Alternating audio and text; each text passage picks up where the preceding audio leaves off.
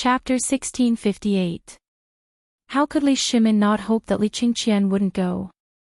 But he also knew that if Li Qingqian didn't experience a storm, he would never be able to take on such a great responsibility.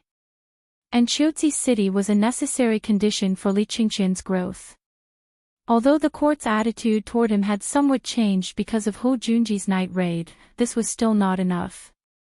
At the very least, what Li Qingqian had done so far was far from enough. After all, he was the crown prince of the Tang Dynasty, the hope of the Tang Dynasty. Last time, not even Li Shimin dared to believe that these schemes had come from Li Qingqian's mouth. In his view, this was nothing more than Zhang Feng exerting a great deal of effort behind the scenes, and he had only come to convey the message. Li Shimin had also asked Zhang Feng about Li Qingqian's trip to Qiuzi, and Zhang Feng hadn't been too worried.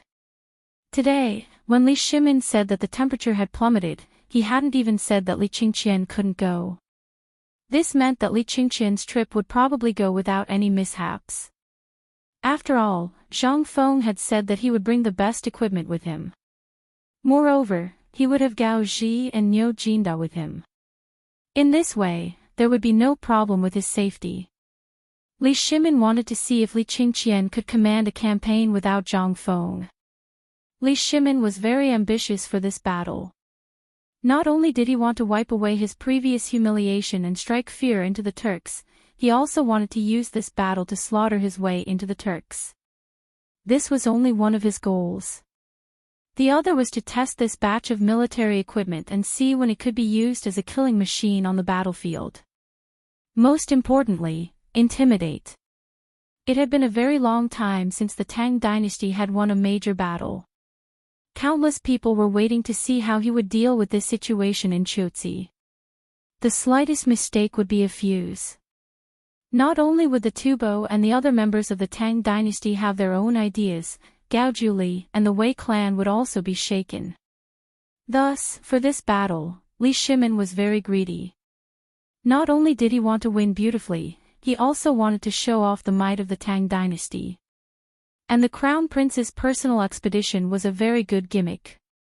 At this time, Li Shimin also weighed the pros and cons for a long time before he waved his hand and said, "This matter has been decided. If there's nothing else, you may all leave. We will take our leave." Originally, they still had something to say, but after seeing Li Shimin's current state, they could only swallow their thoughts. After all, this matter was almost a foregone conclusion. There was no point in saying anything more. He could only wait until the morning assembly tomorrow to see if there was a way to cover up this matter. After all, in terms of eloquence, all the generals in the imperial court added together would not be a match for the civil officials. After everyone left, Shao Gizi entered the imperial study and said, "Your Majesty, His Highness the Crown Prince requests an audience." Li Shimin was stunned and asked, "How long has he been here?" "Your Majesty, the Crown Prince has been here for some time." Li Shimin smiled faintly. He knows how to judge the situation. "Let him in." However, Shao Gizi hesitated and said, "Your Majesty, His Highness the Crown Prince is fully equipped and is waiting on the side at this time." The Crown Prince asked this servant to ask Your Majesty if he could bring a weapon to the audience. Li Shimin was happy to hear this. He waved his hand and motioned for Shao Gizi to let Li Qingqian in. In fact, Li Qingqian had been here for a long time.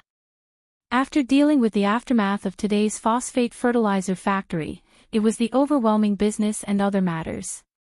When these matters were finished, it was already around 5 o'clock. After completing the handover of related matters with the three departments, Li Qingqian originally wanted to enter the palace first to meet the emperor. However, he met old He, who told him to quickly go to Zhang Feng's residence. When he arrived at the residence, he found that Gao Can had been there for a long time and was now waving a 9-foot-long halberd. Moreover, he was waving it vigorously. How could Li Qingqian not be excited? Because he had seen all the weapons produced by the Tang Dynasty, but he had never seen such a magical thing. Moreover, the shaft of this halberd was emitting a silver light, which meant that the body of this halberd was made of steel, How could he not be excited and envious? As soon as he arrived, Gao Kan hurriedly brought him to see Zhang Feng. Zhang Feng didn't say anything. He just showed him a map and a sand table and asked him to control the defense of the city with 100,000 people. Then, he inexplicably threw a big box to him. The box was very heavy. At the very least, it took him a lot of effort to bring the box to the courtyard. When he opened the box, he was instantly blinded by the neat set of equipment. The armor was in the style of the Mingguang armor, except that it was mixed with a more compact armor-making technology. The scales on it were like fish scales, divided into 3 layers. The first layer was as thin as a fingernail, and it was connected by wires. The second layer was as big as a copper coin, and the most important layer was the third layer, which was the size of a palm. And this was only a breastplate. When he took out the breastplate, in addition to 2 wrist guards, there was a silver arm guard that connected the breastplate and wrist guards with layers of fine wires. However, on the arm guard, there were 2 things similar to the tiger subduing tiger. The Qixia armor was a leg guard and a plate armor. And a pair of boots. The boots were They were all covered with a thick layer of steel. This was also the heaviest thing besides the breastplate. Other than that, the leg guards, wrist guards, and so on only weighed a few kilograms. However, this also caused Li Qingqian to be greatly shocked. Could this thing be worn? He didn't know why this armor was made like this. And under this set of armor, there was something that made Li Qingqian's eyes light up. It was a cloak that he was wearing at this time. At this time, Li Qingqian carried a longbow on his back and a spear in his hand. On his right belt hung a crossbow and a quiver of arrows. On his left waist hung a modeo that shone with silver light. Along the way, he walked into the imperial study. As soon as he entered, Li Shimin's eyes widened. Chapter 1659. Your son pays his respects to father. As Li Qingqian spoke, he straightened his body and gave Li Shimin a standard military salute. Li Shimin's eyes almost popped out of their sockets. Seeing Li Qingqian's reaction, he hurriedly called for more candles to be lit in the imperial study. Only then did he see the armor he was wearing clearly. Speaking of armor, Li Shimin thought of the strangely dressed statue of Zhang Feng's mentor at the entrance of the academy. At this moment, Li Qingqian was wearing exactly the same as that. Qian, what are you wearing? At this time, Li Qingqian was wearing a loose shirt with countless large pockets. Among them, several crossbow bolts could be faintly seen. Especially in the pockets on his arms, it was unknown what was inside, but they looked incomparably flat. The shirt was as green as a thicket. There was also something without sleeves on the outside of the shirt. It was made of a kind of leather. There was nothing else on it, but it looked like 2 pieces of turtle shell.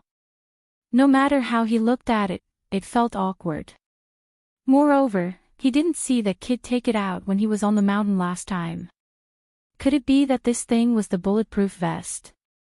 Qian, this is the bulletproof vest. Hearing this, Li Qingqian hurriedly took off the bulletproof vest. However, taking off the bulletproof vest was also a laborious task. It took him a whole cup of tea's worth of labor to take off the bulletproof vest. When he threw it on the ground, it made a clanking sound of jingshu. Seeing this, Li Shimin became even more curious. He picked it up from the ground. In an instant, the weight shocked Li Shimin.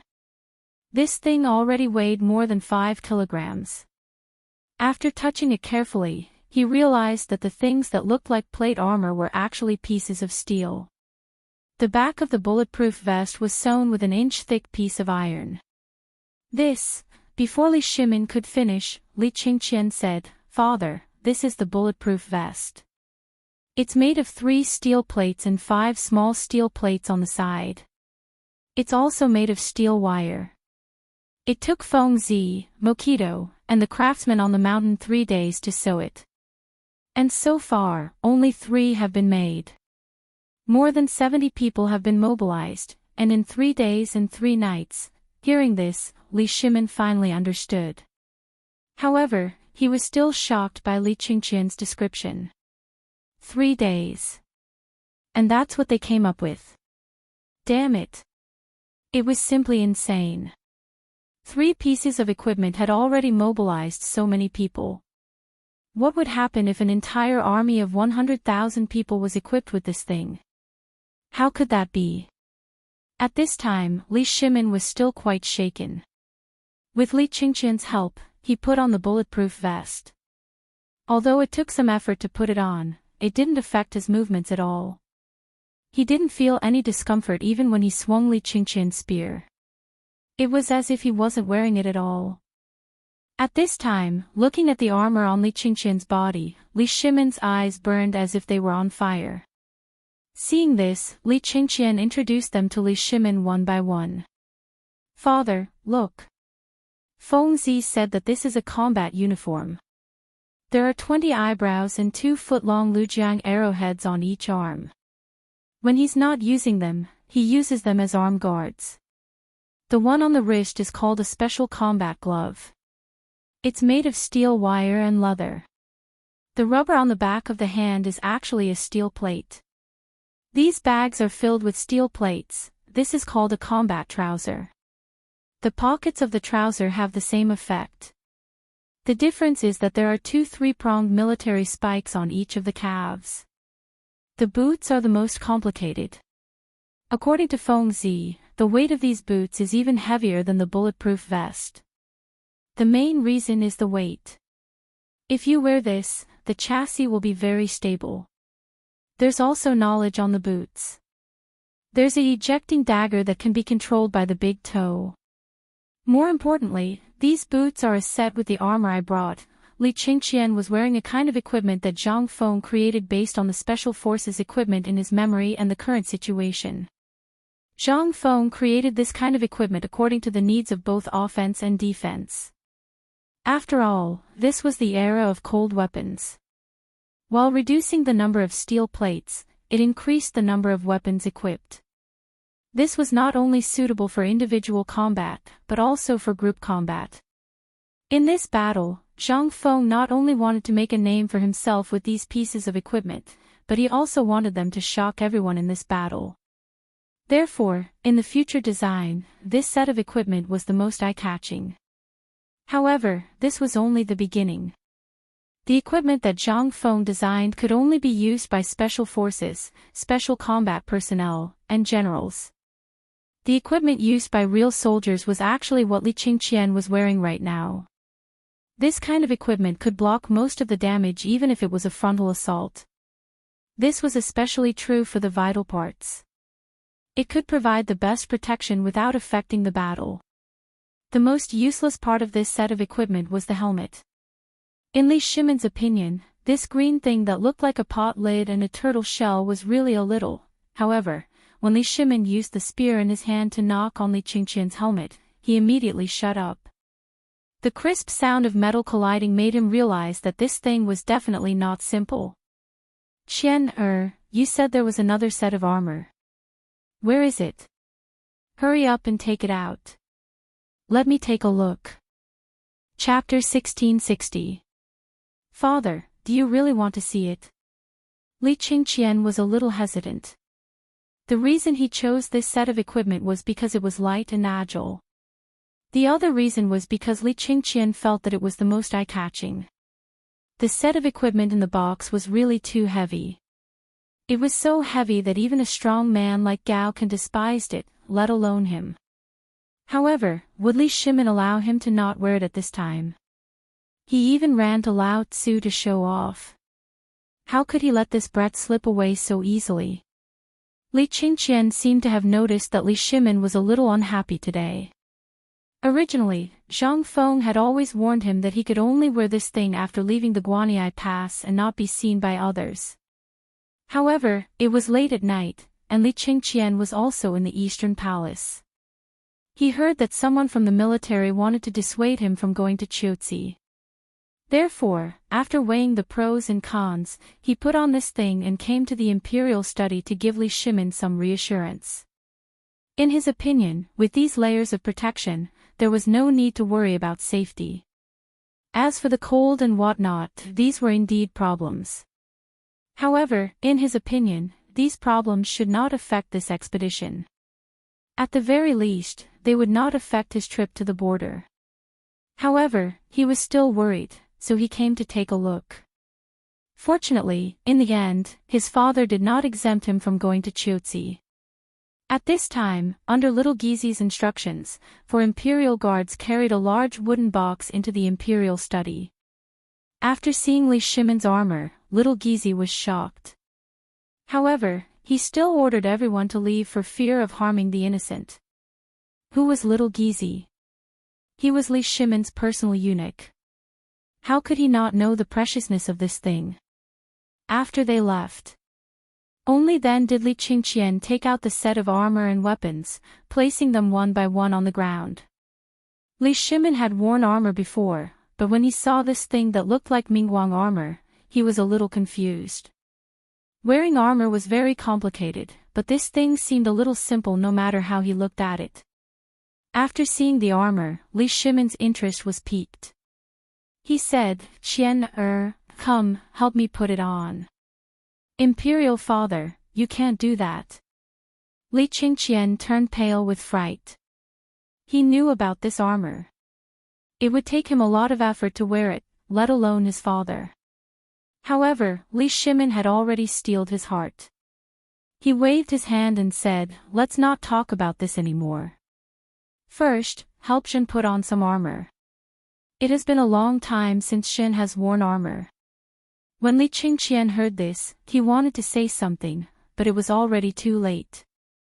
He could only agree. He didn't know why his father wanted to wear this.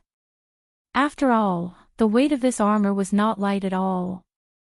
However, he had no choice but to help his imperial father put it on. A moment later, the armor was put on, and even the boots on Li Qingqian's feet were put on by him. The main material of the boots was cowhide and pigskin, while the soles were made of rubber mixed with a layer of steel. This kind of steel plate covered everything from the soles to the insteps.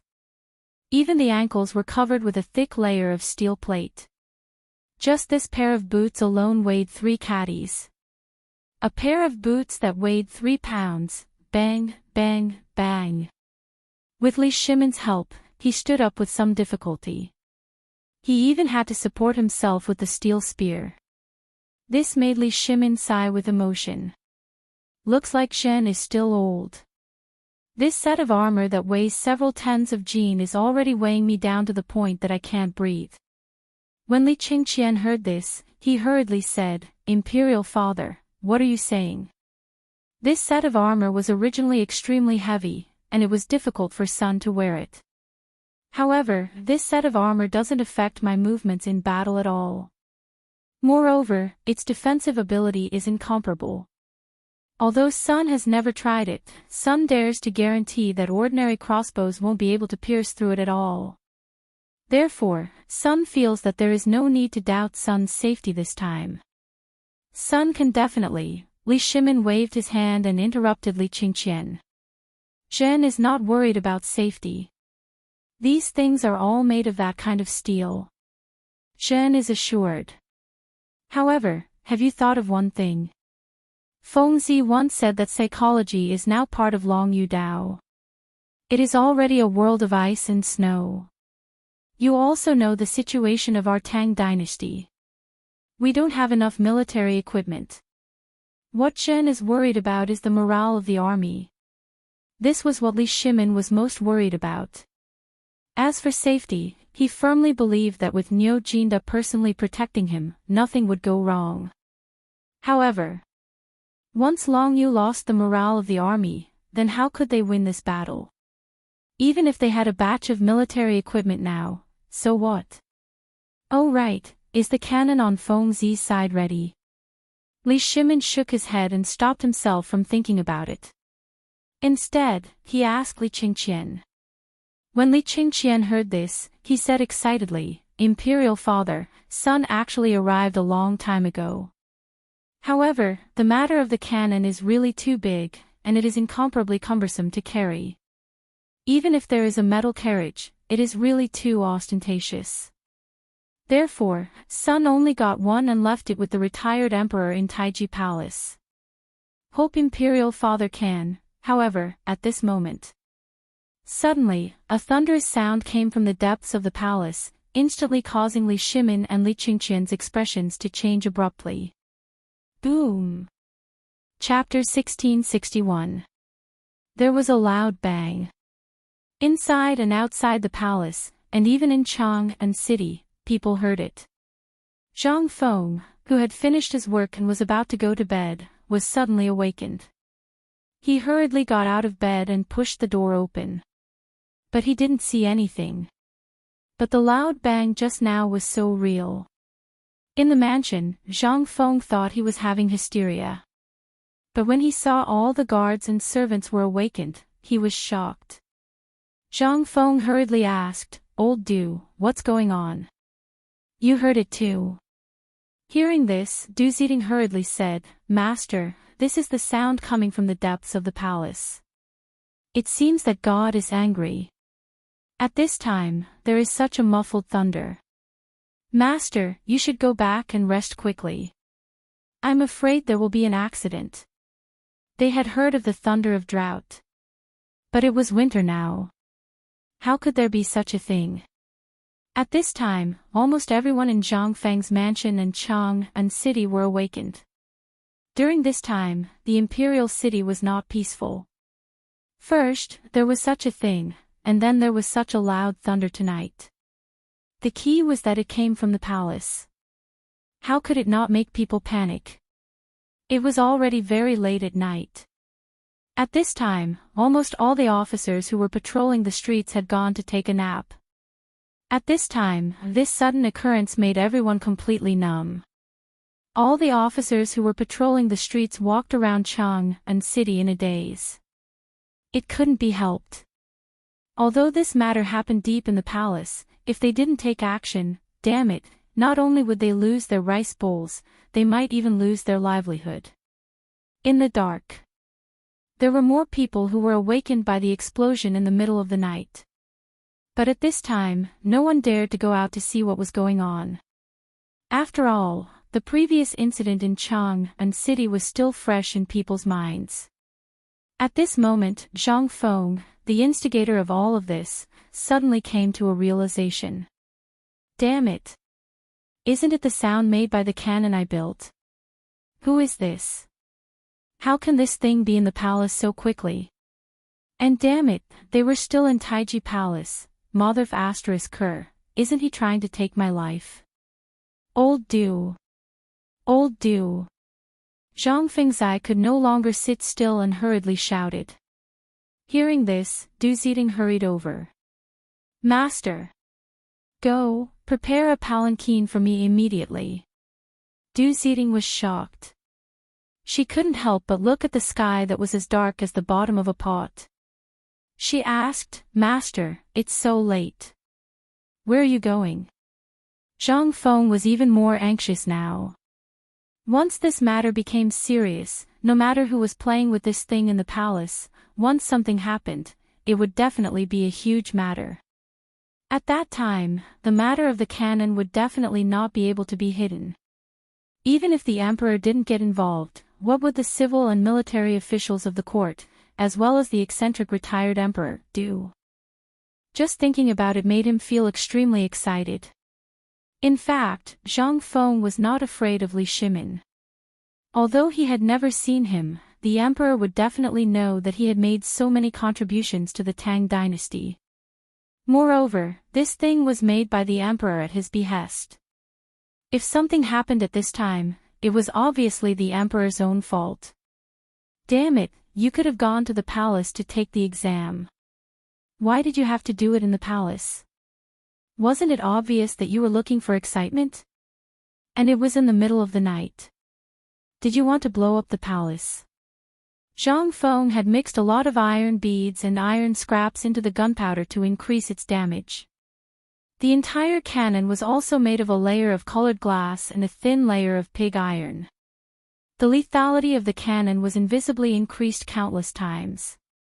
Zhang Feng didn't even need to think to know the result of this shot. If he didn't run now, when would he run?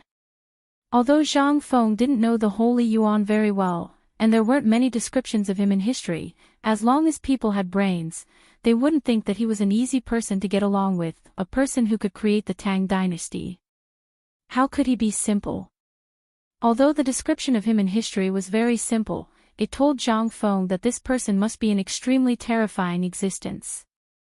What's more, since Li Yuan abdicated, he could make dozens of imperial sisters for Li Shimin in a year.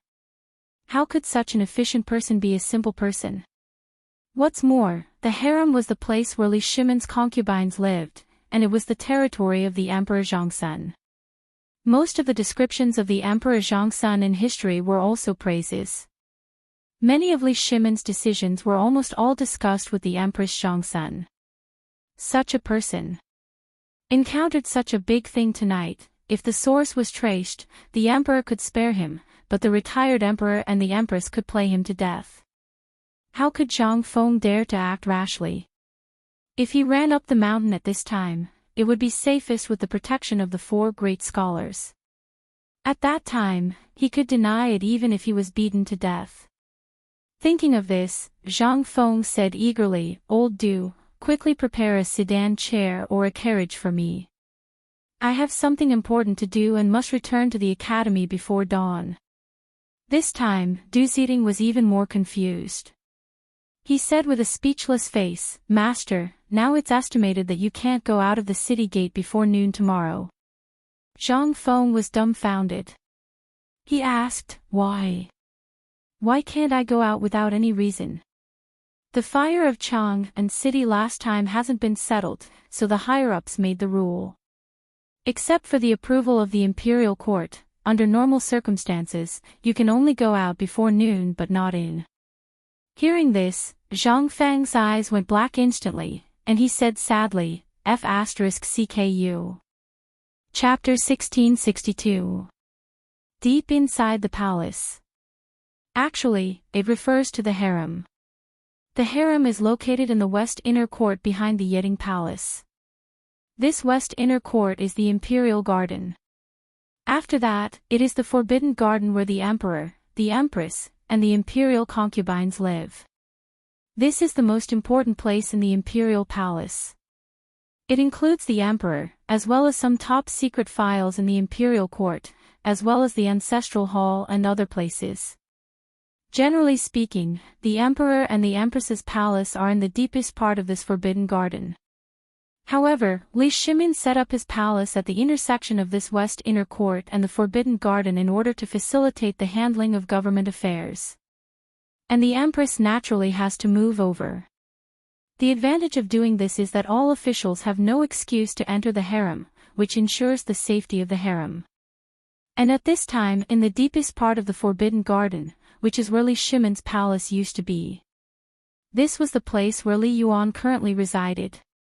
This place occupied a large area of the entire forbidden garden and was separated by a deep palace. The difference has been made. And at this time Li Yuan's palace is overcrowded, and from time to time, there are bursts of thick smoke and flames faintly flickering. And Li Yuan is surrounded by a group of palace maids and beautiful imperial concubines at this time, shrinking to the side and shivering. And each of them is covered in dust at this time. There are even a large number of people who are not wearing clothes to cover their bodies, not to mention hair buns and so on. Li Yuan's white beard is also gone. More than half of his face was gone. At this moment, the left side of his face was completely black, as if someone had splashed ink on it. Empress Zhongsun came early. After confirming that Li Yuan is fine, she took a look and almost fainted. Only to see that where Li Yuan's palace used to be, where is the magnificent palace of the past? At this time, what is left in place is only a piece of dilapidated walls. Empress Zhongsun commanded the Jinwu guards, the imperial guards, and the palace maids and eunuchs to put out the fire, and asked anxiously, "Imperial father, did you encounter an assassin? Li Yuan is still in a state of confusion at this time, his eyes are wide open, but there is no trace of movement. Seeing this, Empress Zhongsun hurriedly said, "Where is the imperial physician?" "Empress. This official is here." Quickly diagnose the retired emperor. "Your Majesty, this subject has just diagnosed that the retired emperor is fine." He was just shocked. At this time, he was just overly shocked. This subject has already sent someone to boil some soup for the retired emperor to calm his nerves, not waiting for him to finish. Li Shimin and Li Qingqian also hurried over. At this moment, Li Shimin was still wearing his armor. If it wasn't for Xiao Gizi and Li Qingqian surrounding him, he might have already been tripped by the Jinwu guards. At this moment, Li Shimin first glanced in shock at the palace that was almost blown into ruins. Then, he hurriedly came to the pavilion not far away. After looking up and down at Li Yuan, he asked, "Is there anything wrong with Imperial Father?" Empress Zhongsun anxiously pulled Li Shimin to the side and said, "Imperial Father is fine, he was just frightened." "But what happened? Where did this assassin come from?" Li Shimin glared at Li Qingqian, then hurriedly comforted her, "Don't worry, Guanyin. This wasn't done by an assassin, and..." When Empress Zhongsun heard this, she was momentarily stunned. Then, she looked at Li Shimin. She saw that he was wearing armor from head to toe. Li Qingqian also didn't know what he was wearing. He was wearing all sorts of strange things. Although the armor that Li Shimin was wearing right now was specially made, other than the color, its appearance was almost the same as the original Mingguang armor. Therefore, Empress Zhongsun didn't see anything wrong. She asked in surprise, "Second brother, you're wearing this armor. You're still saying that there isn't an assassin?" Li Shimin was instantly speechless. He kicked Li Qingqian and said, "Unfilial son, quickly tell your imperial mother what exactly happened." At this moment, Zhongsun Wugo discovered that Li Qingqian was wearing a green color. Moreover, it was that kind of earthy green. Not to mention, this attire, no matter how one looked at it, he looked like a barbarian. How could this not make her angry? "Qian, what are you wearing? Quickly change into this empress's clothes." Li Qingqian had never seen Empress Zhongsun Wugo so angry before. Seeing this, he was a little confused. He hurriedly said, "Imperial Mother, don't be impatient. This son's clothes can wait. Why don't we deal with this first?" Li Shimin also mediated, "Qingqian is right. This matter can be discussed later. Tell me, what the hell is going on?" Li Shimin felt that there was no need to waste time on this matter. This would only attract more people's attention to the special things on Li Qingqian's body. Hearing Li Shimin say this, Zhongsun Wugo couldn't say anything. She could only say, "Tell me first, what happened?" Hearing this, Li Qingqian stammered, "Imperial Mother, this thing was actually created by a cannon. Tonight, this son originally wanted to let Imperial Father leave to take a look. However, this thing is rather precious and confidential. Furthermore, Imperial Father was in a meeting with the military at that time. Therefore, this son decided to temporarily leave this thing with the retired emperor, cannon." Zhongsun Wugo had heard of it before. The crux of the problem at that time was how to explain this place. Thinking about this, Empress Zhongsun Wugo was furious. She pointed at the ruins that were still burning not far away and said, "So, you let the retired emperor play with fire?" Chapter 1663. Empress Zhongsun was so angry that she almost fainted. These days, because of the Tujue going south, the palace was in an uproar. She had just finished dealing with the matters of the imperial harem with great difficulty and eliminated the hidden dangers and suspicions. Before she could catch her breath, such a thing happened. How could this not make her angry? This was all money. This loss, had to be repaired, right? Where did this money come from? Besides, how was she going to explain this to the people outside? In the middle of the night, there was a sudden accident in the palace. The retired emperor's bedroom was blown up by fire. How was she going to explain this to the people outside? Thinking of this, Empress Zhongsun was so angry that her whole body was shaking. Seeing this, Li Shimin hurriedly supported Zhongsun and said, "What are you still standing there for? Quickly go and deal with this mess." How could Li Qingqian not see Li Shimin's expression? He hurriedly accepted the order and ran out. After Li Shimin comforted Empress Zhongsun and let people send her, Li Yuan and the others away. Only then did she hurriedly follow Li Qingqian to the place where the cannon was placed. The cannon was very big. It was placed on the lawn outside Li Yuan's bedroom, Yangxin Palace Hall. Moreover, there was a large carriage beside the cannon. At this time, Li Shimin and Empress Zhongsun did not dare to raise the torch. They just looked at the cannon in the light of the burning fire.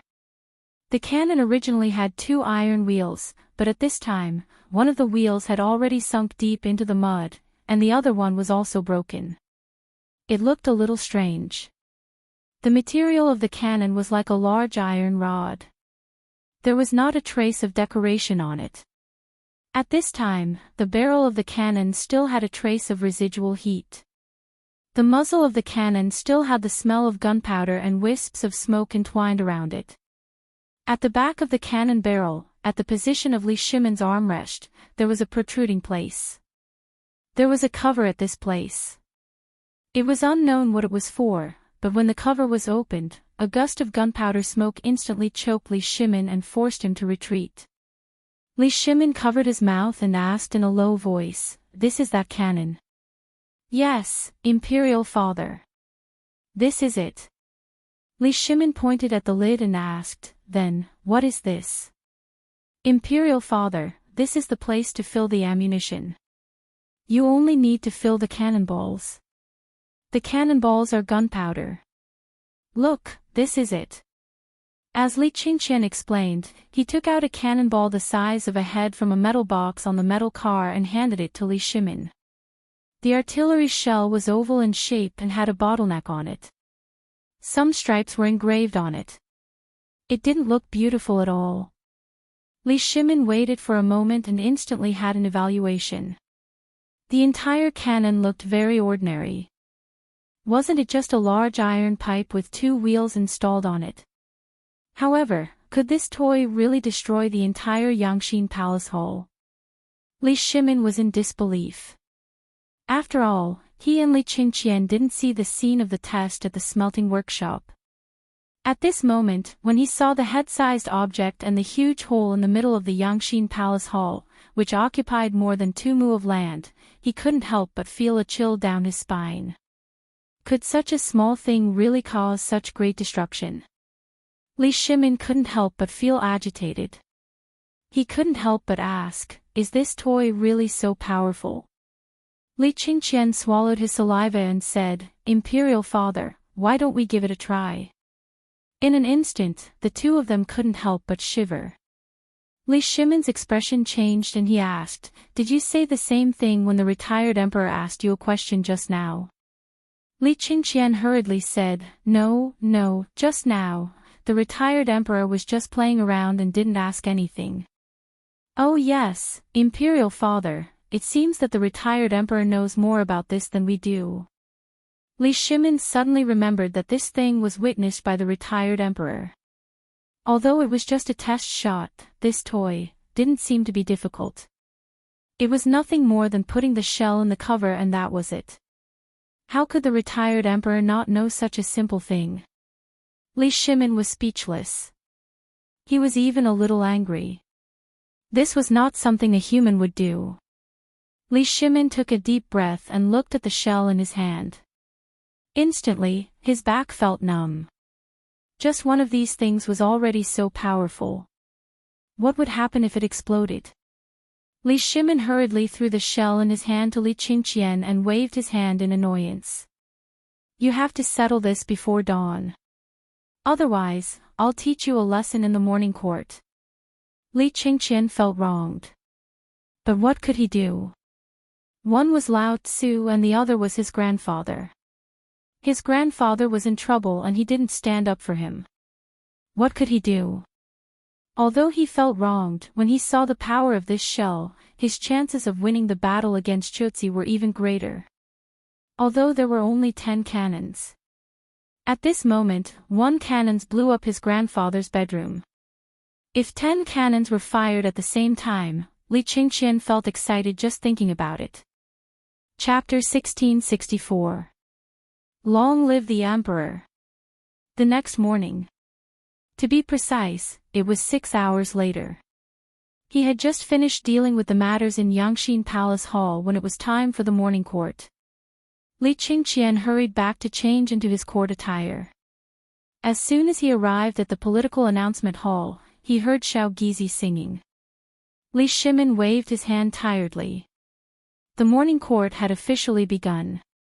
At first, Wei Jing hurriedly reported, "Your Majesty, what happened in the palace last night at 1:00 in the morning? This morning, on my way to the court, I heard someone say that there was a thunderstorm. I'm afraid there's a change." The supervisor of the imperial astronomer also hurriedly complained, "Your Majesty, I've been observing the stars recently and I didn't find any signs of disaster. However, the sudden appearance of the thunderstorm last night was really strange. Everyone in the imperial astronomer has been busy since 1:00 in the morning. It's only now that we found out that it was a thunderstorm from the sky, which means there's a change. Your Majesty, Your Majesty." At this time, almost everyone in the court had different guesses.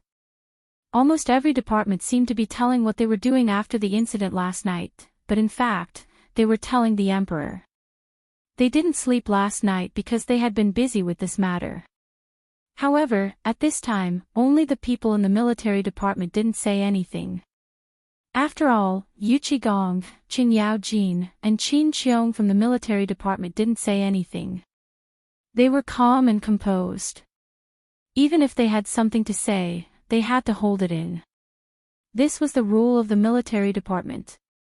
If the boss didn't say anything, if they dared to say anything, they would be beaten up when they went back. No one could avoid it. This was the rule of the military department. At this time, Li Shimin also saw the problem. He ignored the crowd and looked at the military department. "My dear ministers, do you have anything to say?" Hearing this, Yu Qigong, Qin Yaojin, and Qin Qiong looked at each other and then said, "Your Majesty, we don't know what happened in the palace last night, so we can't make wild guesses. However, after the incident last night, we sent 5,000 elites to wait for Your Majesty's orders. And the defense of the entire Chang'an city has been strengthened several times. We didn't find anything unusual. We think that if we want to investigate this matter, we should go to the palace." "How dare you? Yu Qigong, how dare you? That's the Forbidden Garden. What are you thinking? How dare you barge into the Forbidden Garden? Your Majesty, Yu Qigong has been sentenced to death." At first, Li Shimin nodded repeatedly as he listened. However, the sudden voice of the civil officials made him extremely displeased. He waved his hand indifferently and said, "Then, Lord Zhou, do you have any good ideas?" Hearing Li Shimin's words, the Minister of Rights, who had been making the most noise, was instantly silenced. His expression quickly changed as he said, "Your Majesty, this matter must be investigated from within the palace. However, this matter is of great importance. I feel that Your Majesty should personally..." "Enough, shut up." At the end of the day, he just didn't want to care. Li Shimin looked indifferently at the Minister of Appointments and said, "As the Minister of Rights, you don't know what to do when something happens in the palace." Minister Yuqi only spoke his opinion and it was a capital offense. "What do you think your punishment should be?" Instantly, the faces of the ministers who had just jumped up changed slightly. The Minister of Rights' face was as pale as paper. Seeing this, Li Shaogong hurriedly said, "Your Majesty, this matter concerns the dignity of the Emperor. Therefore, I feel that this matter should be investigated thoroughly." It should be handed over to the Supreme Court to investigate. Seeing this, Li Shimin nodded. My dear minister, you are right. However, I saw what happened last night with my own eyes. Nothing happened in the palace. Let's not talk about this matter for the time being. What? Your Majesty saw it with his own eyes. Then, what the hell is going on? Hearing this, Wei Jing hurriedly said, Your Majesty, may I ask what exactly happened in the palace last night? I want to give an explanation to the people of Chang'an.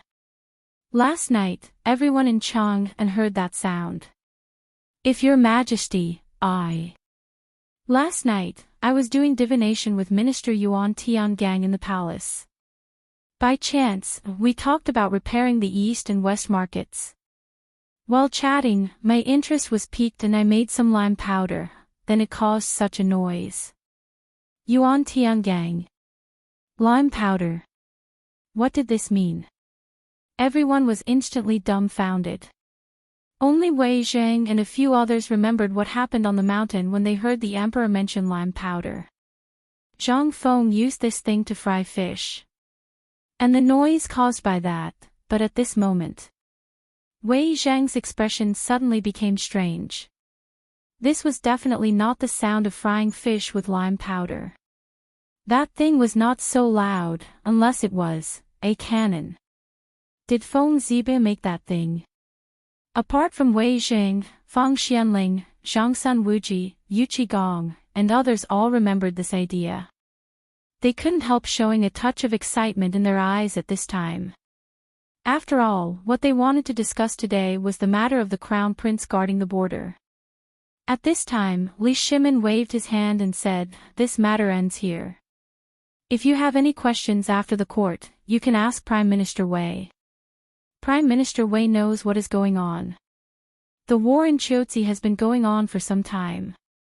Minister Yuqi, let's talk about the war in Chiaotzi. Li Shimin saw the opportunity and pushed the problem to Wei Jing. After all, Wei Jing also knew about this matter.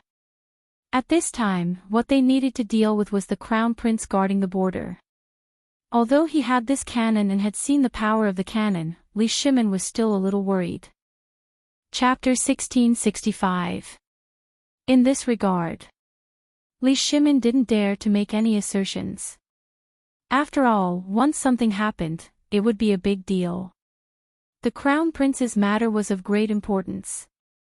He also knew that if the crown prince wanted to go to the border, someone in the imperial court would definitely stop him. At this time, even he himself was a little hesitant, so he wanted to see what the ministers thought. At this time, Yu Qigong also told him about the matter of Chiaotzi and Longyu Road. Almost all of them were about the lack of clothes, food, or armaments. However, he didn't mention a single word about the new weapons. Once this matter was mentioned, not to mention whether these people understood it or not, these people would definitely impeach this and that because of the money, materials, and manpower used to make these weapons. Li Shimin didn't want to hear this voice either. After all, it was the emperor himself who ordered to supervise this matter. Li Shimin actually knew what Yu Qigong was going to say last night. Hearing this, he pretended to be thinking about it and said, Dear ministers, the matter of Chiaotzi city is related to the safety of the west gate of the Tang Dynasty. At this time, you also know what's going on in the imperial court. Which minister can solve the problem of armaments? This, in an instant, the lively discussion that had just been going on disappeared in an instant. At this time, because of the appearance of reward the good and punish the evil, almost all the affairs in the imperial court were clear. They even knew what was in the treasury of Chang'an city.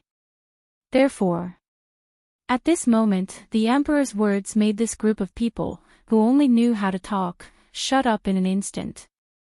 Li Shimin ignored them and asked, Beloved official Yuqi, have you distributed the cotton-padded clothes required for military use this year?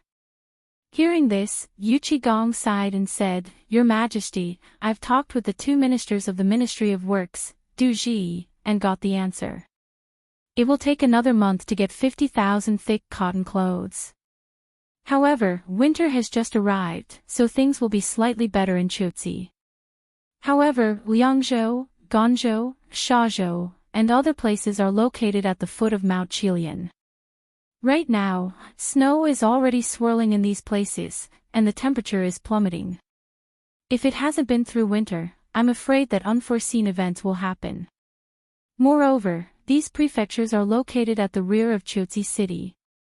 If the rear is unstable, it will only cause the soldiers at the front line to panic. Li Shimon's expression sank as he asked, "Why didn't you report this earlier? Didn't we remember that this matter was reported in June? Why is it still like this when winter is about to enter the 12th lunar month?" Duji, Ministry of War, Ministry of Works, can you give me an explanation? The minister's expressions changed when they heard this, and they hurriedly explained. But it was only in June and July when there was a locust plague, so they didn't have the time to deal with it. When the matter was over, all the mulberry trees had been eaten clean. When the mulberry trees died, there was naturally no food for the silkworms. Most of them died as well.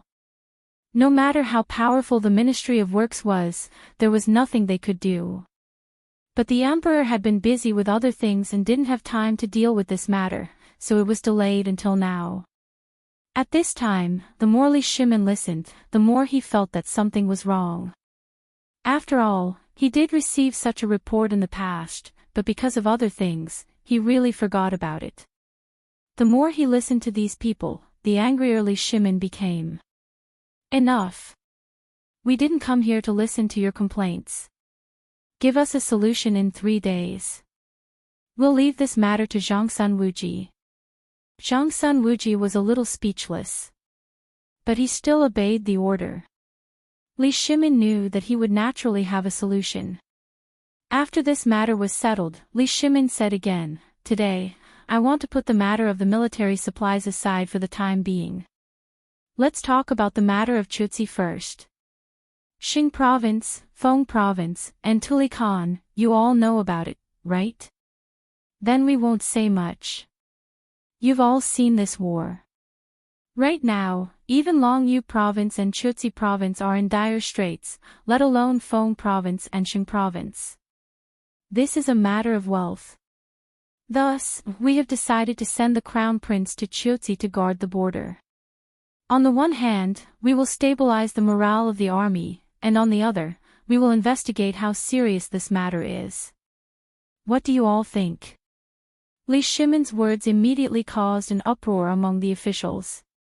They had heard about the Crown Prince's decision to guard the border before, but after what had happened some time ago and Tuli's sudden actions, they all believed that the emperor would not let the Crown Prince guard the border.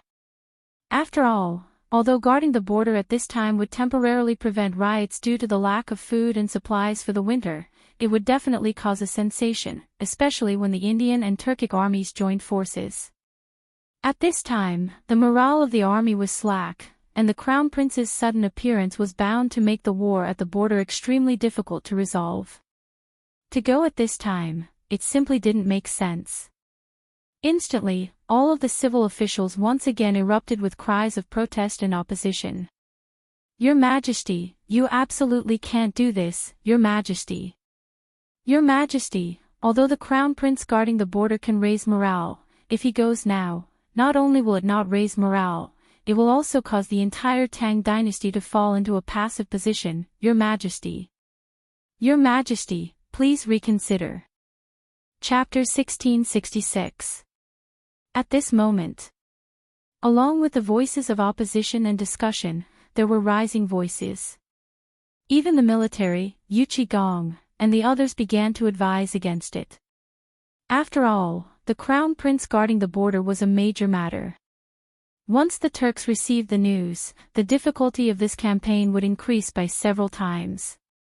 This was absolutely not beneficial to the already complicated war situation at the border. On the contrary, it would lead to an even greater crisis, and it might even destabilize the situation at the border. What would the court officials think?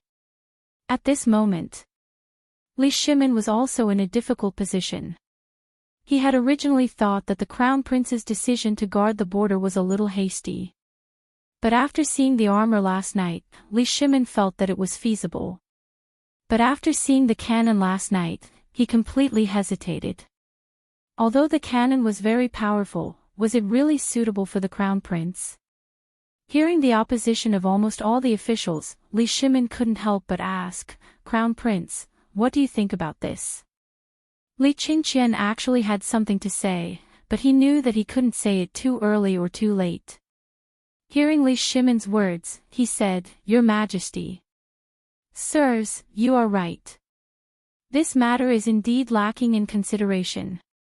However, this son believes that if we go to the border, putting aside the war, even if this son is unable to resolve the crisis in the north, it is enough to stabilize the current situation in Longyu Dao." Hearing this, Li Shimin's eyes flashed with a hint of admiration. Just the aura he had just displayed, as well as the calmness and composure, made Li Shimin's eyes light up. Even many of the officials in the hall were somewhat surprised. They gradually quieted down, wanting to hear what Li Qingqian's plan was. Li Shimin waved his hand and asked, "At this time, all the soldiers and garrisons in Longyu Circuit lack winter clothes. Even if you are the crown prince, if you don't have something to help them survive this winter, will they trust you?" Li Qingqian bowed and calmly replied, "Imperial father, although this son cannot solve the problem of the cold, this son's trip will mean the attention of the court, as well as Imperial father's love. This is extremely important to the people's hearts. This is possible." Instantly, all the ministers were dumbfounded. They didn't even dare to think about such a thing. After all, if that was really the case, wouldn't it mean that the crown prince's trip this time would only be beneficial and not detrimental? Could it also give the soldiers who couldn't get winter clothes a sense of belonging, stabilize the morale of the army, and win the war? Although many officials had received the news that the emperor wanted the crown prince to guard the borders, the premise was that Xingzhou and Fengzhou were safe. However, not only did something happen in Feng province and Xing province, but the sudden change in the weather also exposed the lack of food and clothing in the army. Otherwise, how could the ministers be at ease? This was the crown prince, the hope of the Tang dynasty. Once the news of the crown prince guarding the border and the Tang dynasty's army reached the ears of the Turks, then, as a result, this war would only break out more fiercely. And if the Turks really captured the crown prince, what would the result be? At this time, seeing the officials like this, Li Qingqian was instead calm and composed as he said, "I know what all of you are thinking about, but if there is someone who can finalize the winter supplies in the army in a short period of time, then what harm is there in not going?" Instantly, everyone was speechless. Who dared to make a guarantee about this? At this time, the crown prince actually talked about such a thing. This, in an instant, everyone shut their mouths. Seeing this, Li Shimin couldn't help but sigh and say, "The crown prince is right. The biggest crisis at this time is the winter supplies. Dear ministers, who has a solution?" Silence. Silence. There was a deathly silence. Everyone consciously shut their mouths. They didn't dare to say a word. Li Shimin instantly felt a little suffocated in his heart. All the ministers and generals in the court, so many people, didn't even have a solution. This, alas. Li Shimin sighed deeply and said, "I was also worried about the crown prince guarding the border, but I didn't know the situation in Longyu had become like this. Last night, I received an urgent message from Longyu, saying that countless soldiers of the Tang dynasty are suffering from the cold in Ganzhou, Shazhou and other places. Ministry of Works, Duji, and the Land Administration, I order you to come up with a solution in 3 days. No mistakes." At this time, the Land Administration, Duji, and the Minister of the Ministry of Works suddenly changed their faces. It turned the color of pig liver. But what could they do? At this time, the only things that could make winter clothes were nothing more than paper, mulberry, and hemp. But even if they had the raw materials now, it would take a lot of them. Moreover, the journey was long. It would take at least 1 or 2 months to make it. Li Shimin also knew about this, but what could he do? If they didn't make it now, it wouldn't be a good thing. After all, if they really did it, it would be a big deal. How could they make it? At this time, they couldn't help but ask for help. After hesitating for a while, Yuchi Gong said, "Your Majesty, I may have a solution in a short time." Chapter 1667. Do you really have a way?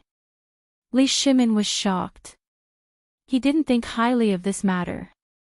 After all, no one other than Feng Zi could produce so many armaments in such a short period of time.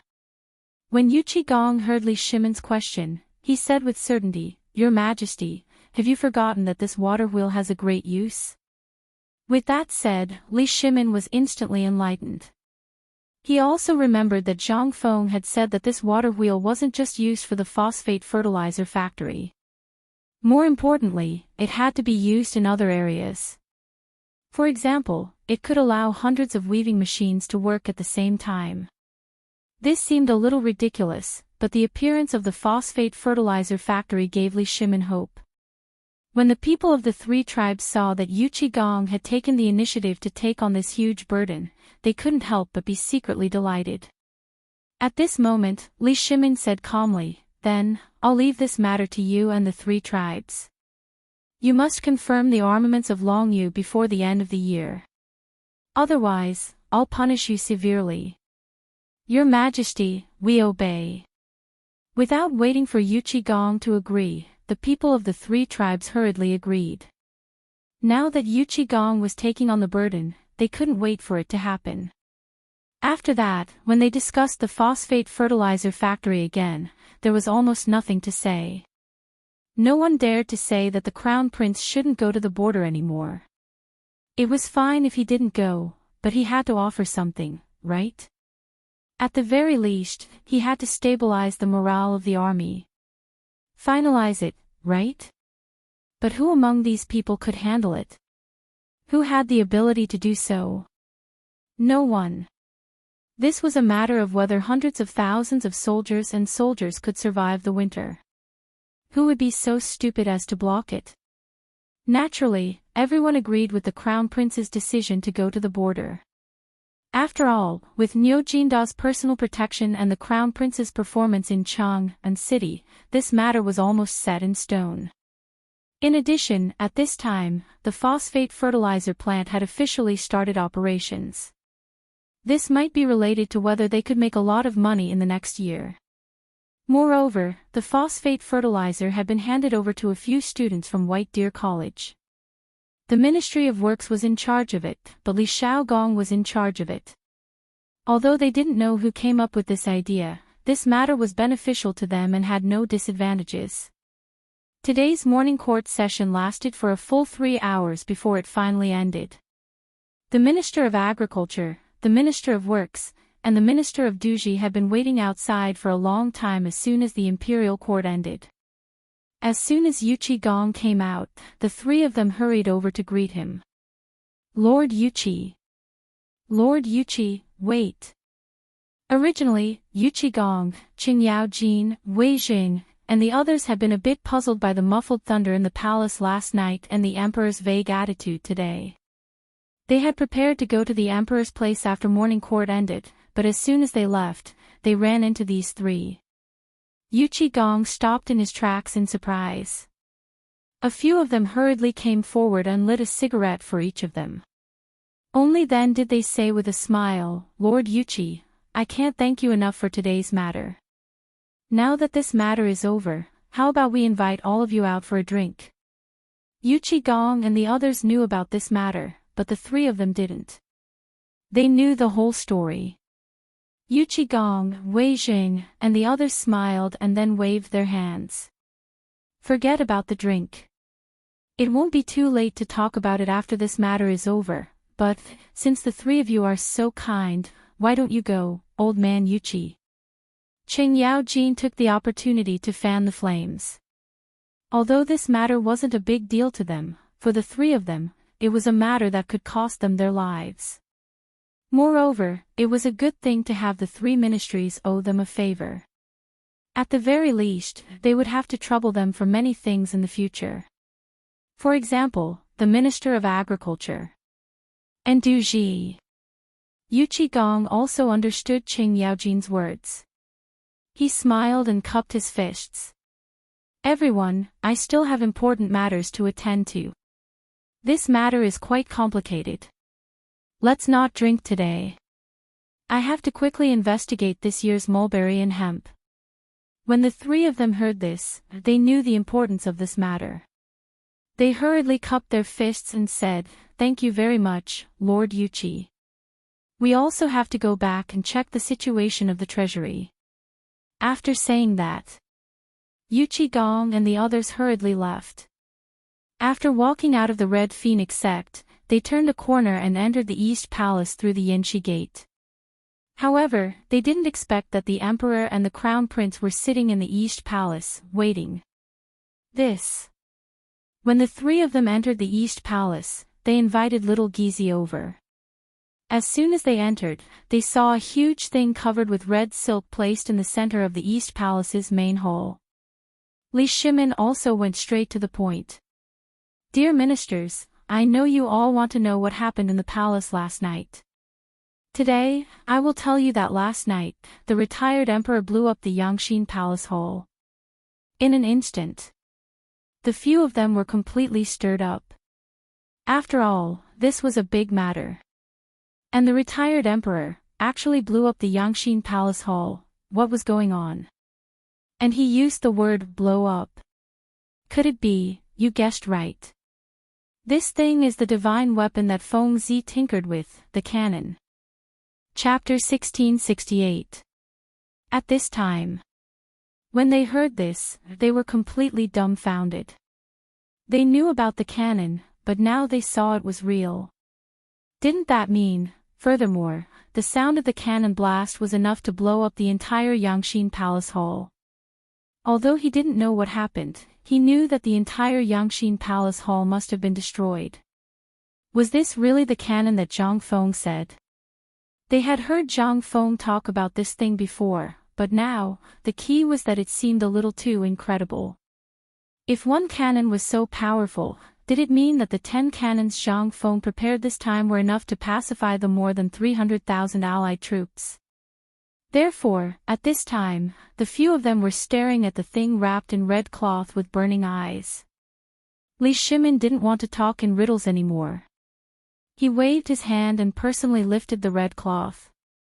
In an instant, a steel cannon appeared in the East Palace, and it was facing the gate. It looked quite strange and solemn. The cannon was not very complicated. It was an iron pipe about 10 feet long and slightly bigger than a wash basin. There were 2 big iron wheels under it, and 4 big iron balls in front and back supported the cannon.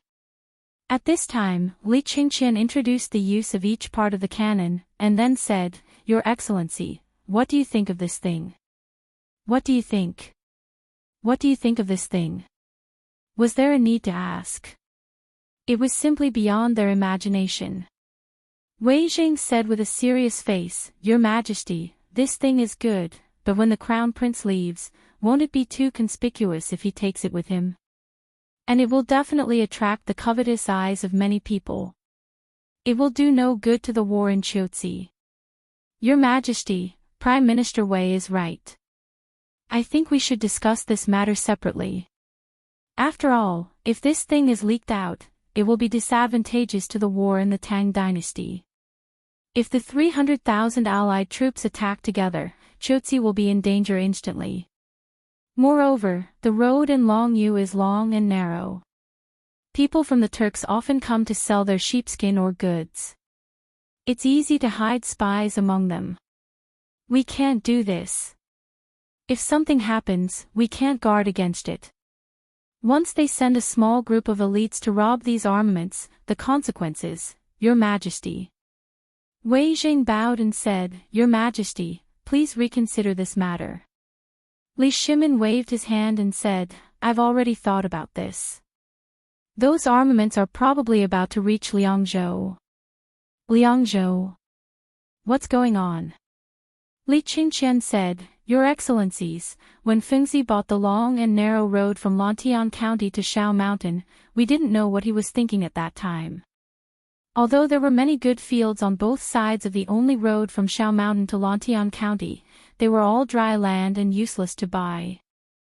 However, a few days ago, Fengzi used this place and the foreign merchants at the foot of Shao Mountain to secretly transport something out. These people didn't even know what it was. Hiss. Not only Wei Jing, but also Yu Qigong and Qing Yaojin were shocked. Your Highness, do you mean that the cannon has been transported out of Chang'an? Li Qingqian nodded and said, Yes.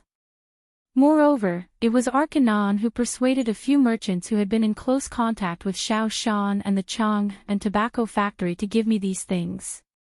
Therefore, even if some people were suspicious about this matter, at this time, because I was going to guard the border, they would give in. Everyone's attention won't be focused on this small caravan. Now that he put it that way, it made sense. But there was a problem. That was, what about the cannon? Although those cannons had been transported out, these people were foreigners after all. Therefore, they were the most likely people to betray them most of the time. After all, one could know a person for a long time without knowing his true intentions. If such a thing really happened, who could be sure? Li Qingqian didn't explain much. He just roughly explained the situation of the Yangxin Palace being bombed. Then Li Shimin said, I've decided to leave this cannon in the palace in case of accidents. My dear ministers, do you have any questions? No. How could they dare to have any objections? However, if they were to blow up the palace again, then it would be really fun. After all, this matter concerned the safety of the palace. Although he did not know whether that brat could be recreated or not, it was necessary to secretly prepare one at this time. After all, Feng Province and Xing Province were right above his head. He did not even know what the old mixed-hair Tuli was thinking. If by any chance he made a ruthless move, then, this cannon could also produce unexpected results. Your Majesty is wise. Li Shimin stood up with a smile and said, This time, Fengzi can be considered to have created a great merit for our Tang Empire. Once we have this thing, Yuqi, do you have the confidence to fight your way to the grasslands? Chapter 1669. Li Shimin did not dare to forget about attacking the Turks for even a moment. Therefore, after Zhang Feng made these divine weapons this time, Li Shimin's ambition grew. This was actually not much of an ambition. After all, with the Wei River Alliance and the Turks plundering of the Tang Dynasty for a long time, not to mention Li Shimin, every Tang wanted to slaughter these damn barbarians with their own hands. However, these barbarians came and went without a trace. The terrain of the grassland was extremely complicated. Anyone who went there would be trapped in the grassland to death. This was what Li Shimin had always wanted to do but did not dare to do. After that, he encountered Zhang Fang's obstruction. The appearance of food gave him hope, but he could not wait any longer. After all, Tuli and Shili were attacking from the north and south at the same time. At this time, he still did not know their purpose. If he did not act, how could he let the people and soldiers of the Tang Dynasty be at ease? How could he let Li Shimin be at ease? However, the problem was that although there were divine weapons now, could they really break into the Turks? They did not doubt the ability of these weapons, but because of the number of people and the problems in the army at this time. However, Li Shimin did not give them a chance to explain. He waved his hand and suppressed the words that they wanted to say. Then, he said, I know what you are thinking. You just want to persuade me to wait until after the spring harvest to talk about this. I'm just talking about this. When the time comes, it will be best if we can defeat or destroy them and break into the Turks at the same time. But, if we can't, then forget it. Hearing this, Yu Qigong and others breathed a deep sigh of relief and said, Your Majesty is wise. Li Qingqian hurriedly said, Father, there is one thing that I don't understand about Chutzi this time. Go ahead. Seeing Li Shimin agree, Li Qingqian said, "Father, at this time, there are military issues in Liangzhou, Ganzhou, Shazhou, and other places, but there is no news about Qiuzi. Is this because it is not cold for the time being? Or is it because the news there is blocked at this time and there is no report?" Speaking of which, Li Shimin couldn't help but look at Qing Yaojin. Regarding this matter, Qing Yaojin, who was in charge of the Longyu garrison, should have the most right to speak. However, Qing Yaojin acted as if he didn't know about this matter. He evaded the topic and said, "Your Majesty, this subject doesn't know about this matter for the time being. Qiuzi is located in an important trade area between the Tang Dynasty and the western regions. This subject believes that there should be a large number of merchants' winter reserves there. Therefore, there shouldn't be a problem for the time being." As he spoke, Qing Yaojin hurriedly gave Yu Qigong a look. Yu Qigong was a little speechless, but he still said, "Your Majesty, I think so too." At this moment, Li Qingqian said, "Since that's the case, I have no more questions. Then, go and prepare." Li Shimin said and left the East Palace in a hurry. After Li Shimin left, several old generals, Wei Jing, and the others also left in a hurry. Although the matter of the crown prince guarding the border had been settled, they still needed to arrange how many soldiers to send, how many guards to send, and so on. Li Qingqian also had a lot of heavy work to do. For example, he needed to go to the ancestral temple to pay respects and bid farewell to the retired emperor and the empress. This delay took a total of 6 hours. After Li Qingqian arrived with a dozen large chests and a group of palace maids and guards, Li Qingqian had finished his preparations. Li Shimin personally read the declaration of war, and only then did Li Qingqian leave in a hurry. That scene seemed to want the entire Chang'an city to know. At this time, Chang'an city was already full of people. At this time, the people had already recovered from the joy of the phosphate fertilizer, and only then did they know about the war in Qiuzi. Although taxes and other things would increase once a war broke out, because of the previous example of the Wei River Alliance, not only did the people not object, but almost all of them came to see the crown prince off when they heard that he was guarding the border. However, there was only one person who was basking in the sun and drinking wine on the small balcony of White Deer College. Wasn't he carefree and unfettered? Who else could it be other than Zhang Feng? Last night, Zhang Feng had not slept since the explosion of the cannon. He had been waiting for news of the mansion's soldiers coming to his doorstep. At daybreak, the government soldiers still didn't come. Zhang Feng couldn't sit still anymore. He directly hired a sedan chair and wandered around Chang'an city. He even went to Niu Pai Huang's rubber factory for 2 hours.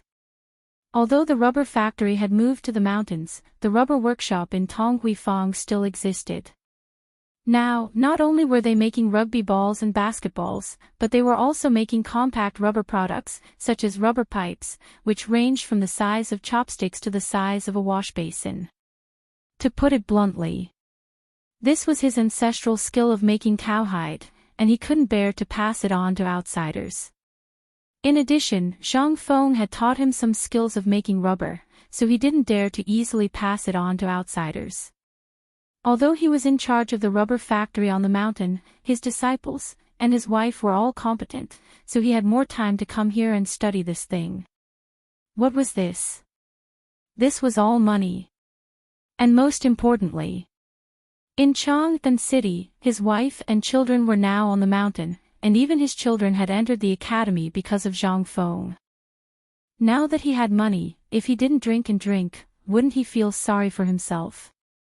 Chapter 1670. Zhang Feng also came to his senses after being reminded by Niu Pai Huang. He repeatedly claimed that Niu Pai Huang had inherited the old ancestors' teachings. Perhaps this was the laziness of the people in Guangzhou. Once they had money, their pockets would swell. They would be able to walk their dogs, play with birds, and drink with girls. Moreover, there were basketball, rugby, and even poker cards that Zhang Feng had created. With so many entertainment activities, how could the people of Chang and let go of them during the autumn planting period? Not to mention Niu Pai Huang. Just as Zhang Feng's imagination was running wild, wondering when he would be able to be like them and truly let go of everything and wander around without any restraints, a voice suddenly rang out. Jing Shu and Zhang Yuyao, who were sitting at the side and chatting idly, seemed to be attracted by something. They looked downstairs not far away. At this moment, a shout came from downstairs. Madams, Old Wei, and the others are here. They say they want to visit Old Master. As they spoke, they saw Wei Zhang and the other four slowly walking over from the water wheel in the middle of the villa area not far away. The two women looked at Zhang Feng with a strange expression. Didn't he just come back? Why did he come back as soon as he stepped foot in? What was going on? But at this time, it was useless to think about it. The two women could only shake Zhang Feng awake and ask Xiao Cui to invite the others up. Then, they left. As soon as they came up, they saw Zhang Feng in a daze. They were instantly angry and amused. I say, you ran really fast. Last night, you were still in the courtyard. Why did you come back to the mountain in the blink of an eye? Zhang Feng rolled his eyes and said, how can I not run? You all know what happened last night, right? If I don't run, am I going to wait for Li Gan to trap me and send me to jail? They looked at Zhang Feng speechlessly. Fang Xianling stroked his beard and interrupted Zhang Feng with a smile. You worry too much about this matter. If it was really a big mess, the emperor would have already issued an edict. But after all, this concerns the reputation of the imperial family. Under normal circumstances, the emperor would not intervene. But I heard that the retired emperor blew up his own Yangxin Palace Hall last night. When Zhang Feng heard this, his eyes almost popped out of their sockets. You said that the retired emperor blew up his own house last night. Fang Xianling nodded gloomily and said, isn't that so? Today, I heard that during the court session, some ministers asked about this matter, but His Majesty covered it up and buried it. I also heard that His Majesty is preparing to leave a cannon in the palace. At first, Zhang Feng was very happy to hear that. It was good that he could block it. But the more he listened, the more he felt that something was wrong. Why would he leave such a thing in the palace? Although the emperor did this for the sake of the safety of the palace, it was not safe for him to leave such a thing. What if some idiot decided to fire such a cannon at some time? Thinking of this, Zhang Feng hurriedly asked, nothing happened in the palace last night, right? To be precise, no one died, right? As long as no one died, then it was not a big problem. But once someone died, it would be a big problem. Although the emperor had suppressed this matter, it still had to be solved. At this moment, Zhang Feng felt that there was a secret behind this matter. Especially after seeing Fang Xuanling's expression, Zhang Feng sat up from the recliner and asked, Old Fang, what's the matter? Tell me. Fang Xuanling's expression was not good, which made Zhang Feng's heart tighten. If something happened to the retired emperor, it would not be so bad. After all, this fool played with the cannon himself. But Zhang Feng was not sure. If this iron fool lit the cannon and stood at the muzzle, then, this was what Zhang Feng was most worried about. Fang Xianling stammered for a long time before he said, the retired emperor's 3 concubines are gone, but the rest are fine. Hearing this, Zhang Feng breathed a sigh of relief. As long as the retired emperor was fine, it was not a big problem. Is the retired emperor okay? He's fine. Seeing this, Zhang Feng lay down, lit a cigarette, and stretched lazily, as if he was ready to go back to sleep. They looked at him and said, Fengzi, now, what do you think about the matter in the north? Zhang Feng knew that these people must have come for something, and it must be something big. Sure enough, this thing came. Zhang Feng did not know about the war in the north. However, it was known from history that it was precisely because of this fuse that Li Shimin had the intention to kill, thus starting a war that lasted for several years. As for Chotzi, as the most marginalized place in the Tang dynasty, it also suffered from war all year round. But most importantly, Zhang Feng dared to guarantee that this war in Chotzi had never happened in history. But history did record that in the winter of the second year of Xinguan, the Turks robbed Longyu, and the Tang army went out to fight, but they were defeated. There were only 25 words. So Zhang Feng did not know whether this was true or not. Therefore, Zhang Feng was more concerned about Chotzi than Fengzhou and Xingzhou. At this time, he saw that these people were still asking about this matter. Zhang Feng was also interested and said, "It's time to educate you people about the meaning of the national war." Chapter 1671. War of Nations. This was a new term. However, for Yu Qigong and Qing Yaojin, this was equivalent to opening a new door for them. Qing Chumo and the others originally wanted to come, but because of this matter, Wei Zheng and the others instructed them to send Li Qingqian off. After all, the lack of winter clothes in the army was only known to the officials and a few people in the imperial court. Once this matter was spread out, how could they not know how big of an uproar it would cause? Moreover, these people were famous for their big mouths. Who would dare to tell them such an important matter? The reason why Zhang Xian had come to look for Zhang Feng today was to ask Zhang Feng if there was a way to resolve the matter. After all, previously, Zhang Feng said that he had a way to make more than 100 textile machines automatically weave cloth. At this moment, seeing that Zhang Feng seemed to be interested, they hurriedly sat up straight and asked, "Fengzi, what is this war of nations?" Zhang Feng waved his hand and said, "Before asking this, I have to ask if you still remember the national tossa." National tossa. How could they not know about this? They couldn't help but nod and say, "We remember." Zhang Feng heard and said, "Since you know about the national tossa is the rivers and mountains of the country, which is also the fate of the country. And this war of nations, as the name suggests, is a war between two countries." At this time, Shili and Tuli launched an invasion at the same time. In fact, one of them is real and the other is just a test. At the beginning, when we were at the foot of the mountain, I told Laoli that Tuli was going to the south. At this time, he chose this place to test us and ask for some money, food, and war horses from the Tang dynasty.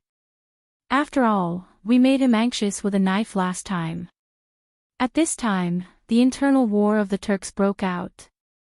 Plus, at this time, the Turks and the Indian army. Didn't you think of anything else? Zhang Feng thought that they would be able to respond, but when he finished speaking, he saw that they were all smoking and staring at him. He couldn't help but sigh. He said, "The Turks have the most frequent contact with our Han people. But if you check the history, when did the Turks ever fight together with others? Never."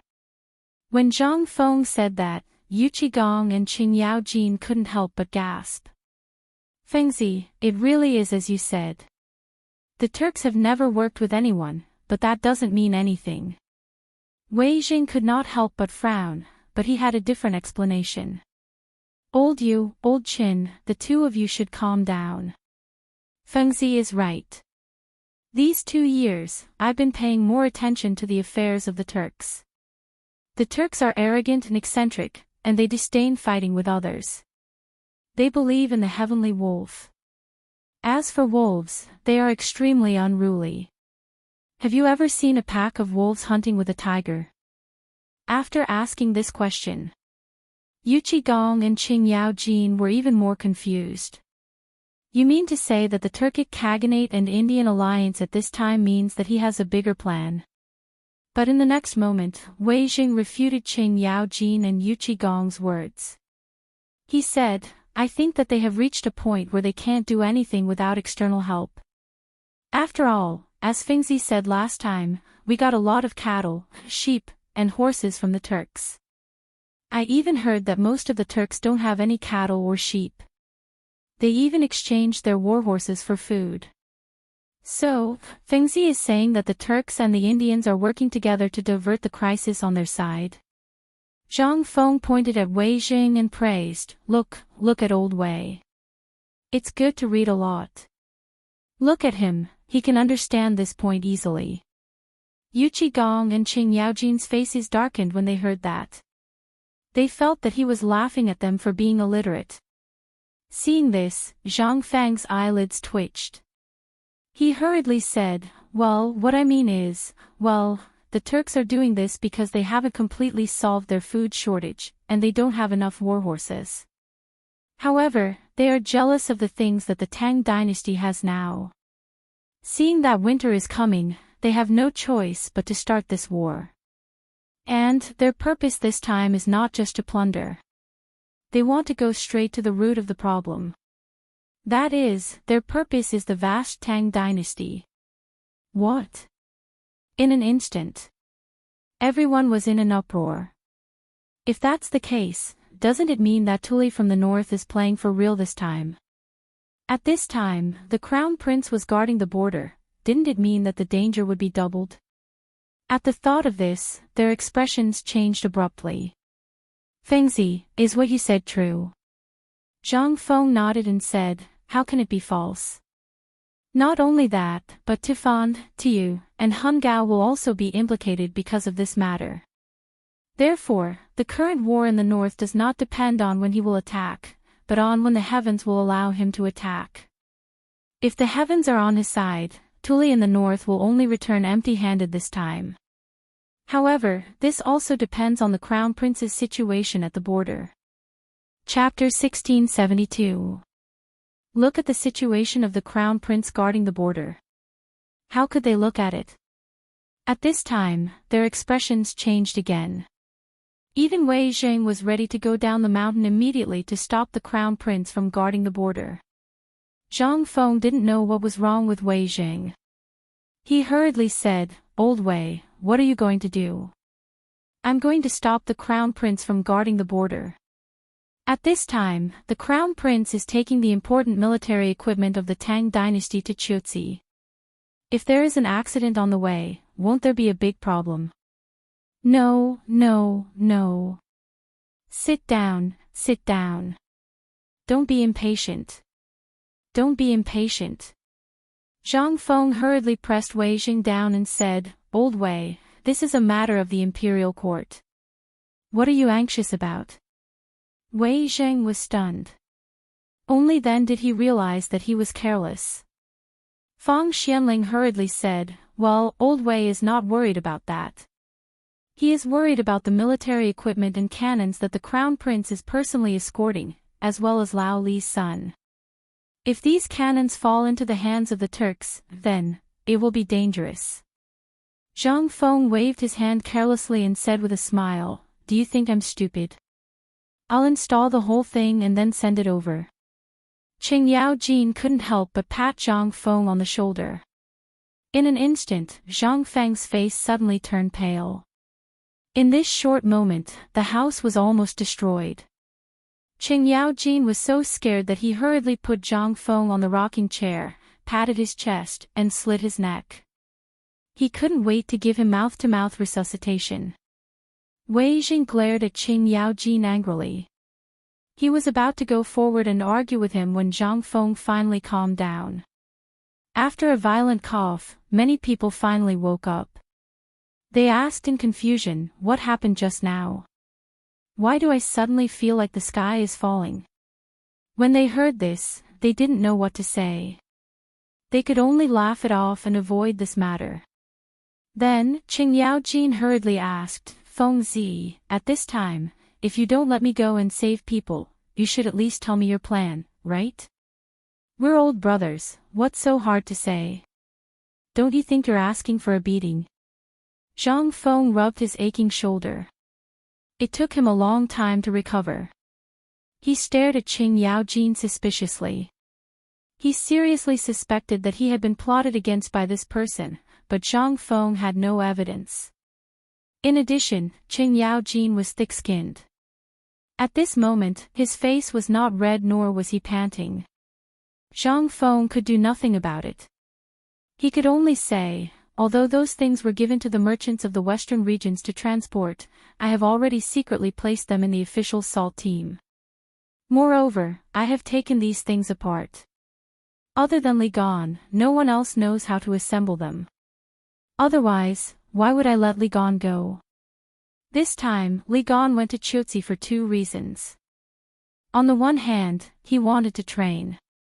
On the other hand, the most important thing was to show off our firearms and military command ability. This was something I fought hard for. This time, the Crown Prince went. This is also a good thing. After all, with a big head like him, no one will notice Li Gan. This way, it will be much easier to do things. If only that was the case. The key was that everyone here knew that the Crown Prince was Li Gan, and Li Gan was the Crown Prince. At this moment, Zhang Feng's words meant that there were interceptions along the way. Wei Zhang's face suddenly darkened. Feng Zi, this is a serious matter. It is not something that only Li Gan can deal with. From what I heard, you mean that the Crown Prince's journey to the border is not peaceful. Zhang Feng nodded. Of course. Who is the Crown Prince? He is the future of the Tang Dynasty. Whoever can get his hands on him will practically own the west gate of the Tang Dynasty. Hearing this, everyone's face suddenly changed. Well, tell us, do you have any ideas? The Crown Prince.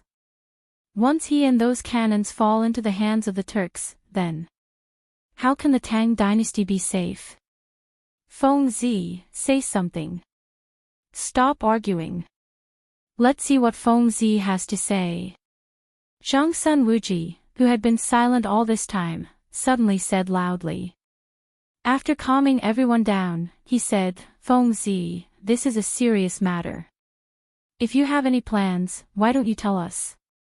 Zhang Feng shrugged and said, I really don't have any good ideas. This matter will depend on how Li Gan, the Crown Prince, and Niu Jijie handle it. I have already asked Tai Niu and the others to tell Niu Jijie about this matter. As for what happened on the road, it is actually a kind of trial. It will be of great help to the Crown Prince and Li Gan. Don't worry about it blindly. Instead of worrying about it blindly, why don't you think about how to deal with the Turks in the north, or think about what to eat to be safe later? After hearing Zhang Feng's words, although they were still a little worried, after all, this matter was of great importance. But seeing that Zhang Feng seemed to have prepared for it, if they said too much at this time, they would only expose their identities. They discussed. Then, they temporarily suppressed all the thoughts in their hearts. After all, the 5,000 elites accompanying them in Niu Jinda were not to be trifled with. With so many people, unless the Turks came with several times more people, it was really impossible for them to stop the Crown Prince and the others. It was more reasonable. Among the things they brought, there was the indestructible long hair and the powerful crossbow that could be fired instantly. Once these things were used, although there was a risk of being exposed, the Crown Prince's safety was assured. Chapter 1673. And at this time, the armaments and other important things had been sent out in batches. It was too late to recall them now. And Qiuzi's city couldn't wait that long. At this time, although everyone was still worried, they could only observe quietly. After all, they knew Niu Jinda's ability. And these 5,000 elites were all wearing special bulletproof vests. As long as these people were there, the Crown Prince's comfort would not be a problem. Moreover, this was the Long Yu Dao of the Tang Dynasty. Once the Turks entered the Tang Dynasty, he would immediately send the message to all provinces and prefectures. In this case, what's wrong with the Crown Prince's comfort? Although they didn't know Zhang Feng had dismantled those armaments, if Zhang Feng said it was fine, then it should be fine. By the way, Old Wei, you just said Feng Province. What's the situation in Feng Province and Xing Province now? Zhang Feng asked curiously. Wei Jing took a deep breath and said, at this time, the weather in Feng Province and Xing Province is really cold as you said. And I heard from Lord Zhongsun that Master Yuan Tiangang did divination in person, and it was confirmed that there will be snow in Feng Province and Xing Province soon. Perhaps, this snow is the reason for their retreat. Hearing this, Zhang Feng's eyes flashed with a touch of shock. Yuan Tiangang. This awesome person in the Tang Dynasty was really awesome. Zhang Feng remembered that the legendary pushback diagram was a book that was banned from being circulated to foreign countries until he transmigrated in the future. And before his time travel, Zhang Feng remembered that this book was called a divine book in the Chinese department. It was not because of how gorgeous his writing was or how awesome his drawing was, but because of the things predicted in the pushback diagram. Of these matters, less than 7 had been analyzed. However, these 7 people had already been clearly arranged. What did this mean? This was a divine book that spanned thousands of years. This was the first year of the Tang Dynasty. Not only did Yuan Tiangang predict Wu Zetian's ascension to the throne, but he also predicted Yang Guifei's rebellion and Ma Weipa's death. Just this alone was enough to shake the entire world, not to mention those unknown things. Previously, Zhang Feng had really forgotten about this person. However, after hearing Wei Zhang's words, the pushback painting and Li Chunfeng instantly occupied his mind. He hurriedly hooked his arm around Wei Zhang's neck and asked, "Old Wei, I have a favor to ask. When can you arrange for me to meet Master Yuan?" Wei Zhang felt a little strange. However, he was also looking forward to the meeting between the two. One was the most famous master of strange arts in the Tang Dynasty, and the other was the most famous swindler in the Tang Dynasty. What kind of sparks would erupt when these two people interacted? Although Wei Zhang was looking forward to it. However, this was not the time to talk about this. He said, "If there is a chance in the future, I will tell the Lord Zhongsun about this. As for whether Master Yuan will meet you or not, it's hard to say." Seeing that there was hope, Zhang Feng rubbed his hands and said, "Tell me, how did Master Yuan predict it?" Zhang Feng was more curious. Although he knew that people in ancient times could predict the future from the orbits of the stars and some natural means, he still wanted to know what method Master Yuan used. Wei Jing said, "I have heard about this, and Master Yuan is best at finding incense and asking for directions. As for what method he used, I don't know. If you want to know, you will know when you meet Master Yuan. However, there is one thing I am sure of. Master Yuan also predicted that this time, the Turks in the north will definitely retreat because of this wind and snow. However, today, the Lord Zhongsun came to us and told us a secret. Maybe the retreat mentioned by Master Yuan is not because of the snow, but because of the cold. At present, His Majesty has received a total of reports from Longyu, Yuzhou, and other stations. They are all about the issue of materials for the winter. I think this is not only a problem of the Tang Dynasty, but also the key reason why Tuli appeared in Xing and Feng provinces at this time.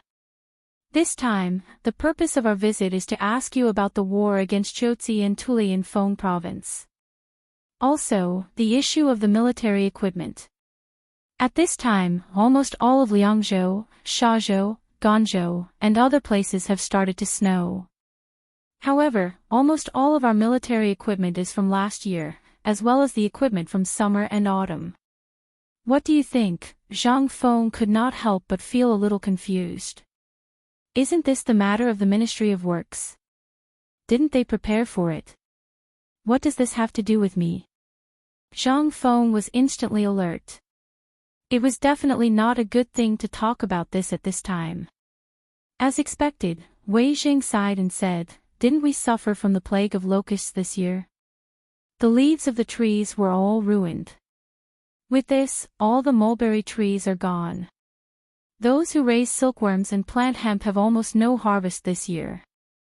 Say, even immortals can't do anything about this. I heard that His Majesty was furious in the court early this morning, but he had no choice. In the end, he ordered the Lord Zhongsun, the Ministry of Works, Duizhi, and the Agriculture Temple to find a solution. Otherwise, these people will lose their heads. So, the Lord Zhongsun came to you and Lao Li agreed. That's why you came to me. At last, he asked with his eyes widened in disbelief. Although these people were sly old foxes, they really couldn't refute when their purpose was directly stated at this time. At this time, they even felt a little embarrassed. However, they really could not find a second person in this matter except for Zhang Feng. Therefore, at this time, Wei Zheng and Zhongsun Wuji cupped their hands and said, "Feng, no way. This matter is not negotiable. Goodbye. I still have something to do. Bye." Chapter 1674. What a joke. If you were to say that there was cotton or something like that, then it would be fine. In this entire era, let alone cotton, Zhang Feng had never even seen the shadow of cotton before. During the Tang Dynasty, the winter temperature was no different from that of the south in the modern era. The temperature was also warm and pleasant. Longjiudo, Tubo, Shazhou, Ganzhou, and other places were also vast oases. Only after leaving Yumen Pass would one see the boundless desert. However, this did not mean that he did not feel cold during the winter. Chang'an was not cold. However, the places where there were garrisons were almost always the most difficult places. The environment and temperature in these places were the worst. However, in this magical era, the thing to pass the winter was actually strange paper clothes. If someone told Zhang Feng in the modern era that people wore paper clothes during the winter in the Tang Dynasty, Zhang Feng would not even think about it and hit that person in the face with his shoe. However, when he saw those things for real, he fell silent. In this stupid era, there were actually people who wore paper clothes. This paper was a special kind of paper. It was made from the bark of a spring tree. It was ground into cotton and then made into paper. This kind of paper was thick and could absorb heat and sweat. Most importantly, after processing, this kind of armor was made into clothing. It was really comfortable. At the very least, this thing was enough to keep one warm for a winter. However, the problem in making this thing was that his paper-making technique was not developed.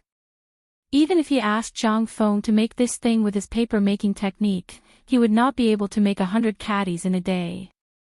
Most importantly, this thing had to be steamed at high temperature and paste to make clothes. This paper was not thin to begin with, so it had to be pasted with 30 layers of paste.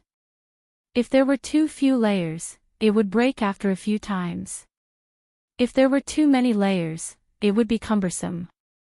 In this way, it would take almost 3 days to make a piece of clothing. Zhang Feng did not know how many garrisons there were in Longjiudo, but he knew that there were 100,000 soldiers in Chuzi City. 100,000 soldiers. Who knew how long it would take for him to make it? Wouldn't that be asking for his life? It would be strange if he could accept this job. He wasn't stupid. But once Zhang Feng left, they couldn't help but be dumbfounded. Seeing Zhang Feng slip away just like that, he did not know what to say. When Zhang Feng really went downstairs and disappeared in front of everyone's eyes, the few of them woke up. Zhongsun Wuji couldn't help but look at Zhang Feng, who had disappeared from his sight, and asked, "Old Wei, what do you think we should do now?" "Old Wei, this matter depends on you and Old Sun.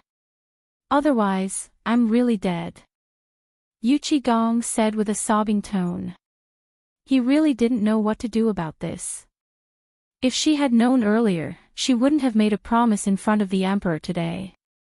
Otherwise, she wouldn't have caused so much trouble. But now, it was too late to say anything. Seeing this, Wei Jing couldn't help but sigh. "I think we still have to consider this matter at length. Think about it, no one would dare to accept this mission.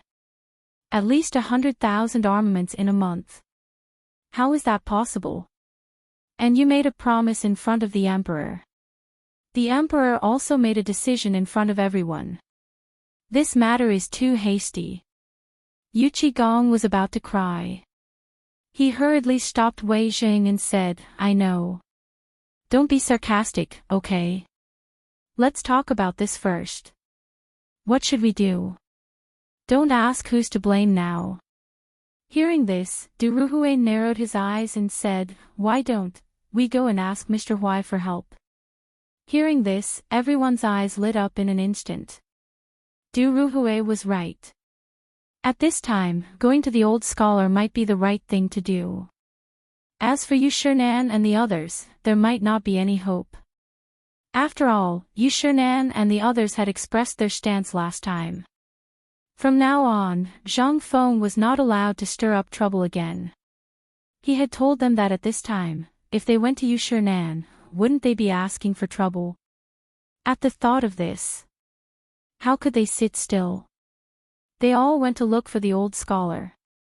On the other side, after Zhang Feng left the villa, his mind was filled with the matter of clothes. Although he didn't care about what others thought. However, his family, the few Confucians on the mountain, the students, the craftsmen, and the people in Tonghui Fang all needed it. The people in Tonghui district and the craftsmen in the various workshops on the mountain worked every day to create today's White Deer College and the normal operation of the Daosha market. These people were the ones who really needed them. Moreover, the average temperature on the mountain was at least 5 degrees lower than that below the mountain. At this time, it was indeed a little cold from morning to night. Zhang Feng was also considering the matter of winter clothing. However, thinking was just thinking. It was also troublesome to do it. If he really wanted to do it, it would be difficult. After all, it was really difficult to not have cotton. This was already the biggest problem in front of Zhang Feng. At least until now, Zhang Feng really didn't think of any useful way to replace cotton. Even cashmere and goose down, you must have a machine to make it, right? Although there were many of these things, there was no time. There was only a month until the new year. In such a short time, there were more than 100,000 people. Even if Zhang Feng sacrificed his life, he couldn't make so many cotton-padded clothes. Chapter 1675. What Zhang Feng was worried about was, it would end badly if they did that. How could they do it without anything? That was one thing. The main source of the problem was that the time was too short. Even if they used water wheels to make unmanned textiles, they could not make so much in such a short time. Even the large garment factories of the later generations could not do it. Not to mention now. It could be said that although there were many people in the Tang Dynasty now, it was useless. This thing was not something that could be done with a large number of people. Most importantly, there was no cotton or other substitutes in this era. Even the best ones that Zhang Feng knew were sheepskin jackets, rubber thermal jackets, and paper jackets. Although Zhang Feng knew all of these, he knew that the best ones were sheepskin jackets, rubber thermal jackets, and paper jackets. But when he thought about the needs of hundreds of thousands or even hundreds of thousands of people, Zhang Feng felt a headache coming on. In this era, even if they added the cattle and sheep from Tubo and other countries, the Tang Dynasty did not lack leather goods at this time, but it was difficult. Zhang Feng could not help but rub his forehead. Unknowingly, Zhang Feng had already arrived at the textile factory that was under construction. Once the textile factory was completed, the three major projects that Zhang Feng had mentioned were almost completed. The steel mill, the rubber factory, and the textile factory. But at this time, the textile factory was only a prototype. It was being built halfway up another mountain. Shao Mountain was divided into two mountains, and the whole Shao Mountain was like a gold ingot, sandwiched between the two mountains. On the mountain in the west, the forging workshop had been expanding all the way to the top of the mountain. And on the other side, it was the source of the water of the whole Shao Mountain, which was connected to the East Peak waterfall of Shao Mountain. It had almost become the main living area of Shao Mountain. The whole academy was built on the flat plain between the two mountains. At the foot of the mountain, there was a paper factory, a rubber factory, a food factory, and so on. At this time, standing halfway up the east peak, Zhang Feng looked down at everything at the foot of the mountain. He was in disbelief. A few months ago, this place was still a wasteland. Who would have thought that in less than half a year, this place would become like this? Moreover, it had become a place comparable to Chang'an City. Zhang Feng knew that he couldn't do all of this. After all, he really didn't have the ability. All of this was the result of everyone's hard work. Zhang Feng couldn't understand why these people followed him. He was just doing what he wanted to do. It could be said that he was doing everything according to his heart. However, he hadn't noticed it before. Only when he turned around and looked down did he realize that there were actually so many people gathered around him. Zhang Feng looked at all of this with a headache. He couldn't help but feel a little disappointed. Originally, he just wanted to start a business without relying on this unreliable system. However, this business was still in its initial stage, and he already encountered so many troubles. How could this not give her a headache? Now, although he refused to make winter clothes for the 100,000 people, what about the people on the mountain? These people all needed to survive the winter. Moreover, the temperature on Mount Kuei was much lower than that of Chang'an City at the foot of the mountain because of its altitude. Although the temperature of Chang'an in this era was very pleasant, it was still very cold in this winter. The clothes for these thousands of people became his biggest headache at this time. After all, more than 3,000 students, more than 50 Confucian scholars, more than 300 people in charge of logistics in Tonghuifang, more than 1,000 craftsmen, and Lao He. These people were all his old subordinates. However, at this time, a series of shouts pulled Zhang Feng back to reality from his thousands of thoughts. He saw that not far away, several craftsmen were cutting trees on the mountain. When a big tree not far from Zhang Feng fell down with a loud bang. Everyone also saw Zhang Feng, who was in a snow-white robe. Everyone was stunned at first, and then couldn't help but roar excitedly. "Dean! The Dean is here!" Along with the exclamation, Gan Ziyuan also hurried over with a stick in his hand. When he saw that it was really Zhang Feng, he was immediately wild with joy. "Dean, why are you here alone? You should have told me in advance." Gan Ziyuan. Zhang Feng was surprised. He hadn't seen him for a long time. At this time, Zhang Feng really didn't recognize him. After all, this time Gan Ziyuan was dressed a little shabby.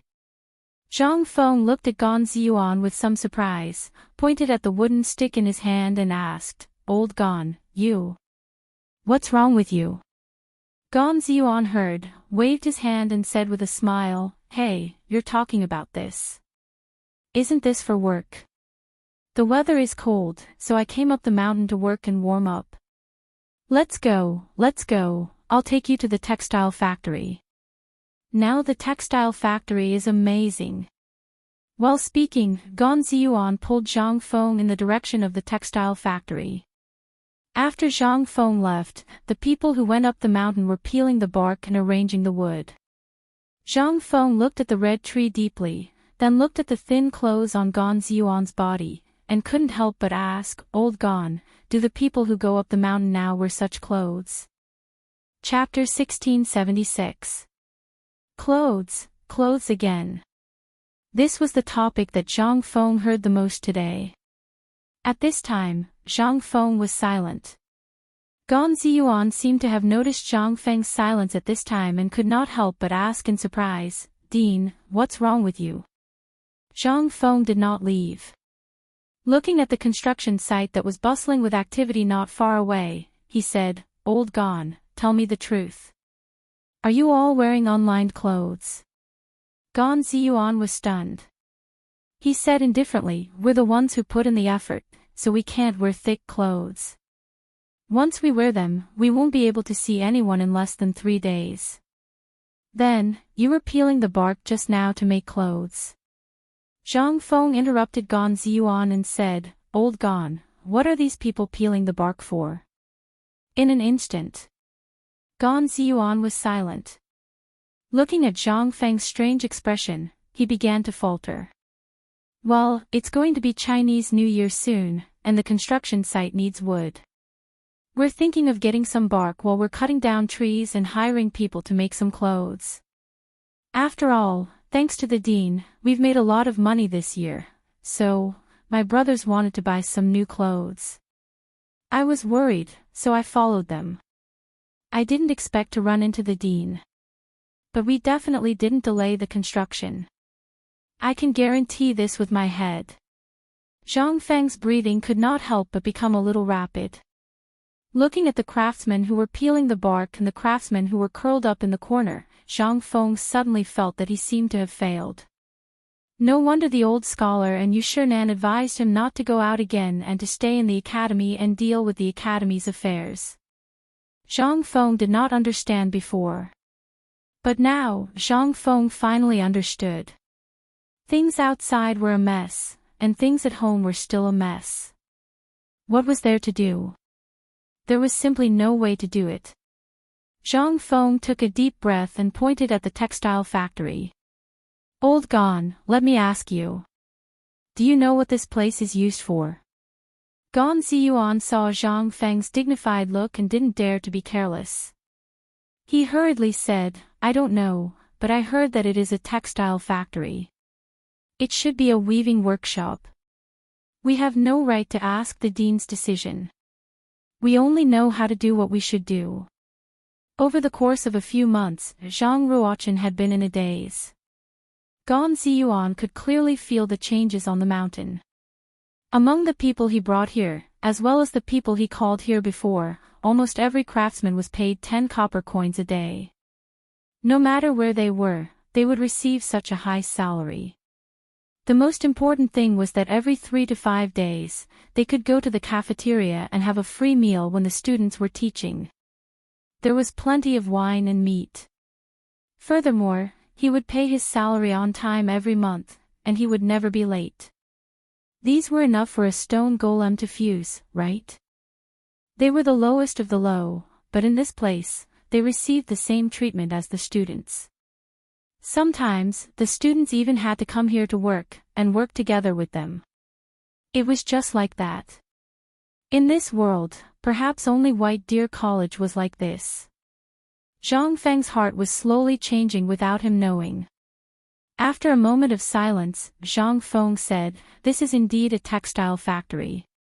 In the future, it will be one of the largest textile factories in the Tang Dynasty. Every day, there will be white cloth produced here, and thousands of clothes will be distributed from here. This is my purpose for setting up this textile factory."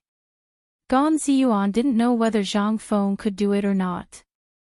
He also didn't know whether Zhang Feng's words, which they didn't even dare to dream of, would come true.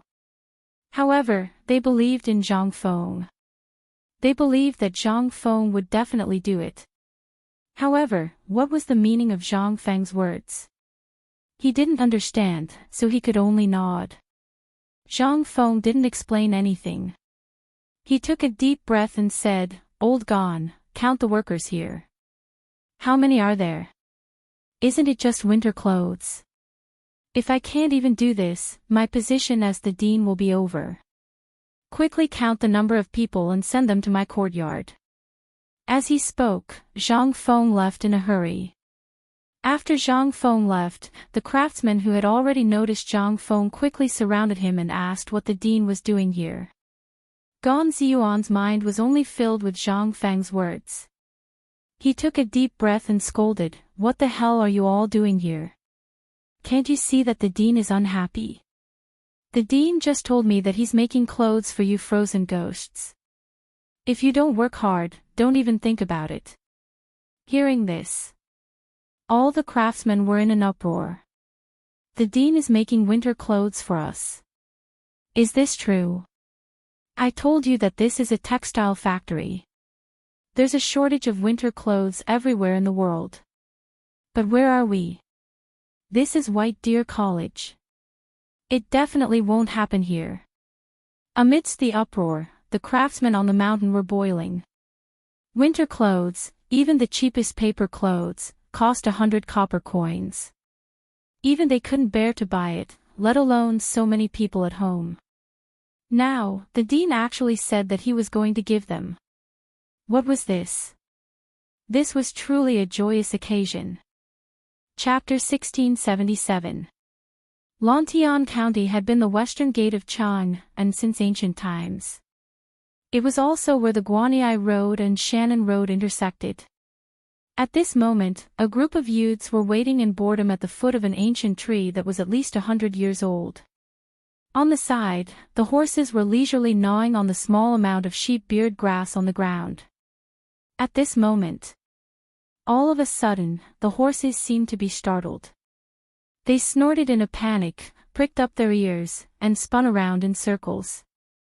When the youths saw this, they were shocked and sat up straight.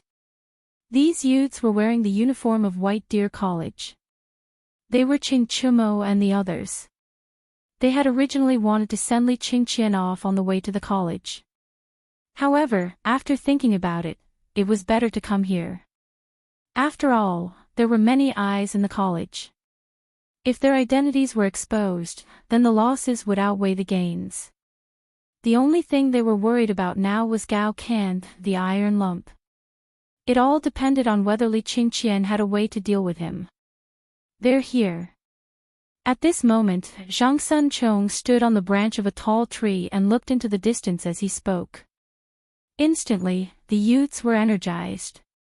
There were only 5,000 people on this expedition, including Li Qingqian's bodyguards and personal guards. He didn't even bring a single servant girl. This was Li Qingqian's decision. The official road was not far from the foot of the mountain where Qing Chumo and the others were. After they watched the carriages and the soldiers leave, Zhang Sun Chong hurriedly rode his horse down the mountain. Amidst the chaos, Zhang Sun Chong hurriedly brought Li Qingqian to the foot of the old tree. The troops at the foot of the mountain returned to normal after the commotion. Li Qingqian dismounted and the youths gave him a bear hug. Then, they looked at the strange dark green equipment on Li Qingqian's body and clicked their tongues in wonder.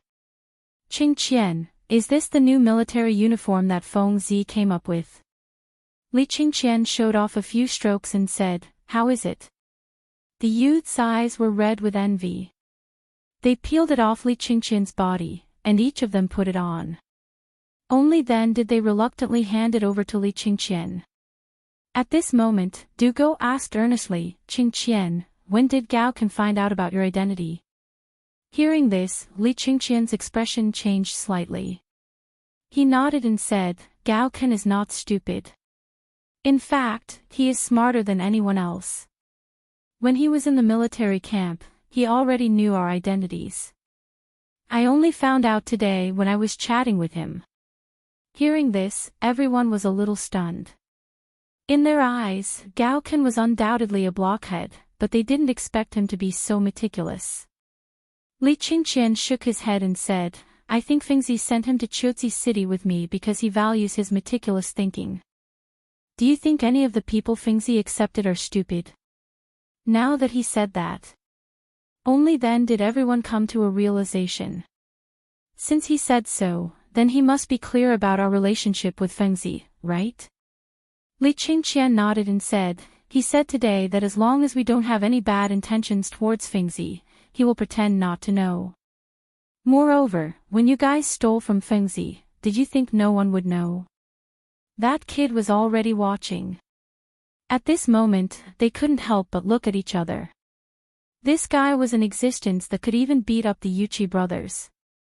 If he wanted to beat someone up, all of the people here would probably not be a match for him. And this time, Feng Zi sent him to Qiuzi. This also had a profound meaning. However, at this moment, they couldn't figure out what Zhang Feng was planning. Li Qingqian looked at the Yuchi brothers and Fang Yayai and said, that guy is waiting for you at the foot of the mountain. After all, you guys have a good relationship after fighting. Aren't you going to send him off? That guy has been waiting for you all the way. As he spoke, Li Qingqian was a little envious. However, he was more puzzled. Wasn't it just a beating? How could they have a good relationship after fighting? This made them very puzzled. Li Qingqian shook his head and said, "Since you are sending him off, did you bring wine?"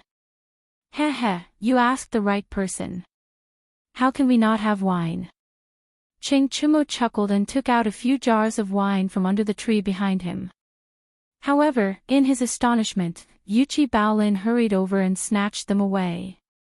Cheng Chumo was a little dumbfounded as he took out the remaining 3 jars of wine and watched Yuchi Baolin slip away on her horse again. He could only speechlessly say, "Fine, I was just saying that we could drink to our heart's content today." This kid really dared to take 4 jars of wine in one go. Who told you to drink so much just now? Are you all right now?" Zhang Sun cursed speechlessly as he handed the wine to Li Qingqian. The few of them leaned against the tree and looked at the marching group not far away. They said with some envy, "I really envy you. You can go to Qiuzi City. We don't know when Fengzi will let us out." AI. Isn't that right? My heavy cavalry, not to mention equipment, they don't even have a weapon now. AI. The few of them couldn't help but sigh. They didn't envy Li Qingqian and Gao Kansas. Li Qingqian shook his head and said, "You guys are thinking too simply. Fengzi's move is to stabilize Qiuzi City in a short time. The reason he sent me over is to show His Majesty our strength. I was the one who solved the siege of Chang'an. That's why Fengzi decided to send me to the army for training. This is under the premise that he doesn't know our identities. He's paving the way for our future." Chapter 1678. The old elementary scholar was very comfortable. At this time, after class, he was leisurely warming his wine and reading with relish. He was also holding a cigarette in his hand and occasionally took a puff. The old elementary scholar hadn't experienced such a life for a long time. In his memory, he hadn't experienced such a feeling for at least 10 years. Only after attending White Deer College and thanks to Zhang Feng, did he have everything he had today. Although there were some shortcomings, it didn't affect the overall situation. Especially at this time, with such a magical book to study every day and teach with so many students every day. Such a life was a real paradise for the old elementary scholar. However, the only thing that worried him was Zhang Feng, the silly boy. He knew about what happened today and knew about the identity of Li Shimin and the others. But after seeing that they posed no threat to Zhang Feng, he didn't say anything. But from the beginning of the incident in Chang, and until now, everything had changed silently. The old elementary scholar couldn't recognize it anymore. Especially after the phosphate fertilizer factory and the rubber factory were set up. All of this made the old elementary scholar a little fearful. This was not the most important thing. The most important thing was that the old elementary scholar was really uneasy after seeing those murderous weapons in the workshop last time. In addition, there was a loud noise from Chang and City last night. Although no one on the mountain heard it, after all, it was so far away, but someone talked about it. Every day, people came and went from the academy and the market at the foot of the mountain. In less than 2 hours, the news had spread on the mountain. The noise from the palace in the middle of the night was not simple. But through Old He's description, the old elementary scholar, Yu Shinan, and the others couldn't help but connect it with the explosion in the workshop a few days ago. With such a thing. In an instant, everyone was horrified. But fortunately, for some reason, this matter was suppressed by the palace for the time being. Only then did everyone feel relieved. After all, this thing was ignited in their own courtyard. He couldn't blame anyone else for this. After understanding this matter, the old elementary scholar could not help but think about the future. After all, manufacturing and armaments had always been walking on the edge of a knife since ancient times. The slightest mistake could lead to eternal damnation. And the most important thing was that the students of the academy were blindly admiring Zhang Feng. Therefore, what would Zhang Feng do in the future and how he would go? That was the most important thing. After all, at this time, not only was it not very peaceful outside, there were also countless people waiting and watching Zhang Feng. If Zhang Feng were to come up with this at this time, wouldn't it mean that Zhang Feng was completely on the side of the military ministry? This would be fatal to Zhang Feng and the future of the academy. Would the Ministry of Works let Zhang Feng off the hook for all the dirty tricks he had mastered, let alone anything else? That would be truly strange.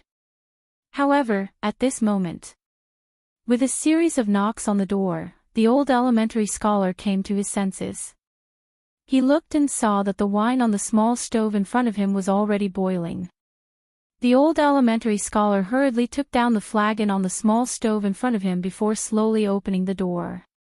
As soon as he opened the door, he saw Yu Qigong and the others outside. The old elementary scholar was stunned.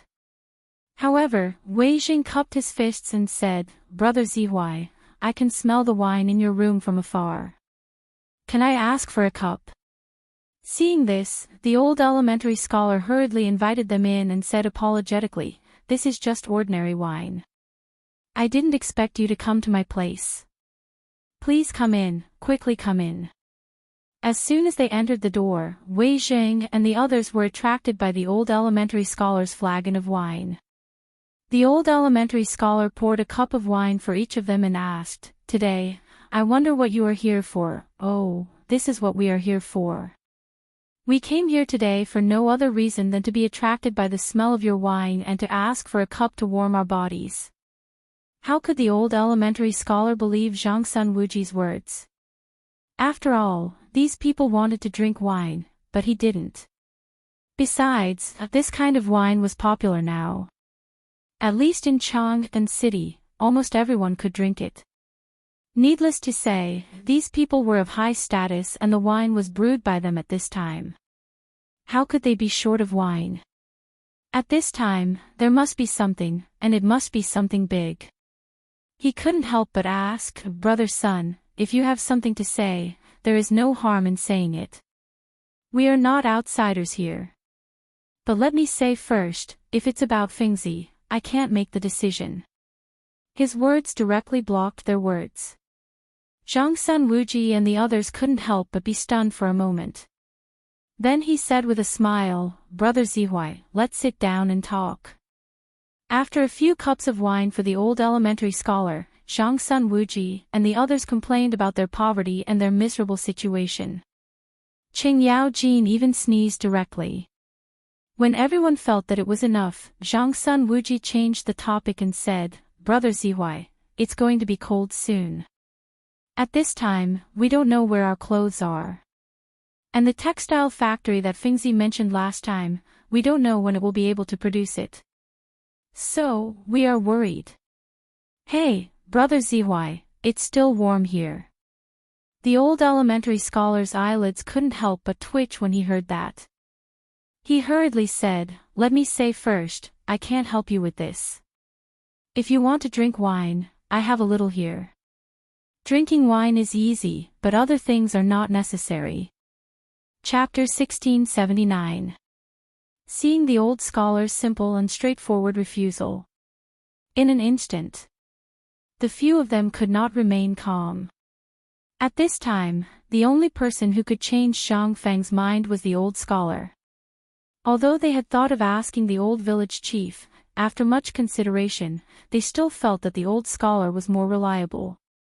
After all, they knew very well what kind of person the old village chief was. Besides the old scholar, there was actually a more suitable candidate, and that was Jing Shu.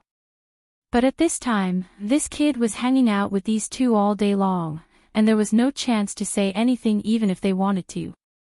Only then did the old scholar come, but now, at this time, there was nothing to do. Once the old scholar refused, it meant that there was almost no possibility of these great scholars agreeing. After all, these people were all of the same breadth and branch as the old scholar. At this time, the wine that they were drinking was no longer as sweet as before, especially Gong. At this time, when he saw the old scholar, his face changed instantly. He hurriedly begged, Brother Zihuai, please be magnanimous and help me. Last time, Fengzi said that he would leave the textile factory to me, and you all heard it. But today, I don't know what wrong medicine Fengzi took, he actually said. If he does this, even old man can't do anything about it. And this is a big matter that benefits the country and the people. Now the north is rapidly cooling, and as far as I know, most of the students in the academy are from the north. Think about it, if they know that their families are in such a state, will they still have the heart to stay in the academy? If this is done, it will be a big matter for the entire academy. Once the students are uneasy, the academy will be the one to suffer losses. Hearing this, the old scholar's eyebrows slightly furrowed. This matter was of great importance. If what Gong and the others said was true, once the weather in the north dropped, although it would not cause widespread mourning, but it would cause the people to be uneasy. In the past, there had indeed been such a thing, but every year, the mulberry and hemp crops would not be cut off, and they could almost survive the winter.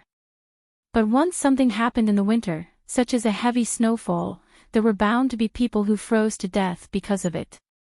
This was rarely seen in previous years, but it was not unheard of. However, this year, there was a drought in Longyu Dao, followed by a locust plague. Almost all of Longyu Dao, Guanyi Dao, Shannon Dao, Jiannan Dao, and other places were affected by the locust plague. It could be said that this year's winter was even worse.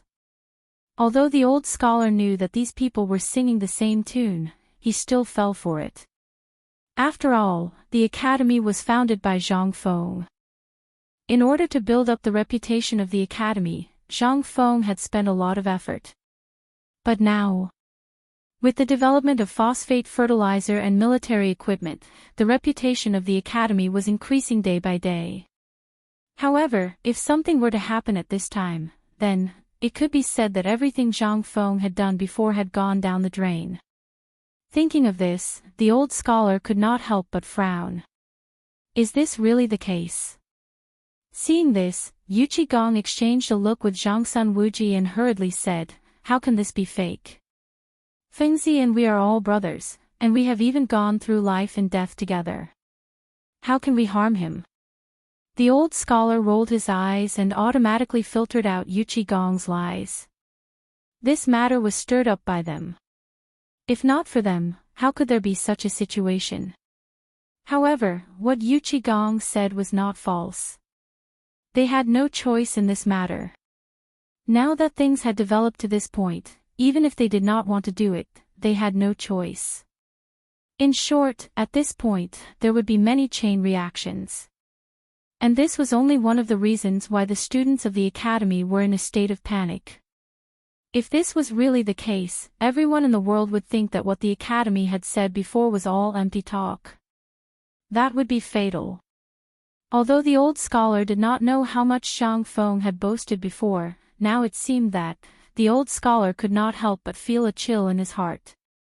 Once Fengzi stopped and did not care about this matter, everything that the academy had done before would instantly fall apart. The academy. The academy. Everything was because of the academy.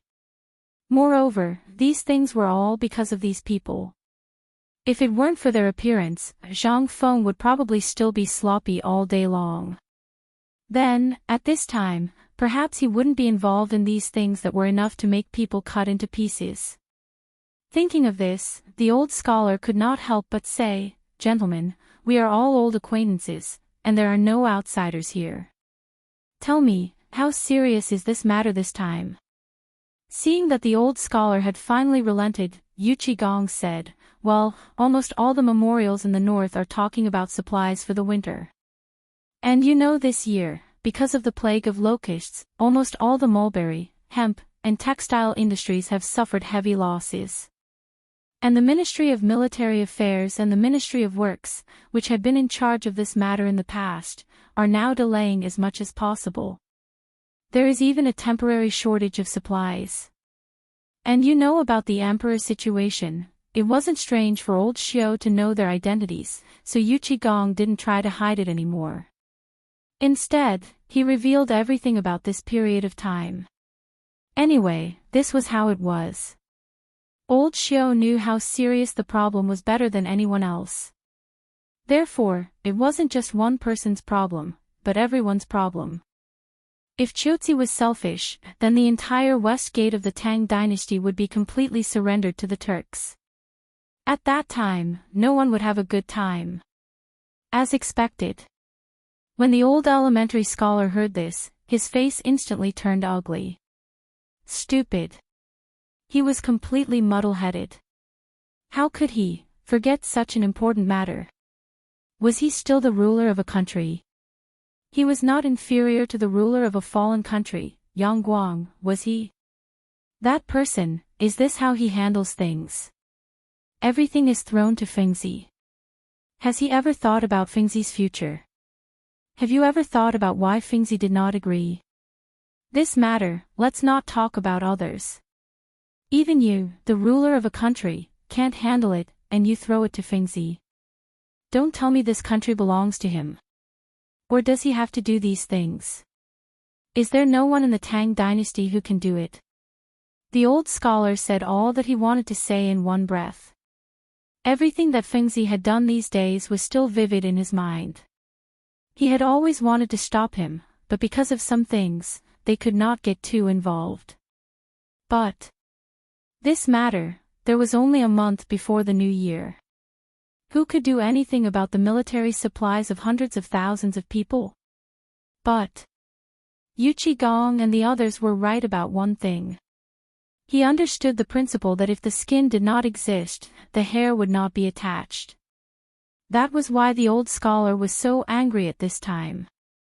And Wei Zheng and the others did not look good. But although they did not look good, they still had to do it. They had thought of these things when they came to the old scholar, and they even thought of something more ruthless. At this time, seeing the old scholar's gloomy face, they relaxed. They were very straightforward. After all, they were all troublemakers in the imperial court. What kind of situation had they not seen? Wei Jing sighed, but he leisurely lit a cigarette for old Xiaocai and said, "Brother Zihuai, this is a serious matter. Now that you have scolded and said, we still have to deal with it. You see, can we trouble you? What could old Xiaocai do?" At this time, other than glaring at them, what else could he do? He had a little way to deal with it. Would Wei Jing let him scold him like this? He would have jumped up and punished him. After thinking, the old scholar took the cigarette from Wei Zheng's hand and said, "I'll go and ask, but it's hard to say whether it will work or not. You have to wait." Chapter 1680. At the foot of the mountain. The old village chief was very happy today. Due to Niu Weili's ruthless methods, the order in the market was maintained. Almost everyone was well behaved. Furthermore, those bailiffs no longer wore their bright and dazzling official uniforms. Instead, they obediently wore the ragged clothes that they usually only wore at home. Instead, their efficiency increased. This was all thanks to President Zhang Feng, who was on a stroll, who requested the broadcast. In an instant, the security on the mountain improved by several times. This was all because of Zhang Feng. At this time, at the fork in the road between the paper mill and the market, there was an additional pavilion that looked like a sentry post at the mountain gate. This pavilion had no other purpose except for the old village chief's daily surveillance and patrol. But at this time, inside the pavilion, it was somewhat unsightly. The pavilion was not big. It was only a little bigger than a toilet. In the middle of it was a pile of red-hot coals.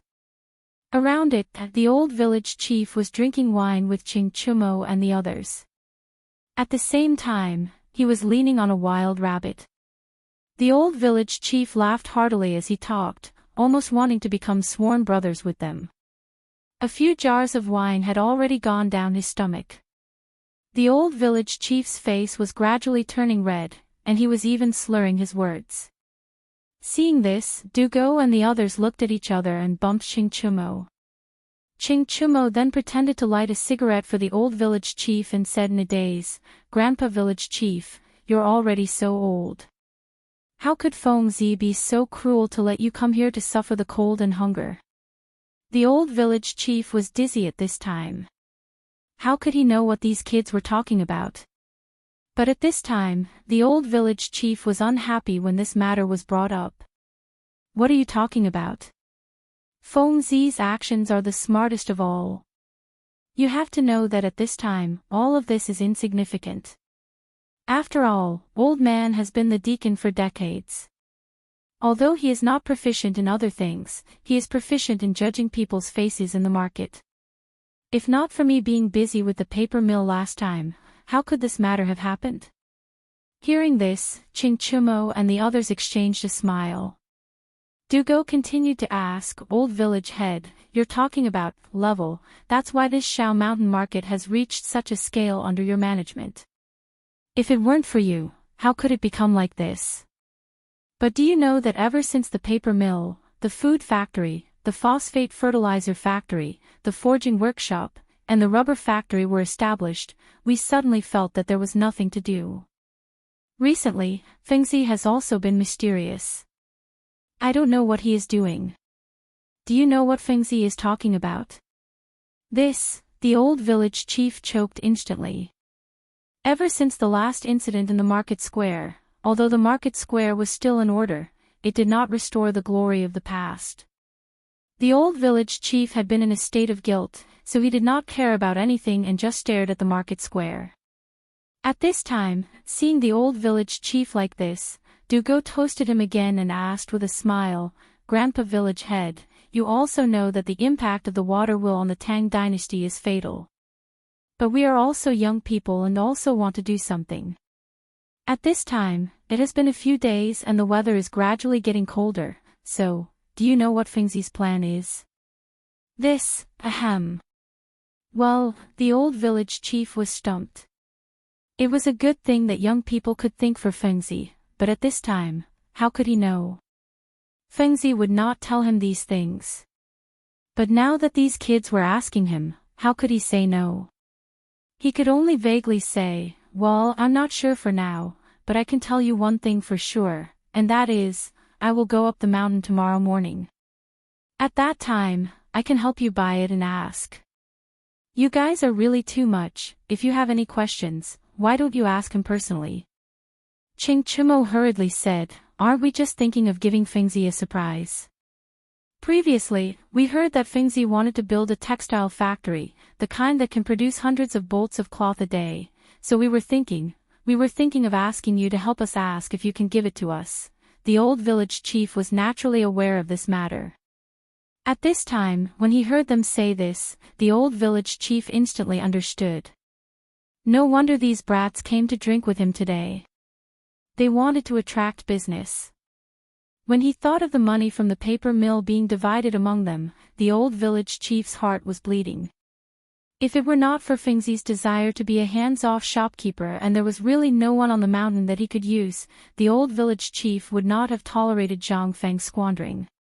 At this time, seeing that the few of them were thinking of this textile factory, instantly, the old village chief's expression changed and he asked, "What did you say?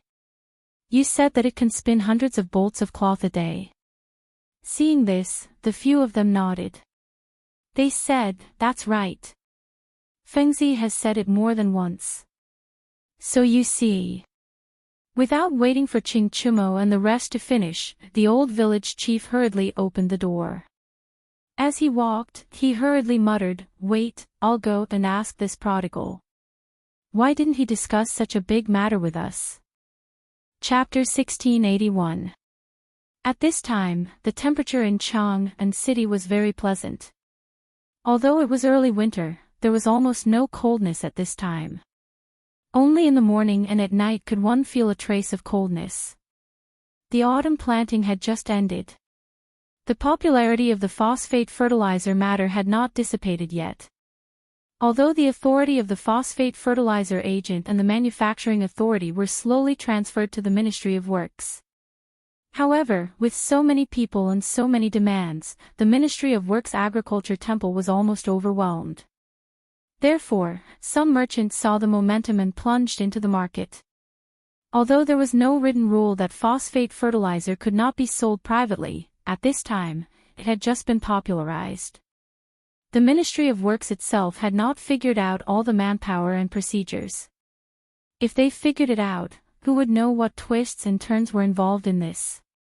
Therefore, under the instigation of Ching Chumo, Du Go, and the others, Lao Li and the other consortiums came into being. Although this Lao Li was not a despicable Lao Li, he was hired by Li Shimin to replace him. This could be considered as an explanation to everyone. There was nothing wrong with doing this. This was also the decision made by Li Shimin after thinking hard. After all, Chang'an City was only so big. If the news was leaked, or if one day Zhang Feng was out of his mind and went to their house for a visit, then there would be big trouble. And this Lao Li, Lao Wei, and the others, although they were strictly selected from the palace, these people were almost all part of it. Almost everything was handled by Ching Chumo, Du Go, and the others. Therefore, at this time, they continued Zhang Feng's usual practice of looking for an agent. Of course, in this era, Zhang Feng really did not dare to use the professional term agent. He could only use some other terms. For example, the next agent. According to Zhang Feng, it was better to have fun together than alone. Therefore, Ching Chumo and the others also became hands-off managers. This time, the entire Chang'an City and the businessmen around Chang'an City saw a way to make money. Although the price of phosphate fertilizer was only 10 copper coins for 2 caddies, it was still a burden for the commoners. After all, no matter how little it was, every household had at least 3 to 5 mu of land. Even if it was just 1 mu of land, according to the Ministry of Works, using 5 caddies per mu of land was still an astronomical figure. But there was no other way. In order to fill their stomachs, everyone was throwing money into it. This allowed Zhang Feng and Li Shimin to earn a lot of money. At this moment, Chang'an was experiencing an unprecedented prosperity. There was no other way. He had already finished drawing, so he had to earn some money, right? Moreover, it was almost the end of the year. It was time to prepare some things for the new year. Therefore, the number of peddlers doing business in Chang'an City suddenly increased by dozens of times. At this time, walking on the streets of Chang'an City, Zhang Feng swayed and ate snacks while looking left and right. He really took a fancy to a few good things. Today, after saying goodbye to Wei Jing and the others, Zhang Feng ran away with Zhang Yuyao and Jingshu's children. It was rare to have peace and quiet. Zhang Feng was not a god. Naturally, he also wanted to enjoy his free and unfettered life. Moreover, it was wishful thinking to make 100,000 sets of winter clothes in a month's time. Besides, there was no cotton, not to mention eiderdown or goose down. In this era, Zhang Feng was puzzled. Why was there not even cotton? However, when Zhang Feng was hit by the warm wind, he instantly understood. This might be because the temperature in this era was really as warm as spring. Although Zhang Feng had not been to Sanya in Chang'an at this time, in comparison, the temperature here was not inferior to Sanya in the future. Only then did he realize what had happened. However, at this time, Zhang Feng stopped at the stall of a woman in a pink dress that had been starched until it was white. It was mainly the things in the woman's stall that attracted the last bit. The stall was very small. It was almost a piece of linen on the ground. On the linen, there were stacks and bundles of delicate dried flowers neatly arranged. Zhang Feng squatted down and looked at the various types of dried flowers. He smiled and asked, "Madam, are these dried flowers for sale?" Zhang Yuyao and Jingshu were also attracted by the dried flowers in front of them. After all, it was not easy to preserve fresh flowers, and it was even more difficult to make them into dried flowers. As for this woman, although she was dressed very plainly, not a single hair was out of place. Especially her hair, it was even neatly combed. Seeing that Zhang Feng and the other two's actions were not ordinary, she smiled and bowed. She said, "Mister, may I ask why you're buying these flowers?" Zhang Feng was a little confused. He asked, "Don't you buy flowers because you like them? Then, this old woman will not sell them." The woman's words stunned Zhang Feng instantly. The voice here also attracted the attention of other people who were also doing business at the side. When they saw the situation, they said, "Young master, you look unfamiliar. You're probably not a local, right? This person has been selling flowers here for a few days, but she hasn't sold a single one. Do you know why?" Zhang Feng was also interested and asked, "Why?" "Because this woman has a rule. She said that only those who cherish flowers are qualified to buy them. Other than that, no one can buy from her." Oh my God! He is Zhang Feng.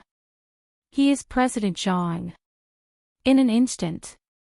Among the onlookers, someone suddenly recognized Zhang Feng. He exclaimed. As for the woman, although she was also a little surprised, she just looked at Zhang Feng a few more times. That was all. Zhang Feng gestured to the crowd and then asked, "May I ask, what is this flower? What is cherishing flowers? What is loving flowers?" Hiss. Hearing that. In an instant, all the onlookers could not help but gasp. A moment later, someone in the crowd shouted, "Young Master Zhang, you're awesome." Chapter 1682. In fact, Zhang Feng was also a little angry, but he understood a little bit of this person's idea. After all, for a person who was obsessed with a certain Tao, this thing was his lifeblood. For example, the thing that a scholar couldn't bear the most was others destroying some words, no matter whether these things were good or bad. Another example was a person who left a deep impression on Zhang Feng. Kong Yiji. This person also represented the hearts of countless people. And what he said just now was also a question to this person. The woman was also silent for a while. She squatted down and caressed the dried flowers on the ground. She said, "Young Master Zhang, I don't understand the principles you speak of, but I do know that these flowers are alive. If you really feel sorry for them, then just like how you feel sorry for the books in your academy, I feel the same way for these flowers." Jingshu's and Zhang Yuyao's eyes couldn't help but twinkle. They couldn't help but pull Zhang Feng's lapel behind his back. After giving his children a reassuring look, Zhang Feng said, "Madam, I understand what you said, but these things will only show their value in the hands of those who really need them. If you blindly appreciate their beauty, then why do you care about them? The meaning of life lies in the moment when it blooms. This is a matter of time. Just like a person, he is indeed alive, but a person's beauty doesn't lie in his moment, but in his journey of life. And this is the same for these flowers. Life should be like a summer flower. If its splendor can stun the world, they will naturally have expectations for its arrival in the coming year, and not leave it here to be turned into corpses. The corpses of flowers are publicly acknowledged and pitted." Buzz. In an instant, the whole Chang'an city fell into a dead silence. Everyone was shocked by what Zhang Feng had just said. Even in the crowd, the students and literati who asked about Zhang Feng's arrival were even more shocked. Everyone was shocked by what Zhang Feng had said at this moment. What was this? This was what they were looking for. The first thing that came out of his mouth was a famous phrase from ancient times. It was simply shocking. As for the woman who met Zhang Feng's gaze, her entire body was trembling. After a while, she said, "Young Master Zhang, you're right. I was too obsessed. These flowers, I will deal with them properly." As she spoke, Zhang Feng saw the hint of understanding and disappointment in her eyes. Jingshu couldn't help but hold the woman's hand and say, "Madam, please don't mind what he said just now. It's not wrong to love flowers. If you really want to sell these flowers, why don't you sell them to me? I'm also someone who loves this path, but..." The woman shook her head bitterly and said, "Madam Zhang, you're too serious. Prince Zhang's words just now really made me feel ashamed. Please don't mention this matter again." When Zhang Yuyao saw this, she anxiously glared at Zhang Feng, but she could only stop him. Zhang Feng was also helpless under the glare. He could only stop the woman and say, "Madam, don't be anxious. My words just now were indeed a little harsh. It's my fault. However, I really do like these flowers. If Madam doesn't mind, why don't we go to the tea house over there for a drink and I'll explain it to you. I think Madam won't be able to find another person who cherishes flowers as much as you do." At this moment, the passers-by were already mesmerized by what they heard. When they saw Zhang Feng and the two women say this, they all tried to persuade them. Finally, the woman carried a basket of dried flowers and followed Zhang Feng into a tea house not far away. Originally, Zhang Yuyao wanted to ask Zhang Feng what he wanted to do. One moment, he was the one who talked about others, and the next moment, he was the one who invited others. She couldn't help but feel a little confused. However, she was stopped by Jingshu in the end. As soon as they entered the tea house, the owner hurriedly asked everyone to make room for Zhang Feng. There was no other way. Zhang Feng's reputation was too big. Moreover, at this time, Zhang Feng called people over. There must be something important to discuss. This was a living signboard. Who dared to offend Zhang Feng? They simply didn't want to live anymore. Other than leaving a few waiters to serve them, the rest of the people were all driven to the hall on the first floor. Zhang Feng and the others were invited to a private room on the second floor. Even those high-ranking officials, as well as those second-generation rich people, didn't dare to let out a fart. Who was Zhang Feng? He was AF** king god of slaughter. Zhang Feng was also a little depressed. However, he had no choice. He was too lazy to waste his breath on these people. Moreover, he also wanted to have some peace and quiet. After all, when he saw the dried flowers just now, he instantly thought of another way to make money. This thing was not simple. Originally, he wanted to take the two girls to Jiangnan. After parting with you last time, the people who were sent by Zhang Feng to protect you also sent some news. However, they heard that Yu's family and that so-called young master seemed to be crazily pursuing you. Zhang Feng couldn't help but feel angry. However, he didn't dare to say it. Old Li and the others, once he told them, they would definitely cause a huge commotion. He was the one who was in the wrong in this matter. He was the one who ate the other party. This matter was still covered up until now. If they caused a commotion, he was afraid that, however, after seeing the dried flowers, Zhang Feng had an idea. Therefore, he had an idea. As soon as he entered the door, Zhang Feng directly asked, "May I ask if Madam's family has declined?" Chapter 1683. Zhang Feng's words had undoubtedly hit the woman's sore spot. However, Zhang Feng's eyes were sharp. Although the woman was dressed very plainly, her dress was very exquisite and she loved flowers. This was not something an ordinary family would do. That was why Zhang Feng asked this question. However, at this moment, the woman's expression suddenly changed, but she forced herself to be calm and said, "Why are you asking this? Does the young master have other matters? If not, then don't tease me." Seeing this, Zhang Feng was even more certain of his guess. He said indifferently, "Madam, don't be anxious. The matter of the flowers is easy to deal with. It was inconvenient to check in that filthy place outside, so I hope Madam won't blame me. I saw that there were many peonies among Madam's flowers. These flowers are not something an ordinary family can have. That's why I asked. If I have offended you, I hope Madam won't take offense. Zhang Feng stared indifferently at the woman. After a moment, he added, this one is willing to buy these flowers at a high price.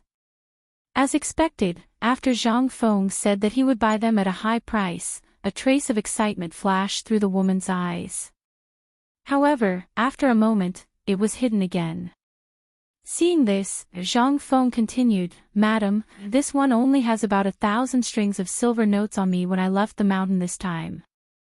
If Madam thinks it's okay, you can sell it to this one.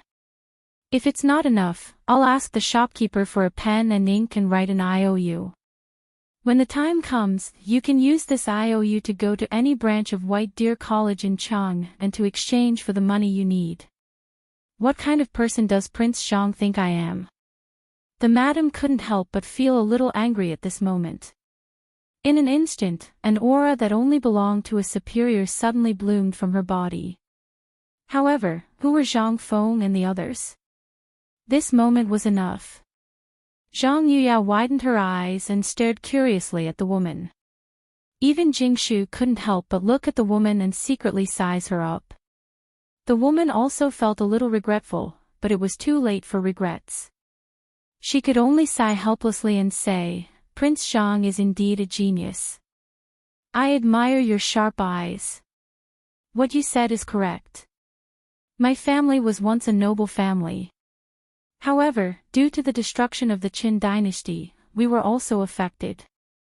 Qin Chao. Zhang Feng's interest was immediately piqued. He hurriedly asked, from what I've observed, Madam's speech is also extraordinary. Why would you sell flowers on the street? Did something happen at home? If there's an emergency, I'll definitely help if I can. There's no need to trouble Prince Zhang.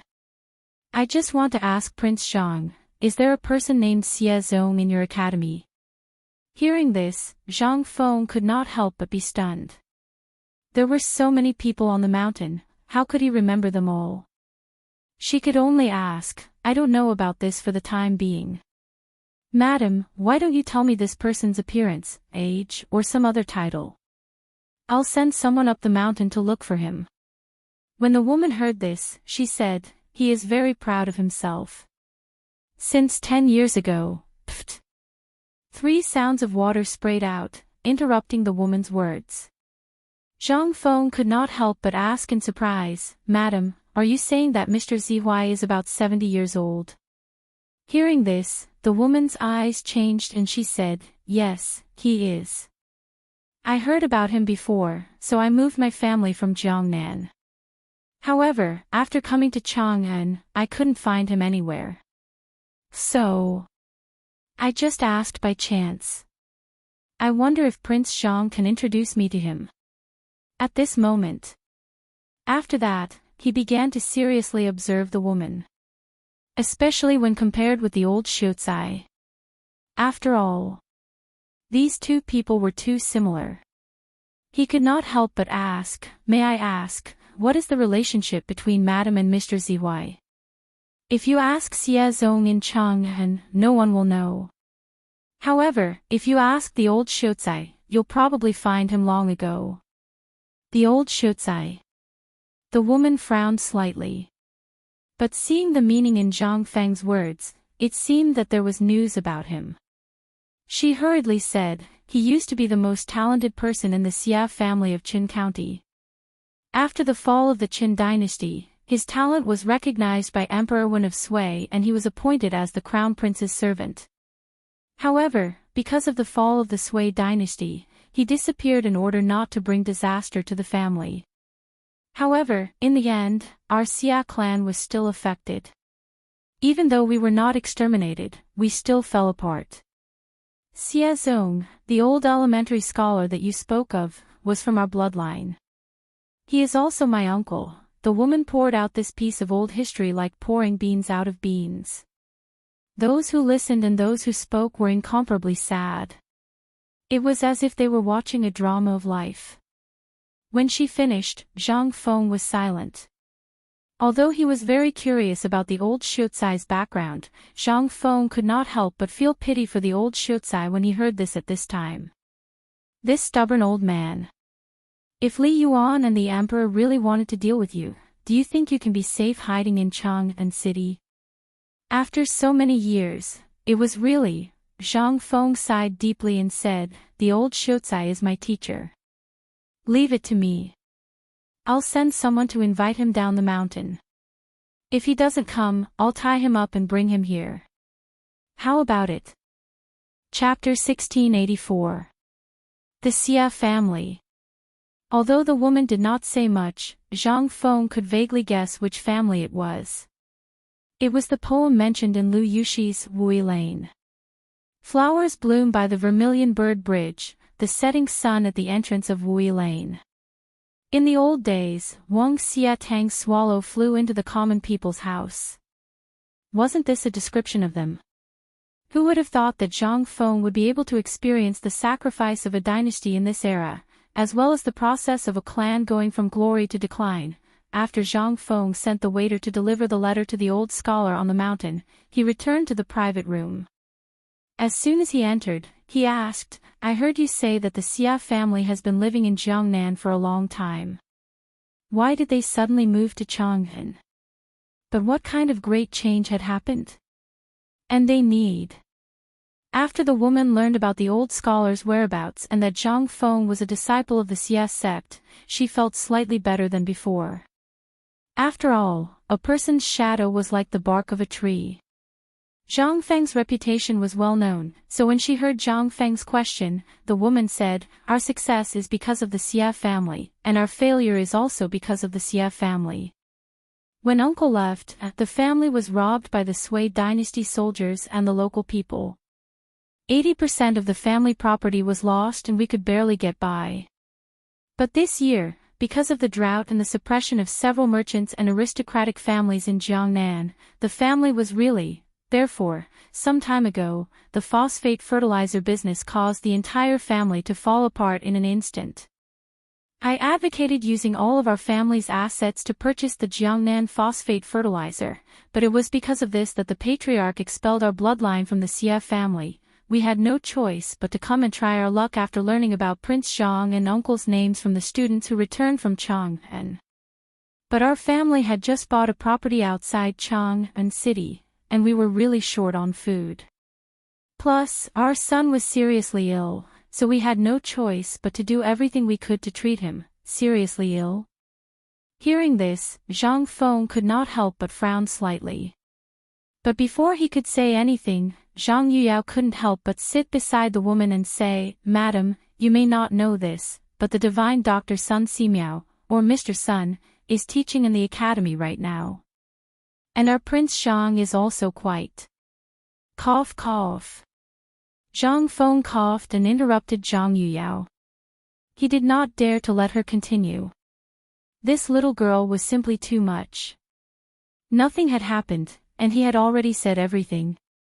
How could this be? What if this person had some incurable disease? If he couldn't be cured, wouldn't he be smashing his own reputation?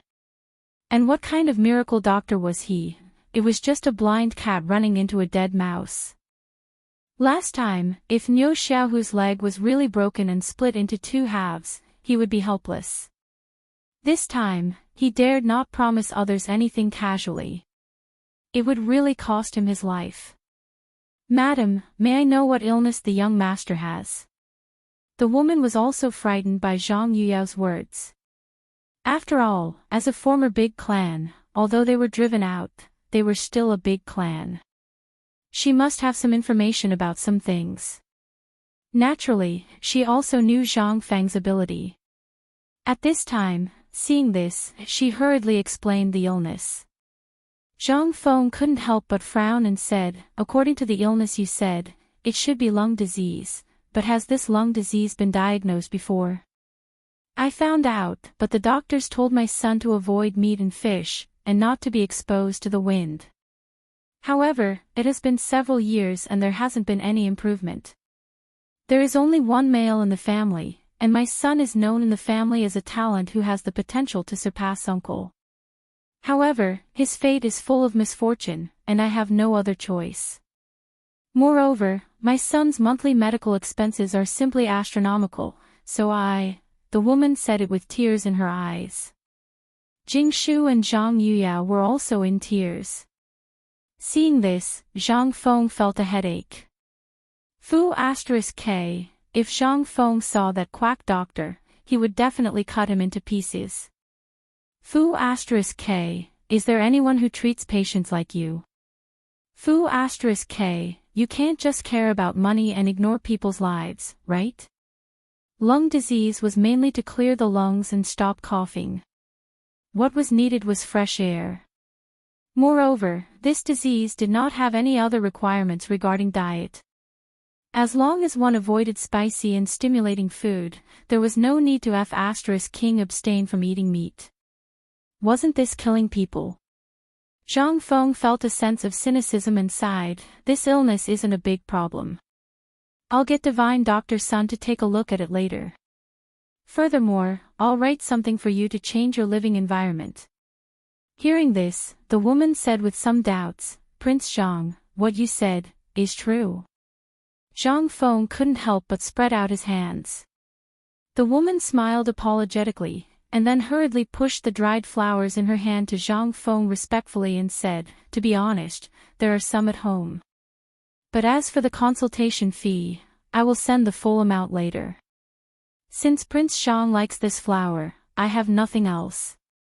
Just take it as a gift for Prince Zhang to play with. Chapter 1685. A family that used to be glorious. Since when did they do this for a disease? Zhang Feng couldn't help but sigh with emotion. Looking at the flowers in front of him, Zhang Feng asked again, how many of these things do you have in your house? If you have, I'll take them all. How much should they cost? I won't give you a penny. Prince Zhang, are you humiliating me? Before Zhang Feng could finish, the woman flatly refused Zhang Feng and said, these things are valuable, but compared to my son's life, they are nothing. This is just an ordinary perfume sachet. If you want it, there are a lot of it in the south of the Yangtze River. You can buy half a kilogram of it for 1 penny. However, it is very rare in Chang'an. That's why I'm thinking about it. 1 penny for half a kilogram. Sachets. Zhang Feng's eyes lit up instantly. The woman couldn't help but turn pale. Although the woman looked a little down, she couldn't hide her beauty. She was not as beautiful as Jingshu, Yuyao, or Yu. However, the charm of a mature woman had long been coveted by lechers in Jiangnan. Moreover, the woman was only in her 30s. At this moment, Zhang Feng's eyes made the woman feel a little disgusted. Since her husband passed away, she could often see this kind of greedy eyes from the servants, the clan members, and the passers-by, but now, the woman couldn't help but want to cry. In the past, she would have turned around and left. However, only Zhang Feng could save her son now. How could she dare to leave? Madam, you said that this kind of dried flower is everywhere in Jiangnan. The woman patiently nodded her head in response. When Zhang Feng heard this, he immediately burst out laughing. We're rich, we're rich. Ha ha ha, Jingshu, Yuyao, we're going to be rich. Hearing the question marks on the 3 women's heads, the woman came to her senses at this time. Zhang Feng was not that kind of lecher. He just thought of some way to make money, so his expression eased a little. Jingshu was a little speechless as she tugged at Zhang Feng's clothes and asked, "You're fine. There are outsiders here." Seeing this, Zhang Feng came to his senses and hurriedly cupped his fists at the woman. "Madam, I'm sorry. I lost my composure just now. It's just that I really thought of a way to make money that I've never thought of before, so I couldn't help myself." "Sorry, I couldn't help it." The woman was a little suspicious. However, she couldn't say much. After all, this was other people's business. Moreover, she knew Zhang Feng's character very well. Let's put it this way. This kind of aristocratic family cared most about making acquaintances with the local merchant families and famous people. In Chang'an City, although the woman was from the declining Xia family, she had once enjoyed a great reputation.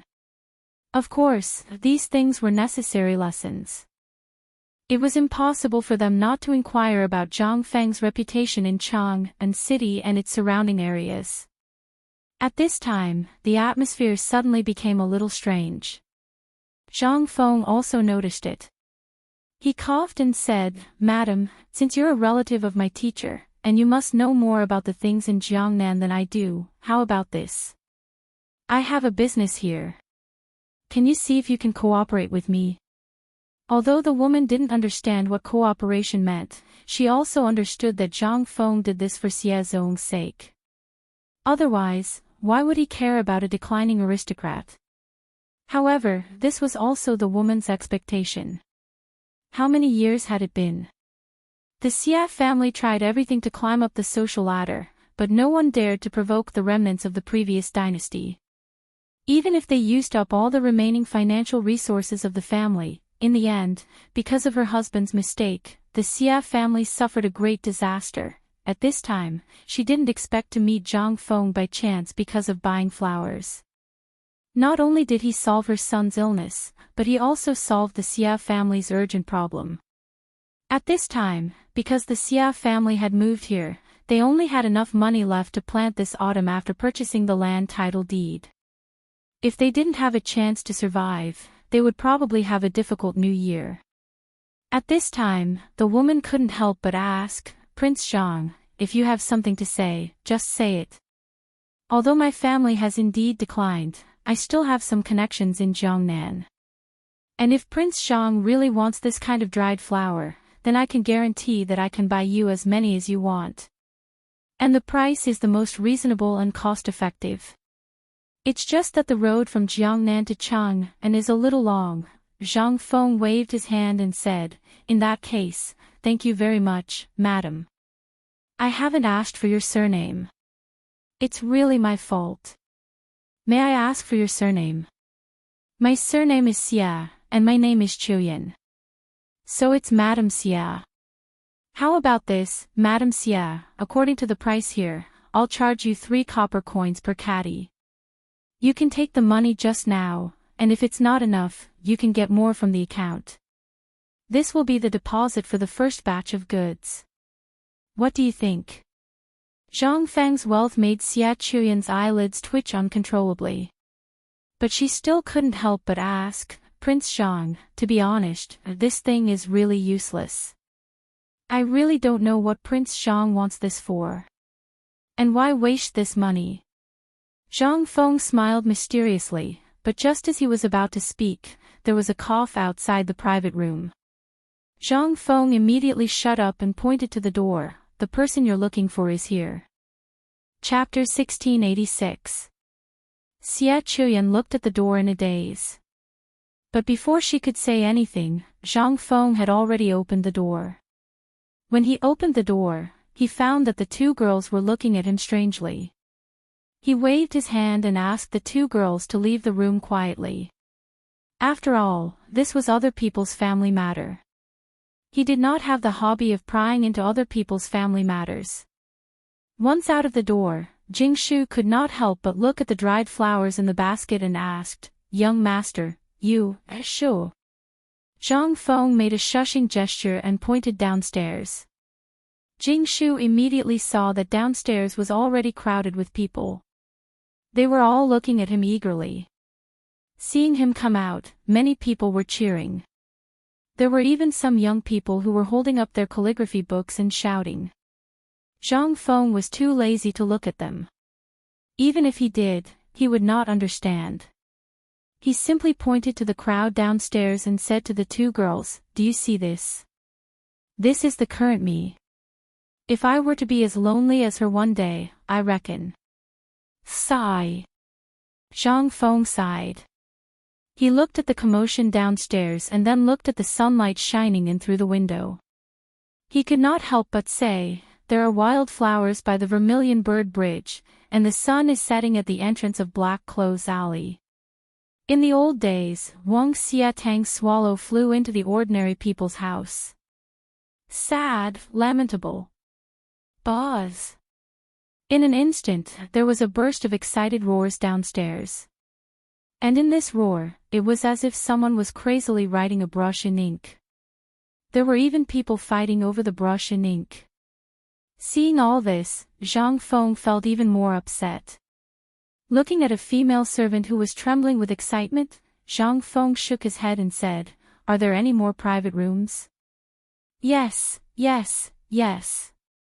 The female servant was so excited that she could not complete her sentence.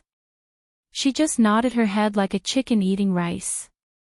Under Zhang Feng's signal, she finally reacted and hurriedly led Zhang Feng into another private room, some distance away from the old scholar and the old scholar's private room. As soon as they entered the door, Jingshu lit a cigarette for Zhang Feng and then looked at the dried flowers in a daze. After a while, Zhang Feng said cautiously, "Don't feel bad about this little bit of money. I can only say that this money is really worth it." "What do you mean?" the two girls asked in confusion. Zhang Feng smiled mysteriously and said, "Don't ask about this. In short, you will understand everything when you go to Jiangnan with me. I want to make something that only women can use and give it to you."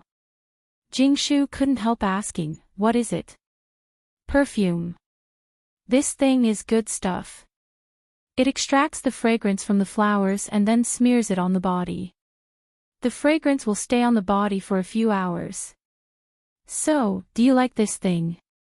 Also, the perfume made from different flowers will have different scents, and the effects will naturally be different as well. In short, we are destined to be rich." Almost all the women in this era didn't wear any makeup. And in this era, the thing that Zhang Feng couldn't stand the most was not taking a bath. They rarely took a bath. This was the thing that drove Zhang Feng crazy the most. Zhang Feng wanted to open a sauna or something in Chang'an City.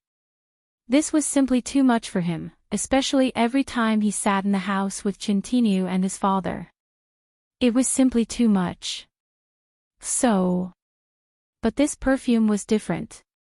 This thing could not only block the smell on the body, but also make people feel relaxed and happy. Once this thing was made, it would definitely be popular in the entire Tang Dynasty. And, the most important thing was, Zhang Feng was too embarrassed to say it. After all, the two girls were strong women. How could he say it out loud? Besides, Zhang Feng also wanted to go to Jiangnan to see you, and experience the Jiangnan of this era. The most important thing was that he wanted to hide 100,000 military uniforms a month. Damn it. Even if he was a god, it would be difficult, right? And Jingshu and Zhang Yuyao were not stupid. At this time, at Zhang Feng's words, the two girls instantly realized that all this was prepared for you, you said that all this was prepared for you, We still want to go to Jiangnan. Zhang Feng was instantly speechless and said vaguely, "Well, Jiangnan has the most of this thing and you heard it just now. So I was thinking that if I leave this matter to you, it will be twice the result with half the effort. Of course, we have to go too. After all, I haven't been to Jiangnan and I want to see the scenery there. This year, we will spend the new year in Jiangnan. I'm afraid you won't be able to escape." At this time, the old scholar's words almost made Zhang Feng choke to death. Zhang Feng hurriedly turned to look. At this time, the old scholar walked in slowly. Madame Xia greeted Zhang Feng at the door and hurried away with a red face. It seemed that something big had happened. When Zhang Feng heard this, he could not help but sigh and said, "Old scholar, what are you talking about? Don't you want to go to Jiangnan to have a look?"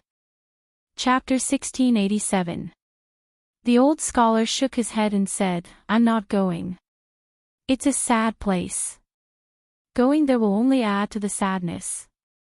Fengzi, I want to talk to you about something serious." When Jing Shu and Yu Yao heard this, they hurriedly got up and left quietly.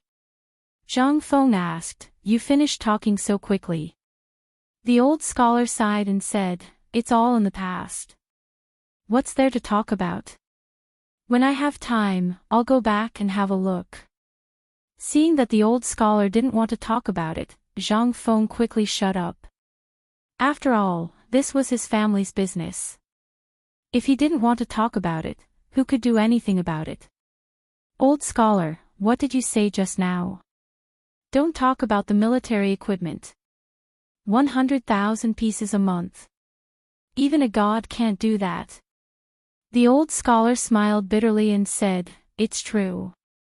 When I was on the mountain, Old Wei and the others came to me. Tai Niu and the others also went to the village chief. Do you think that if Lao Li and the others could think of a way, they would do that?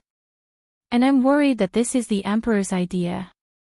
Whether we do it or not, it's your business. I have no right to interfere, but you should know that if you don't do anything about it, everything we've done will go down the drain. What's more, once the news of the lack of winter supplies gets out, it will shake the morale of the army. And if the enemy finds out, then, you know the consequences." Zhang Feng naturally knew the consequences if he didn't handle it well. But 100,000 pieces a month. Zhang Feng wanted to go crazy just thinking about it. There was nothing. He didn't even know where Mian was. What could he do? With what? With his mouth. Therefore, Zhang Feng decisively slipped away. But he didn't expect these people to be so persistent. They directly went to find the old scholar. This was going to be troublesome. Zhang Feng coughed and said, "Old scholar, although I know about this, what should I do? What should I do? Although I know how to make this textile machine produce 500 bolts of cloth in a day, this thing is not the same as weaving. If you were to do something else, I would be able to pay you 100,000 yuan a month. But at this time, I can't do anything about this. I can't possibly make some paper clothes to fool others, right? Speaking of which..." The old scholar didn't say anything. He just undid his belt and waved his hand. "Come and see what I'm passing on." Zhang Feng had been wondering if the old elementary scholar had gone senile, but now he understood. He hurriedly went forward to take a look. He saw the old elementary scholar pull at the inner shirt and then pull at the seam, revealing something underneath. Zhang Feng took a look. Good lord, this guy is really wearing paper clothes. This kind of paper was a bit like Xian paper, but the material was different. It was very soft, as if it was made from the bark of a tree and then pasted together with the technique of papermaking. It also had a kind of elasticity to the touch, but the traces of sweat and grease had to be removed. Zhang Feng was a little surprised and asked, "Old scholar, your clothes are really made of paper. Can this thing be worn?" The old scholar rolled his eyes. "Then what do you think people of this era wear? What do you wear in winter?" Zhang Feng immediately shut his mouth. This question really made him speechless. When he first crossed over, he really didn't pay attention to what he was wearing. But at that time, it was early spring and he didn't feel that cold. Although the clothes he was wearing were a little thin, he was wearing at least 4 or 5 pieces of clothing, so he didn't feel that cold. He didn't know what people of this era wore. At this time, when he saw what the old scholar was wearing, Zhang Feng suddenly couldn't help but ask, could it be that they really were clothes? The old scholar was a little speechless. He seriously doubted how Zhang Feng had survived the winter before. He could only blame it on Zhang Feng being young, so he didn't wear these things in winter. He just patiently explained to Zhang Feng, ordinary people basically have to endure the winter, or use linen or the bark of this kind of tree to make clothes. This kind of clothes is also jokingly called paper clothes. Only those high-ranking officials or businessmen can afford to wear clothes made of palm bark. These are all in Chang'an, and the officials are here. If you go to the north, you need sheepskin or cowhide to keep out the cold. But even so, every winter in the north, there are frequent reports of people freezing to death. But this year's situation is more special. You also know that after the locust plague, basically no grass grows. Those mulberry trees and hemp trees are almost extinct. So this year's winter is really a bit difficult. Otherwise, they wouldn't have come to you so painstakingly for help. The old scholar took a deep breath and stared deeply at Zhang Feng. Actually, I also want to know if you can solve this matter. Although I used to be very tired of you doing these military things, but this time, I think it is very necessary for you to solve this matter. After all, when the nest is overturned, there are no eggs intact. This is also something you said before, so I still think you should seriously consider this matter. Zhang Feng was silent. If it was someone else who said this, he would definitely refuse without thinking. But it was the old scholar who said this, so he had to carefully consider it. After thinking for a while, Zhang Feng took a deep breath and said with a bitter smile, "If it was someone else, I would definitely ignore them. But since it is you who came to plead, it means that this matter is really serious to the point where I have to deal with it. Okay, then I will give it a try." Chapter 1688. Seeing that Zhang Feng had agreed, the old scholar heaved a deep sigh of relief. Just as he had said, he really did not want Zhang Feng to be involved in this matter. However, this matter had really reached the point where it had to be solved. Zhang Feng could not help but say, "Although I have agreed to this matter, there is one thing that I have to make clear to you." The old scholar smiled and said, "Don't tell me about this matter. If you want to say something, you should say it to your brothers.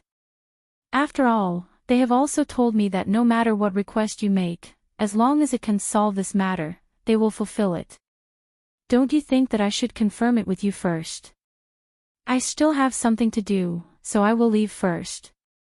As for the rest, you can worry about it." After saying that, the old scholar decisively left the room. Zhang Feng was stunned. This was the first time he had seen the old scholar so unconcerned about this matter. Because he still remembered that the old scholar had really taught him a lesson when he was experimenting with gunpowder last time. "I gave him a good lecture, and at that time, he kept telling me not to do it.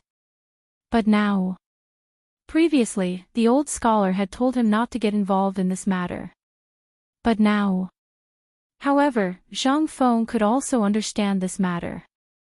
If it was the first step that could be solved, the old scholar would not have been so anxious to persuade him. Zhang Feng was sure that if he still did not agree to today's matter, there would be countless people who would be persuaded to persuade him.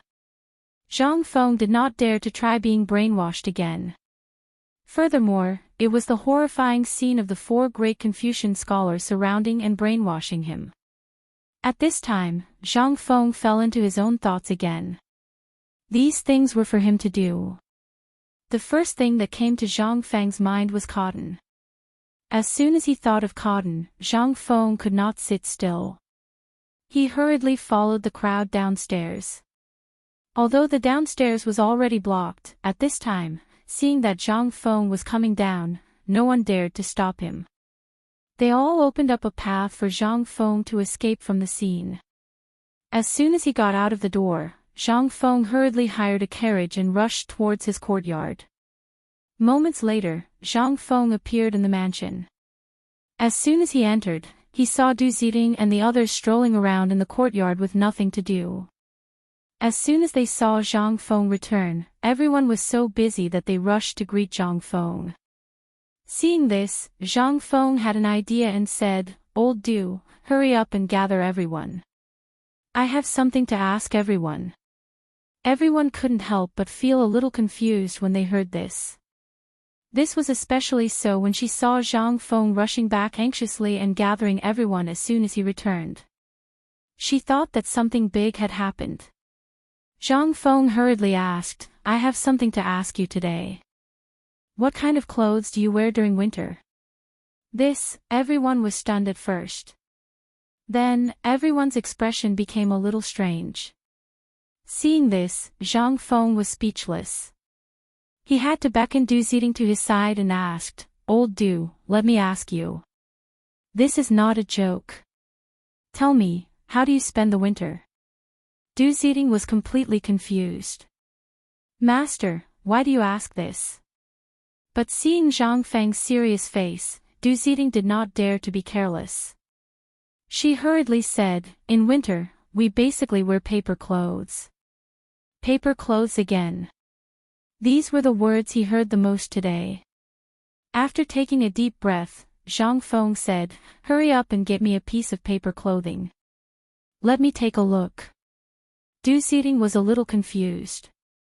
However, he didn't dare to say anything. He still followed Zhang Feng's instructions and hurriedly went to get a clean paper shirt and handed it to Zhang Feng. Zhang Feng held the clothes and looked at it carefully for a moment. The clothes were basically made of crushed bark of the red holly tree and mixed with wood and grass ash. Although it was quite soft, Zhang Feng could feel that it was definitely not sturdy. Zhang Feng didn't know if it could keep warm, but once it rained or snowed, it would definitely not be able to be worn. This was definitely not possible. If this item was in the past where there was less rain and snow, then it would still be okay. If it was in the north, then this item would basically have to be changed after wearing it once or after 2 or 3 days. At this moment, Zhang Feng suddenly thought of something. Why did the army lack this item every year? This was F*King paper clothes. How could it not cost? That would be like seeing a ghost. But at this time, if he used something else to replace it, the best thing was cotton. But in this era, at this time, where was he going to find cotton? Zhang Feng held the clothes in the courtyard and thought hard. But at this time, he was suddenly attracted by the clusters of small white flowers in the garden. He couldn't help but walk over and take a closer look. He couldn't help but exclaim, who F*King planted cotton in the flower bed?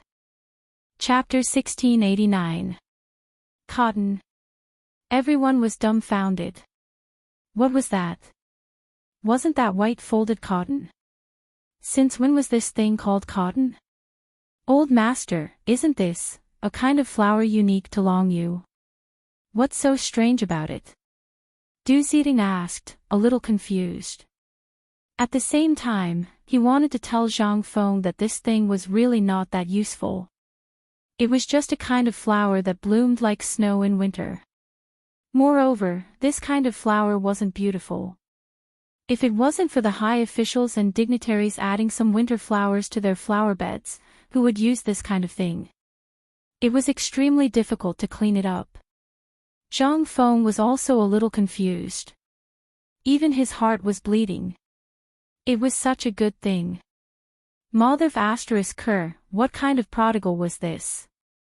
Such a top-notch thing to keep out the cold, but it could only stay in the flower beds. What the hell, it was really unreasonable. However, Zhang Feng also saw the hope of 100,000 armaments in an instant. He hurriedly asked, Old Du, let me ask you, is there a lot of this thing in Chang'an and Longyu? Du Ziding was a little confused. However, when he saw Zhang Feng's serious expression, he hurriedly said, Old master, we have a lot of this thing. At least, almost every family in Chang'an city has some in the flower beds. Because this thing bloomed too quickly, coupled with the cleaning of these flower beds every year, in the end, almost all the banks of the Longzhou Canal outside the city, next to Zhongnan Mountain, are connected. Damn it! Zhang Feng could not help but swear. This undoubtedly gave him a shot of confidence. He hurriedly asked, then let me ask you, if I want it now, how long will it take to collect more than 10,000 caddies? Du Ziding could not help but be dumbfounded. Although there was a lot of this thing. However, this thing was not so easy to collect. After all, this thing could only stay in the flower beds other than being made into tinder. What was wrong with old master? Zhang Feng pondered for a while. Seeing that old Du did not understand, he hurriedly waved and said, Jia Daoren. Jia Daoren, where are you? Master, didn't Jia Daoren go to Jiangnan? Du Ziding reminded him with good intentions. Zhang Feng immediately understood and hurriedly said, quickly go and find Qintinu, Lao Li, and the others. Also, go to the Zhang residence, the Qian residence, and Niu Weili. If they ask, tell them that there is a great opportunity to make a fortune. What did you say? In the palace. Li Shimin was leisurely playing with Empress Zhangsun and Li Tai in the imperial garden. She had just found out that the old elementary scholar was in contact with Leng Yu, and that the old elementary scholar was actually going against Zhang Feng. Zhang Feng had also agreed to help with this batch of armaments. Therefore, Li Shimin also put aside the matter of the Xie family. After all, they were just a lonely noble family. If he wanted to, it would depend on whether he had eyes or not. This matter was insignificant to him. However, he was somewhat concerned about Zhang Feng's purchase of the dried flowers. This kid would give him a big gift from time to time, so he had to pay attention to it. But at this moment, he suddenly heard an urgent report from Yuqi Gong, saying that Zhang Feng had gathered all his connections in Chang'an City. This was what shocked Li Shimin. He hurriedly asked, did Yuqi Gong say anything else? Your Majesty, this servant heard that Prince Zhang was worried about the armaments for the winter. As soon as he returned home, he gathered all the servants and asked about the paper clothes. Then, when he saw the white folded flowers in the flower garden, his expression changed greatly, and then this matter happened. Little Gizi explained the cause and effect of the matter in detail. Li Shimin was dumbfounded when he heard this. White folded flowers.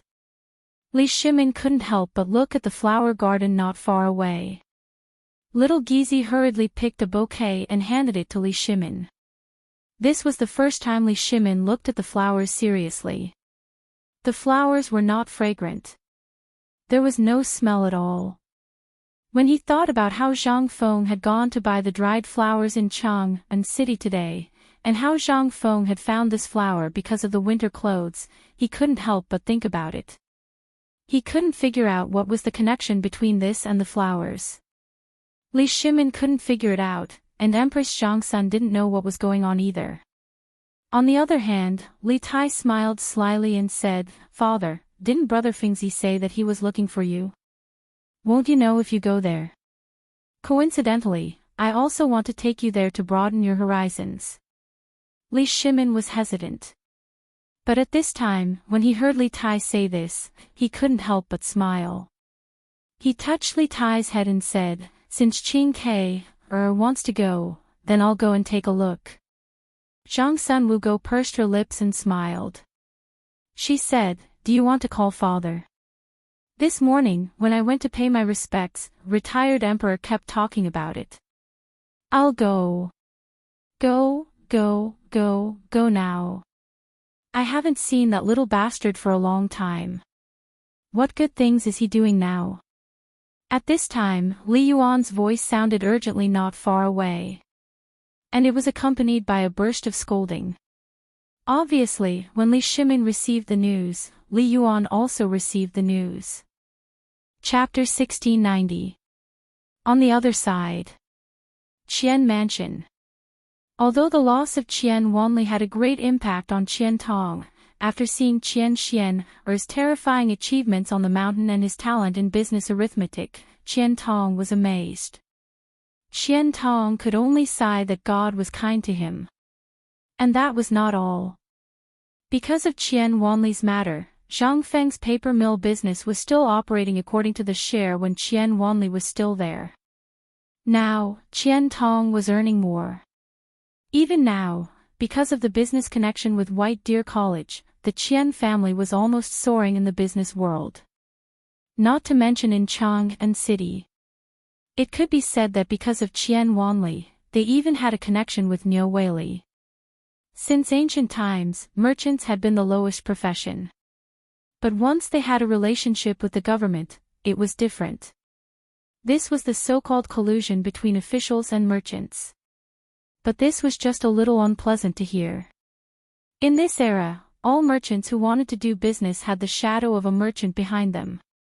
Before, Qian Tong was just a small bank manager.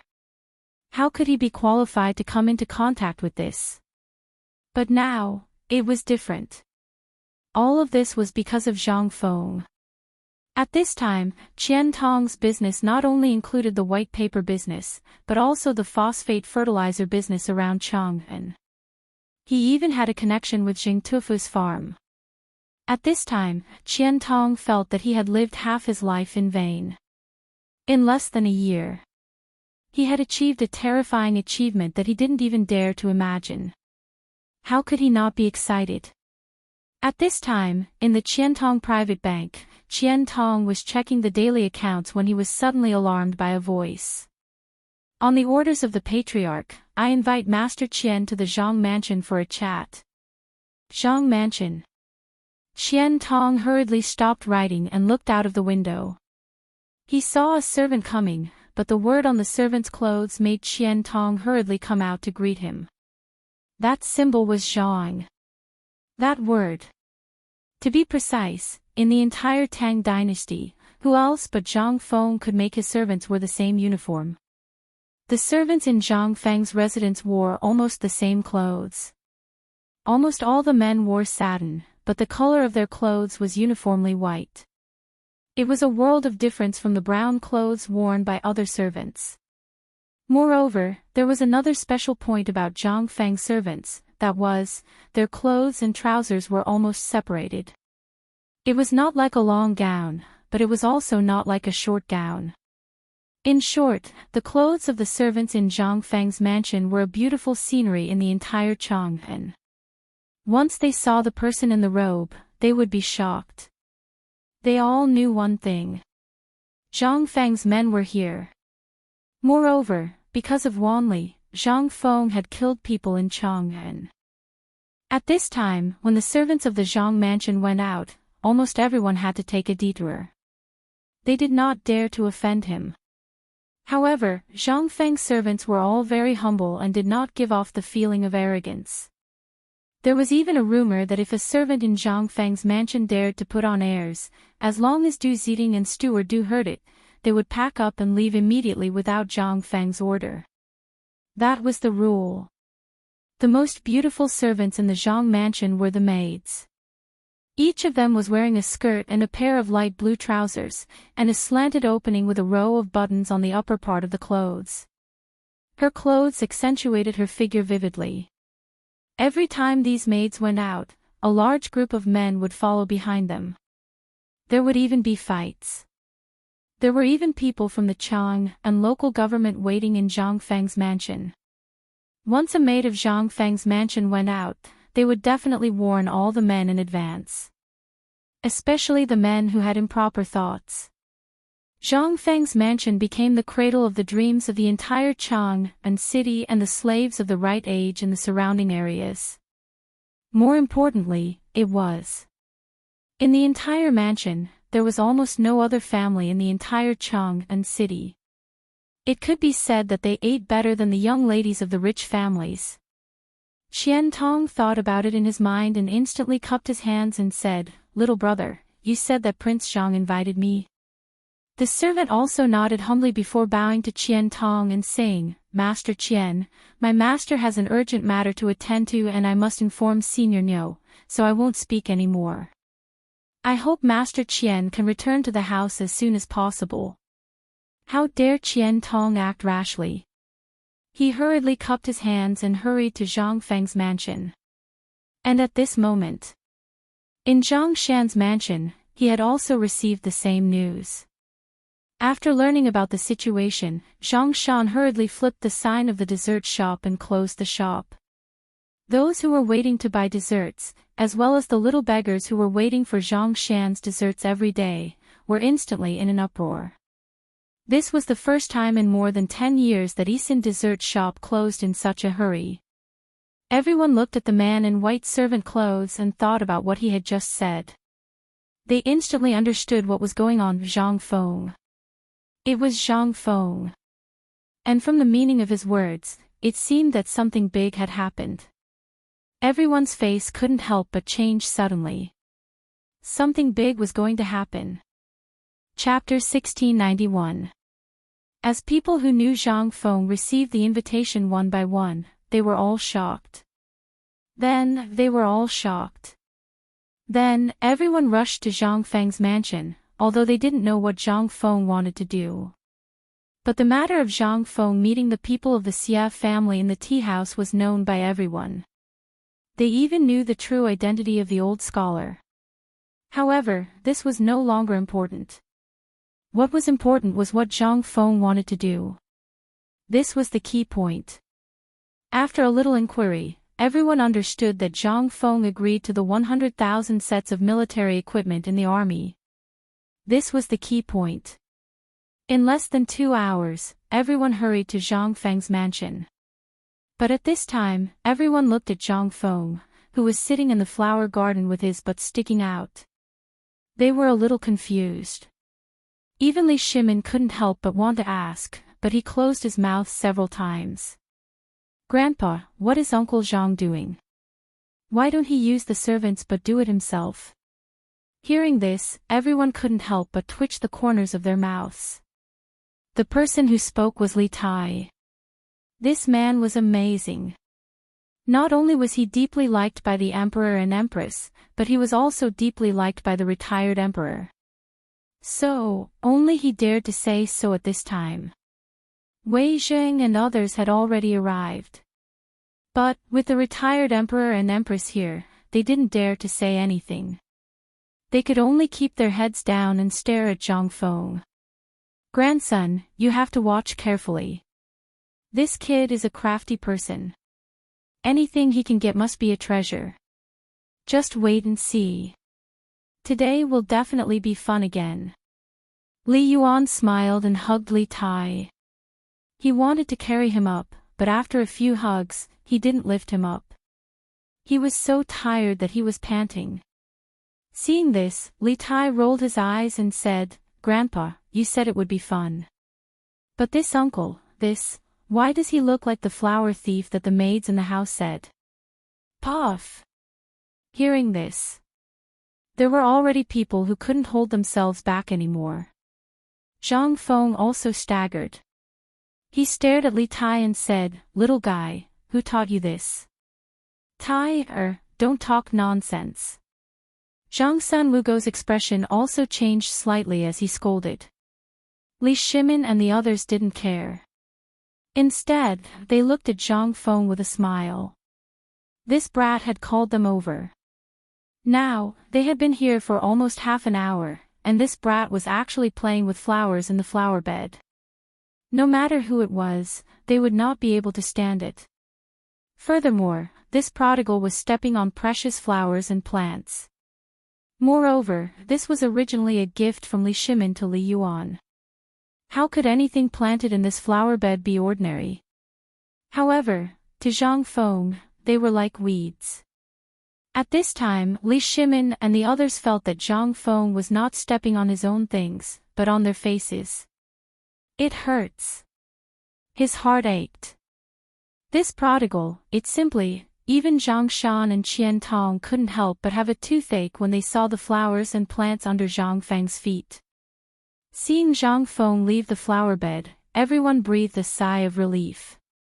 Zhang Feng was also excited.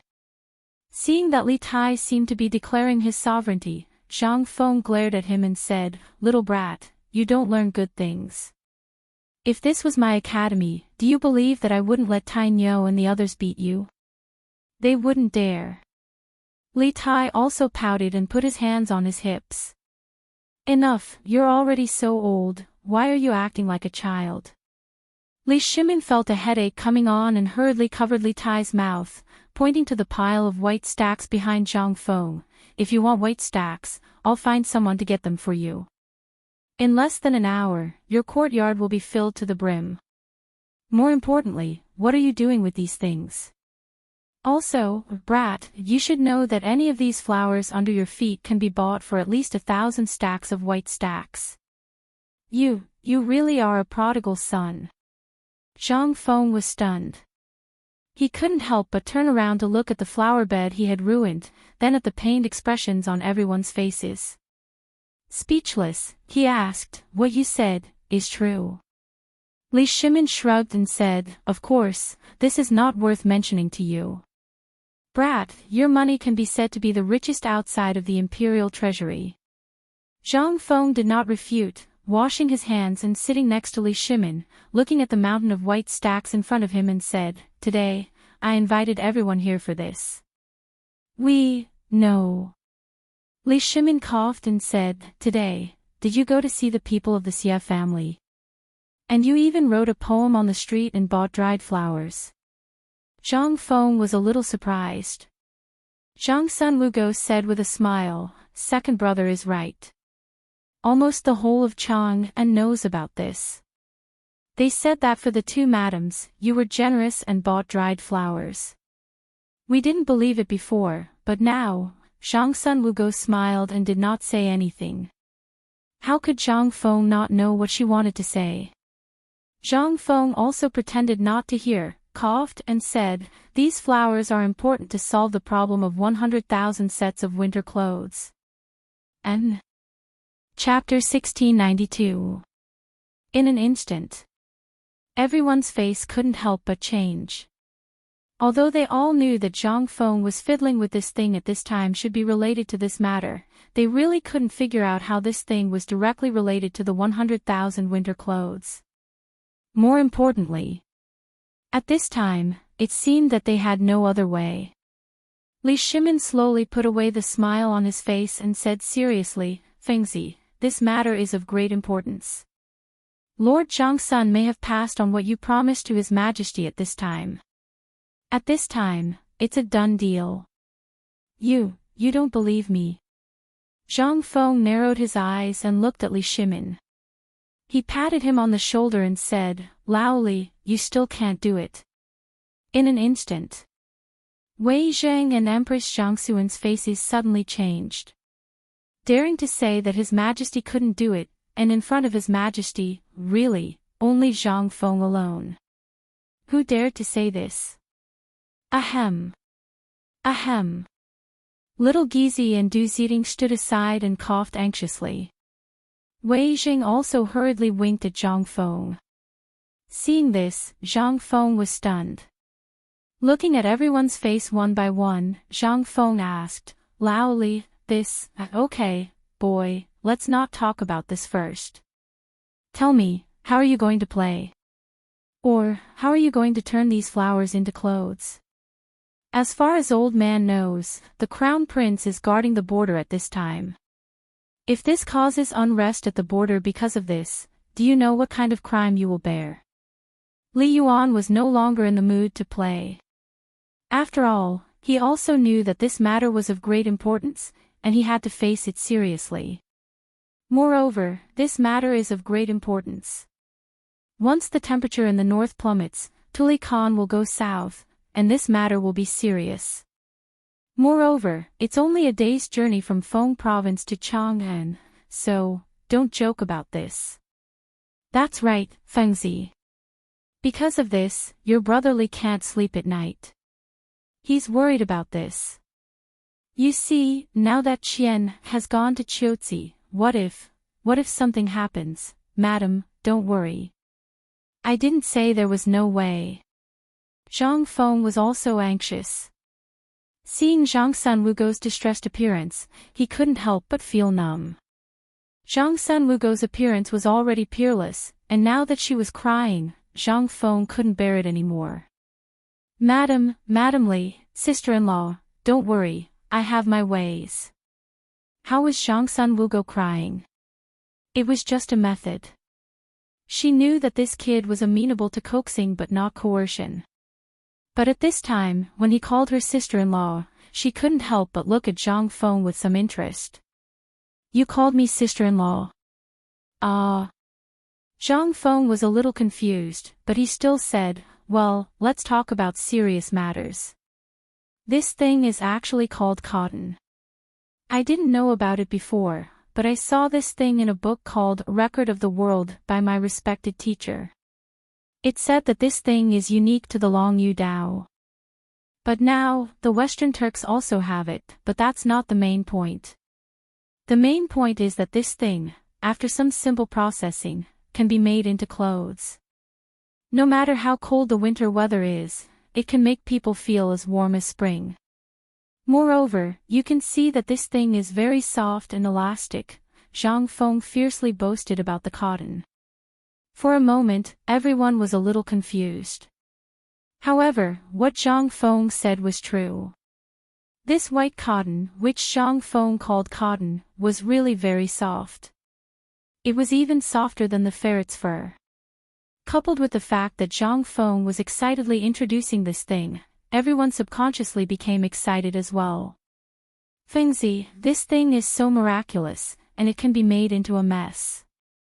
It's as comfortable as being stuck in wool. If this is really so miraculous, why didn't it exist before? Really, Fengzi, if you really have a way, why did you refuse to do it at the start? Faced with this series of questions, Zhang Feng felt a headache coming on. Is it because I didn't notice this thing before? At that time, if I had known that such a good treasure would be wasted like this, I would have taken it out long ago. However, it's not too late now. Right now, I have an important task for you guys to do, and that is, buy this thing in bulk for me. Zhang Feng's words were for Zhang Shan, Qian Tong, and Niu Weili. As for Lao Li, he knew that he was more anxious than anyone else, so Zhang Feng wasn't worried about them. On the contrary, the few people who had just been called over were a little confused at this time.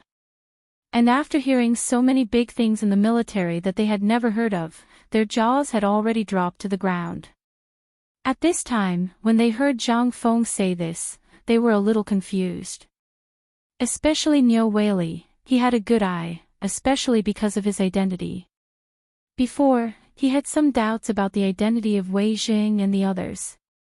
At this time, seeing so many people, and the momentum that these people occasionally exuded during their conversation, he could faintly guess that they were not simple. At this time, when he heard Zhang Feng say this, Niu Weili hurriedly said, I'll order people to buy it, but this thing, no one has ever bought it before, and there are as many of them as there are hairs on an ox at the foot of Zhongnan Mountain.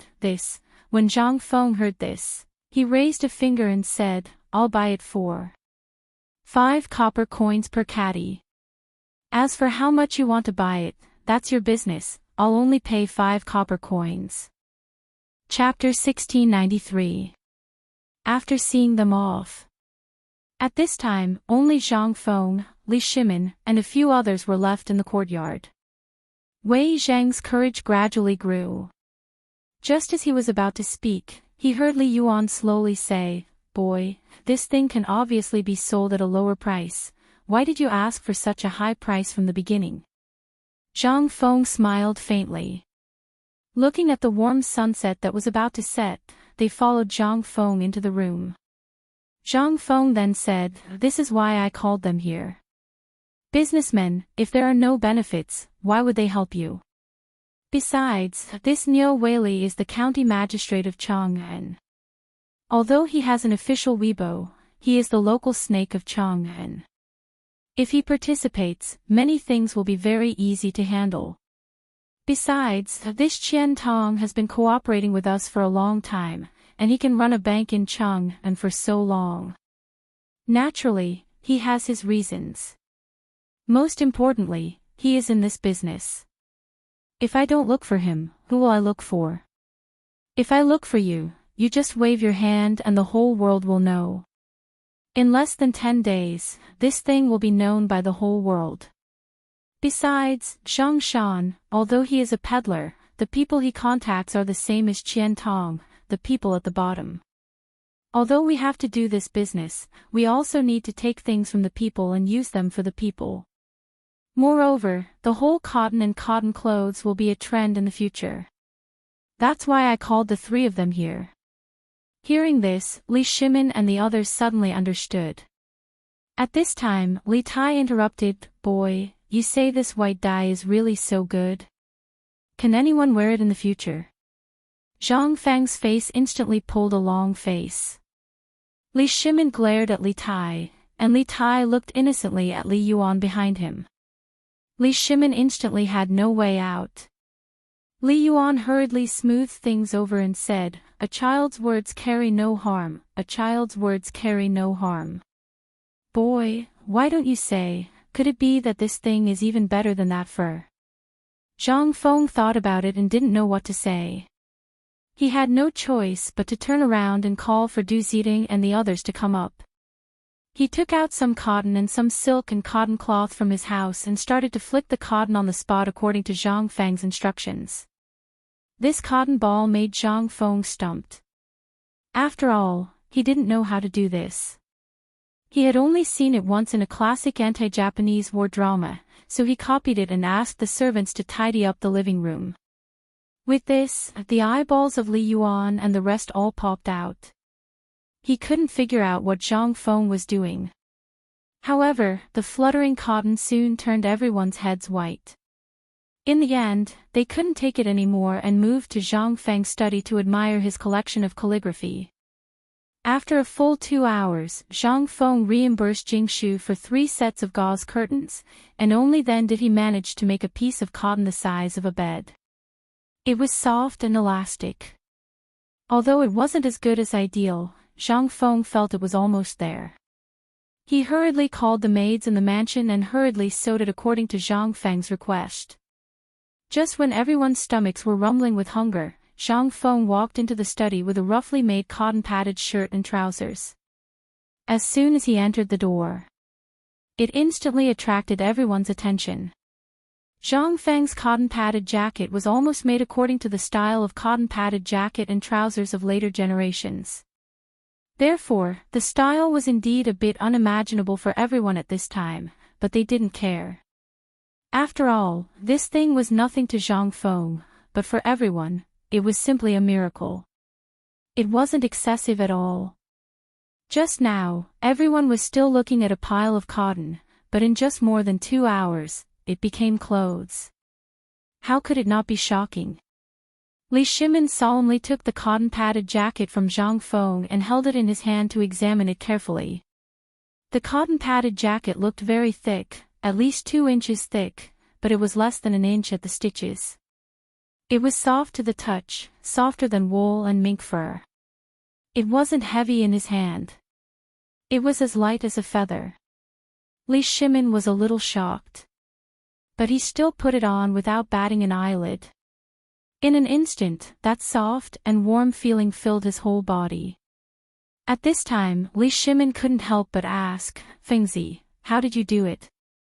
Why am I really so warm? And no one has ever found such a magical thing before." Li Shimin was very excited. But he was also very upset. This white fold could be said to be a kind of useless flower that everyone in Chang'an loved and hated. They loved it because there were still flowers in the imperial garden from autumn to winter, but hated it because every year when this flower fell, when the wind blew, it was more frightening than the white poplar flowers. The whole house was full of this thing. But who knew that it would have such a magical effect? How else could Li Shimin not be excited? 100,000 winter clothes in a month, in the bag. This was the most important thing. At this time, everyone was also a little shocked. After all, who was Li Shimin? He was the emperor. Even if Zhang Feng made phosphate fertilizer, he wouldn't be so excited. But at this time, the emperor didn't care about the scruples and directly said, "I." What did this mean? This meant that the pink material called cotton-padded jacket he was wearing was really effective.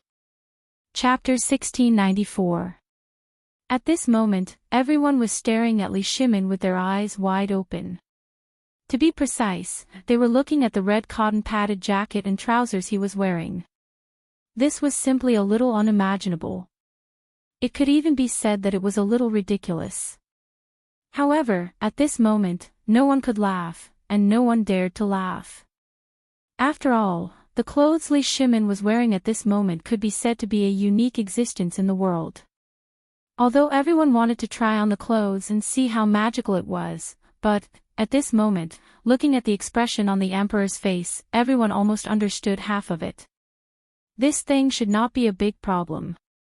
After all, it was made by Zhang Feng.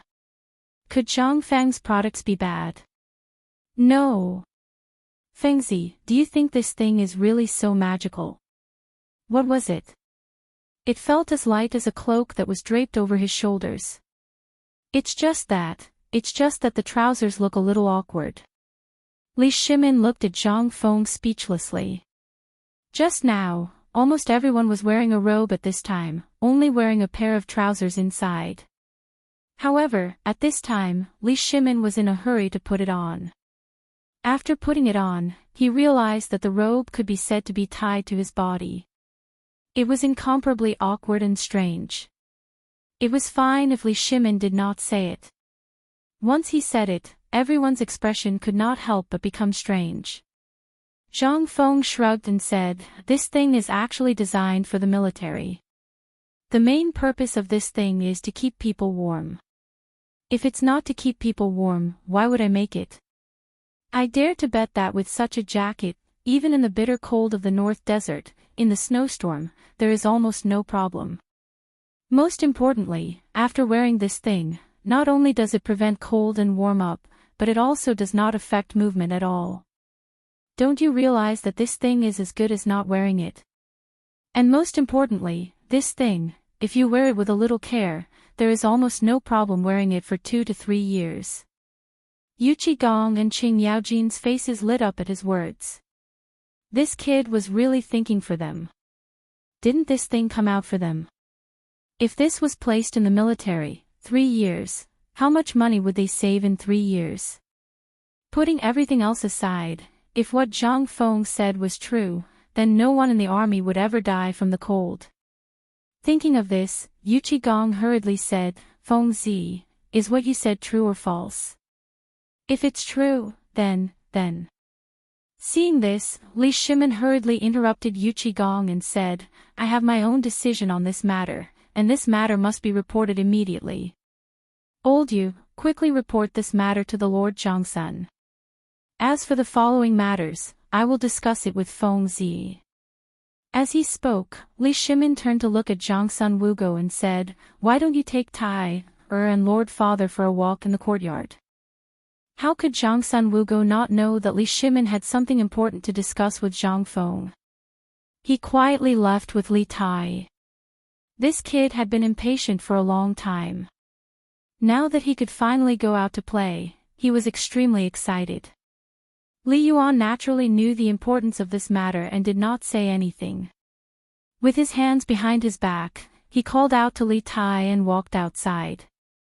Although the sky had already darkened, who was Zhang Feng?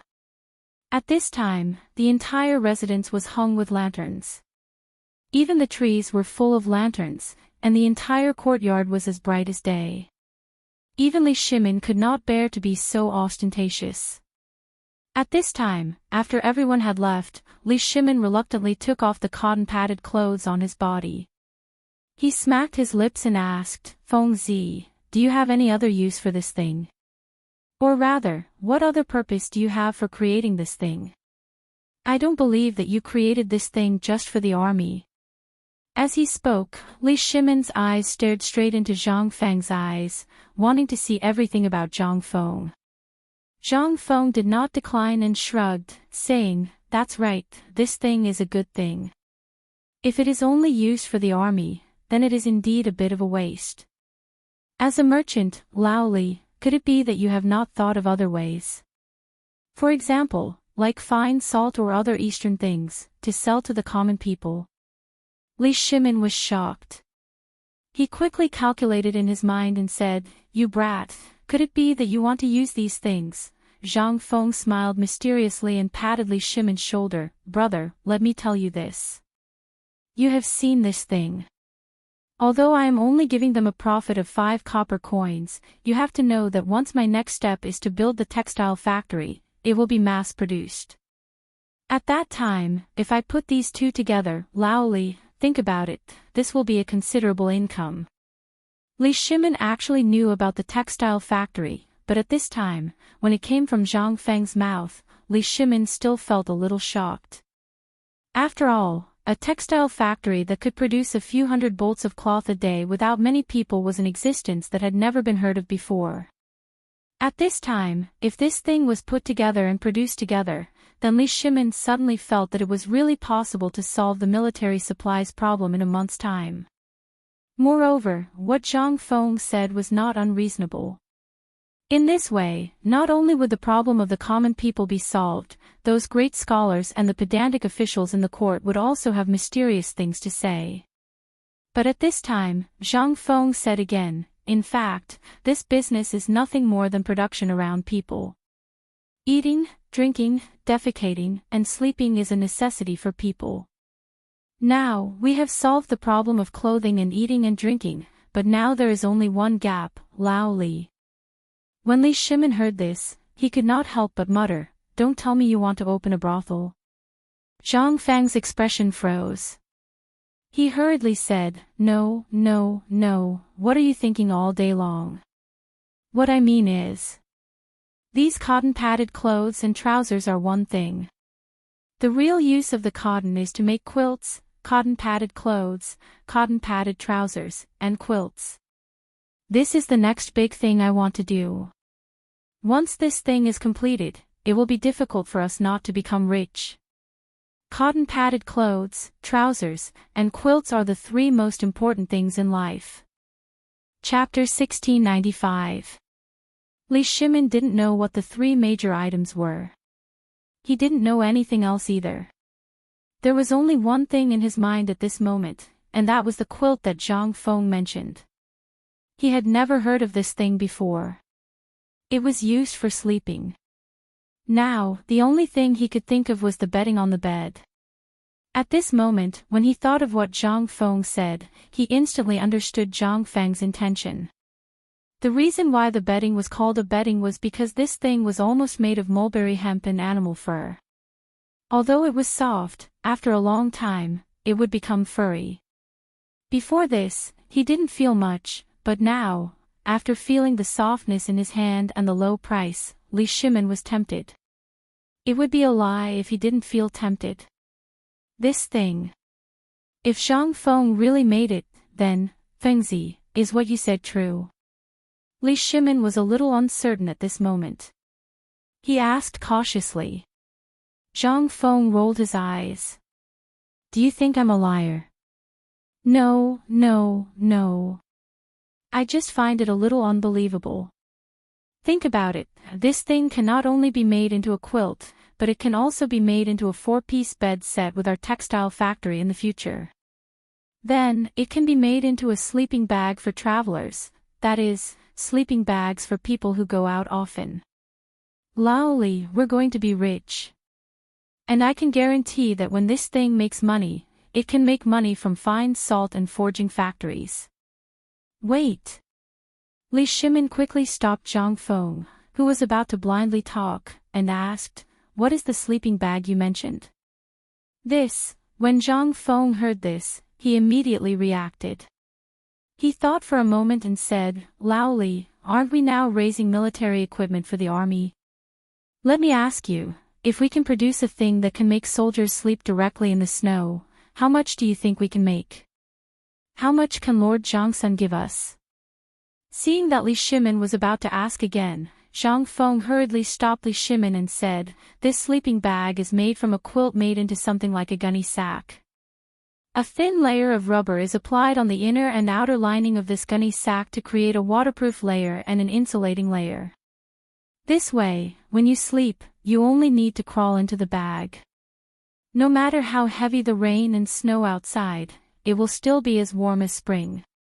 Think about this thing, is it good?" Li Shimin was a little speechless. "Let's not talk about whether this thing is good or not, you have to make it first. Otherwise, what can I use to fool the court? No, I mean, show it to those old things in the imperial court. Fengzi, let's talk about something more practical. How much do you intend to buy a set?" After pondering for a moment, he asked the questions. This was the biggest problem. Now, his identity was a businessman. At this time, they had not talked about money after chatting for so long. This was a little unreasonable. What if this kid remembered later, wouldn't he be exposed? Zhang Feng pondered for a moment and said, I'm a businessman, business is business. The cost of this set is temporarily set at 50 coins. Hiss. 50 coins. Although Li Shimin was also thinking about the price in his heart, he was also shocked by the final price that was mentioned. In his opinion, this thing, no matter what, would be at least 100 coins. But he did not expect that Zhang Feng would directly give him a 50-50 price. And most importantly, Zhang Feng's price was really too low. Seeing this, Zhang Feng smiled and said, Do you think I'm deliberately trying to please you? Otherwise, why would such a good cotton coat only be sold at the price of a paper coat? Li Shimin nodded subconsciously. Only then did Zhang Feng say, To set a price, you have to sell it. And now, this thing is not only connected to the military, but also to the common people. Do you think there are many people who can take out 50 copper coins to buy clothes now? Li Shimin frowned in surprise. According to the previous situation, almost everyone will buy. That's right. You said that almost everyone will buy it. But if we directly raise the price to 100 coins, think about it, how many people will be able to afford it? This does not include the profit margin of the second-hand dealers. Let's put it this way. Although we only have a profit of 50 coins, if the people buy it, on average, it will reach about 60 coins. What I said is what I know. Whether there are other profit chains in this, I don't know. So, Lao Li, what do you think of this price? Also, we can't afford to lose the border. Let's set the price as doing something for the military. After all, if the border is lost, the first to suffer will be us merchants. Li Shimin was a little enlightened. But at this time, he also understood why this guy was not so stingy when they were talking about the production of armaments. This was all because this guy thought further than anyone else. After all, Zhang Feng was right. Once Chocho was lost, once the Turks came in, the first to suffer would be the merchants. There was no escape. Chapter 1696. Zhang Feng's plan was good. It could be said that she had thought of it since the first time she told Zhang Feng about making weapons. But why didn't this kid say anything? Thinking of this, Li Shimin couldn't help but smile bitterly. You had this plan from the beginning, didn't you? Zhang Feng shrugged and threw a cigarette to Li Shimin. I didn't, but, as he spoke, Zhang Feng lit the cigarette from the oil lamp on the table. He took a deep breath and said, My idea at that time was very simple. That was to take over the trade city of Chotzi. Once we took over the trade city of Chotzi, we would have an escape route in the future. Li Shimin asked in surprise, What escape route? Zhang Feng looked at Li Shimin for a long time and said doubtfully, Lao Li, sometimes I feel that your talent in business is extremely terrifying. If you learn from me for a month or so, it won't be a problem for you to become the richest person in the world in the future. But you are a busy man. Li Shimin's expression stiffened. Under the cover of the night, he smiled and brushed it off. Zhang Feng didn't take it seriously and said to himself, Actually, merchants are ultimately not presentable. Most of the time, they are even the target of disdain by the officials and the literati. In their eyes, we merchants are just a group of people who buy low and sell high. We are just a group of people who only care about profit. Li Shimin didn't object to Zhang Feng's words. He said, You are right. Isn't that how merchants are? You think so too? Zhang Feng was a little surprised. Li Shimin knew that he had misspoken and hurriedly waved his hand. No. What I mean is, this is how it is in the eyes of many people. Scholars, farmers, businessmen, why is the merchant last? Why do we have to kneel when we see the officials? This is all.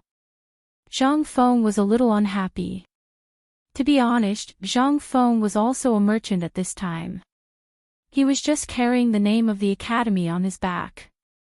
However, Zhang Feng was different from a merchant at this time. Zhang Feng pointed at himself and Li Shimin and said, "Look at us.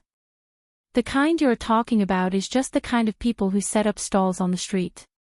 That kind of people can't be called businessmen. More or less, they are just ants. They just sell the fruits of their labor to people who need it. And the businessmen I'm talking about are people like us. You can look at the whole Tang Dynasty and before that. Have you ever seen a business model like ours?" This, Li Shimin's expression instantly froze. Zhang Feng was right. Before and at this time, almost all the businessmen in the Tang Dynasty were family members. Even if they hired workers, they were almost all there to do odd jobs. At this time, Li Shimin recalled the operation of Zhang Feng, Wei Jing, Fang Xianling, and the others at this time. He couldn't help but be stunned. They were not real businessmen. If they were real businessmen, then this would be terrible. This was the business that Li Shimin created according to his own conjecture. After thinking about it casually, he instantly understood the meaning of Zhang Feng's words. Li Shimin couldn't help but be surprised and said, "Do you mean that you want to start with the people of the 5 families and 7 clans?" Dealing with these big families had always been Li Shimin's worry. These clans had the hegemony of the Tang Dynasty's market. Even Li Shimin didn't dare to provoke them easily, such as the iron mine before. At this time, the new weapons were made, and Zhang Feng had a new toy. At this time, it was time to deal with these big families. However, Zhang Feng waved his hand speechlessly and said, "No, there's no rush. It's still too early to deal with them. You have to remember what happened with the iron mine. So, before we have a complete plan, we can't move." "Then why are you talking for so long?" Li Shimin stared at Zhang Feng speechlessly and asked. Zhang Feng grinned and said, "Don't worry. I know that it's not good for you to be under the control of the 7 families and 7 clans. They control the businessmen of the Tang Dynasty. Almost all the idle businessmen can hardly survive. However, these people occupy all the places of the Tang Dynasty. And the most important thing is that we have a common enemy, those big clans and powerful families. This is an opportunity. My plan is to dump all the benefits in our hands. While maximizing the benefits, we can also lead more people to fight against the 5 families and 7 clans. Even the emperor will be afraid of us by then." Hiss. Cough, cough, cough. Li Shimin was shocked. He took a deep breath. The cigarette in his mouth lit up instantly and burned a large part. In an instant, Li Shimin coughed violently. He said, "You are really crazy. Let's not talk about whether the people of the 5 families and 7 clans will know about it. Even if they don't know, you should know that many things we have now are inseparable interests with someone in the palace. Even many ministers in the imperial court have interests with us. Won't this share of interests offend all those people in the imperial court in an instant? At that time, not to mention other things, the people in the imperial court will bite us in the blink of an eye. Think twice, you must think twice before you act." Chapter 1697. Li Shimin was really afraid of Zhang Feng's craziness. This matter involved too many things. He didn't expect Zhang Feng's idea to be so crazy. But at this time, Zhang Feng didn't care about what Li Shimin said. He waved his hand and said, "Lao Li. This is the general trend. Think about it. Come, try this." While talking, Zhang Feng brought Li Shimin to the flower bed outside the study. While he was at it, he broke some sticks from the branches and handed one to Li Shimin, saying, "Why don't you try breaking it?" Li Shimin was a little confused. He didn't understand what Zhang Feng wanted to do, but he still followed Zhang Feng's instructions. He took a branch and broke it easily. However, Zhang Feng broke a lot of branches.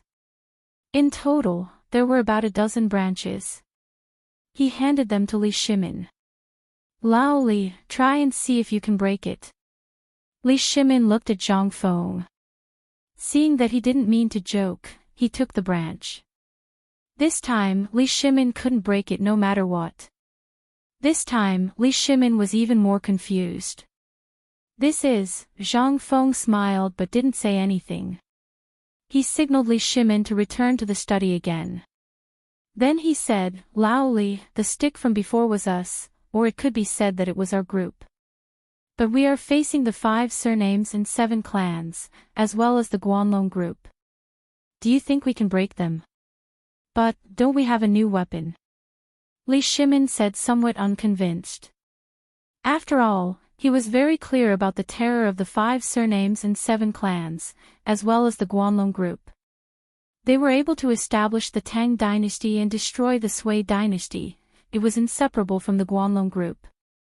At this time, if they took them by surprise and directly mobilized troops, although it would cause the economy of the Tang Dynasty to decline a little, as long as they controlled these 2 clans, they could recover in a short time.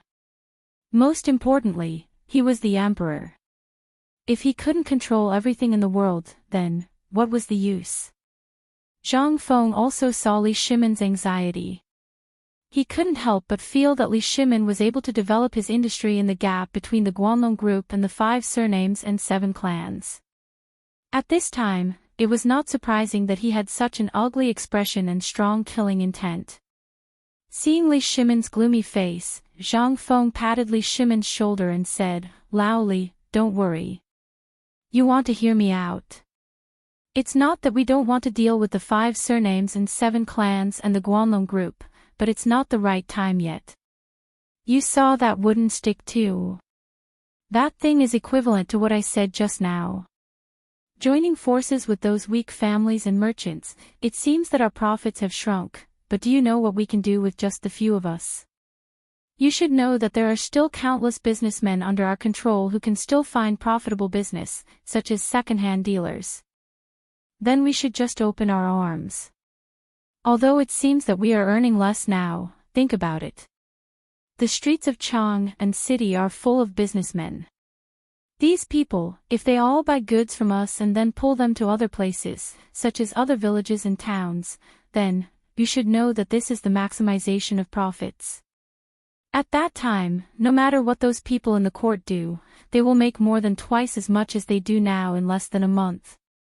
Aren't you worried about the court? Don't worry, nothing will happen. Also, even if the Guanlong group and the 5 surnames and 7 clans make a move at this time, it will be too late. As long as our actions are fast enough, we can settle this matter before they find out the clues. By then, even if they want to stop us, it will be too late. After all, they won't be able to stop the public from gossiping. There's also Chotzi City. At present, although water transportation has been developed, it still needs to be rerouted in Luo State. It's not used by ordinary merchants, so the land route has become their main transportation hub. And Chotzi City is a place they have to pass through. When the time comes, even if the 5 surnames and 7 clans, Guanlong group, and even the emperor are dissatisfied with us, we will have our own place to push them. Half of the Tang dynasty's industries are connected to each other, and it will be our natural barrier. This is my current business model, and it is also the safest and most reliable business model. What do you think? Zhang Feng told him everything he knew and wanted to say in one breath. For a moment, Li Shimin's mouth was wide open, and he looked at Zhang Feng in shock, not knowing what to say. Zhang Feng was right. This was based on the fact that he was the real Lao Li. However, Li Shimin thought more about his relationship with Zhang Feng. This kid wanted to pave the way for them. In the past, rich businessmen who worked closely with the court had a good ending. Zhang Feng was not afraid. At this time, he was a viscount, a great scholar, and the chancellor of Chang and University and White Deer College. Even if he were to be in the court in the future, it would not be a big deal. But what about the others? For a moment, Li Shimin was silent. He could not help but feel guilty. However, he still asked curiously, Fengzi, you said, this is a new business model. Yes. Distribution business. Chapter 1698. In the past few days, Zhang Feng had spent most of his time in the villa. Jing Shu and Yu Yao had also gone to Zhang Feng's mansion. In the past few days, Zhang Feng's mansion had not been idle at all. The most eye-catching thing was the mountain of white cotton. No matter how much they tried to persuade Zhang Feng, he would not listen. Instead, he called it cotton. There were also all kinds of fabrics bought from Chang'an. There was also a large group of craftsmen coming in and out. The huge mansion, which was usually very quiet, had suddenly become as lively as the new year. In the backyard of Zhang Feng's mansion, all the women in the mansion, including those from Tonghui Lane, had been recruited. The entire backyard was now a vast expanse of white. If one looked down from above, they would think that it was snowing. The main job of these women was to use a gigantic bow-like object to flick away the cotton that was piled up like a mountain. Then, they would press it down and sew a layer of gauze with large holes on it. Then, they would cover it with another layer. And so on. Until the thickness of the gauze reached the standard of 2 inches. Although Zhang Feng's mansion was very big, it still felt a little cramped when more than 300 people were working at the same time. Among the 4 courtyards in the east, west, south, and north, except for the east courtyard, which had always been closed to the public, the other 3 courtyards, including the front yard, the backyard, and the courtyard, were all piled up with a mountain of cotton. In the hundreds of empty rooms, the finished cotton was almost bursting out of the windows. At this time, the servants and guards in the mansion were dumbfounded when they saw the people coming in and out, and then looked at the snow-white things on top of their heads. No one knew what Zhang Feng was going to do. But the only thing was that the money in the mansion had been emptied of 10 big wooden chests. It should be known that one chest was worth 1,000 strings of cash. Master bought so many white cotton. What is he going to do? How much money is left in the mansion for him to squander like this? Sigh. Who knows? For the past 2 days, everyone outside has been crazily spreading the news that our master has lost his mind. I think, that's right. Even if you give it to someone for free, no one will want it. How did it become a treasure in front of master? Who knows? Don't say any more. Housekeeper Du is here. Along with a burst of whispers, a voice rang out. Everyone hurriedly shut their mouths. Not far away, Du Ziding walked over with her hands behind her back and a head full of cotton. Seeing that they had nothing to do, Du Ziding couldn't help but scold them. However, right at this moment, suddenly, he realized that Qing Chumo had come in a hurry with some people. As soon as he entered the house, he carried the cotton wicks that had been made in the house and walked out of the door. How could this be? Child Qin, what are you? Master said that these things were made for the military. If you take them, then, before he could finish, Qing Chumo pushed him aside and said, all right. These are the things that the 4 great Confucians want. Feng Zi knows about it. I'll tell him personally later. As Qing Chumo spoke, he turned around and urged the people behind him, aren't you moving faster? When the people behind him heard this, they didn't dare to be careless. They hurriedly lowered their heads and carried the things away. In fact, the people that Qing Chumo brought were Ma Zhou and the others. The purpose of their visit was actually not that Chu Suiliang and the others had asked them to come. It was because they were itching to know that Zhang Feng was hiding here and tinkering with so many good things. Therefore, they took advantage of the time when Zhang Feng went to the small pub to sneak into Zhang Feng's mansion. Otherwise, even if they were given 10 guts, they wouldn't dare to come and rob openly. It should be known that the guards and servants in Zhang Feng's mansion were all top experts. In addition, although there were many people in the mansion at this time, they were all close to Zhang Feng. Therefore, they had to take it easy. The most important thing was, they were following orders. They didn't want to do this. However, the retired emperor was burning the fire. Who dared not to come? A few nights ago, after Li Yuan saw Zhang Feng's cotton-padded clothes, he simply forgot to eat and sleep. However, he also knew that Zhang Feng was too busy these days. Therefore, he thought of such a clever idea. He thought that he would hide comfortably on Shao Mountain and drink with the four great Confucians. Instead, he let Qing Chumo and the others be the thieves. However, Qing Chumo and the others were also afraid of Zhang Feng, this abnormal person. The most important thing was that Zhang Feng had the magical weapon that they longed for. They didn't dare to offend Zhang Feng at this time. They could only look for an opportunity to do this. After everyone hugged slowly, Qing Chumo also pretended as if nothing had happened. Under the eyes of Du Ziding and the others who were staring at him with blood-red eyes, he calmly walked away. As he walked, Qing Chumo also said, "Well, old Du, didn't Feng Zi just go out? I know where he went. I'll go find him now. You do your thing. After all, this thing is very important. I don't dare to delay it." However, at this time, Qing Chumo heard a voice that he didn't want to hear the most. "Who's looking for me?" Chapter 1699. Actually, Zhang Feng was very busy. And in these 3 days, Zhang Feng was extremely busy. First, he had to settle the cotton flapping equipment, then he had to settle the cotton gelling, as well as the cotton shaping and so on. He had to teach these people step by step. He was busy for 3 days. At this time, Zhang Feng was discussing with Niu Pai Huang on how to pour rubber on cloth. When Niu Pai Huang was about to join in this bustling and mysterious matter, he realized that Qing Chumo and the rest were actually stealing things. This time, the entire courtyard was extremely quiet. Everyone looked at Zhang Feng, then looked at Qing Chumo, Ma Zhou and the rest. Their expressions were strange.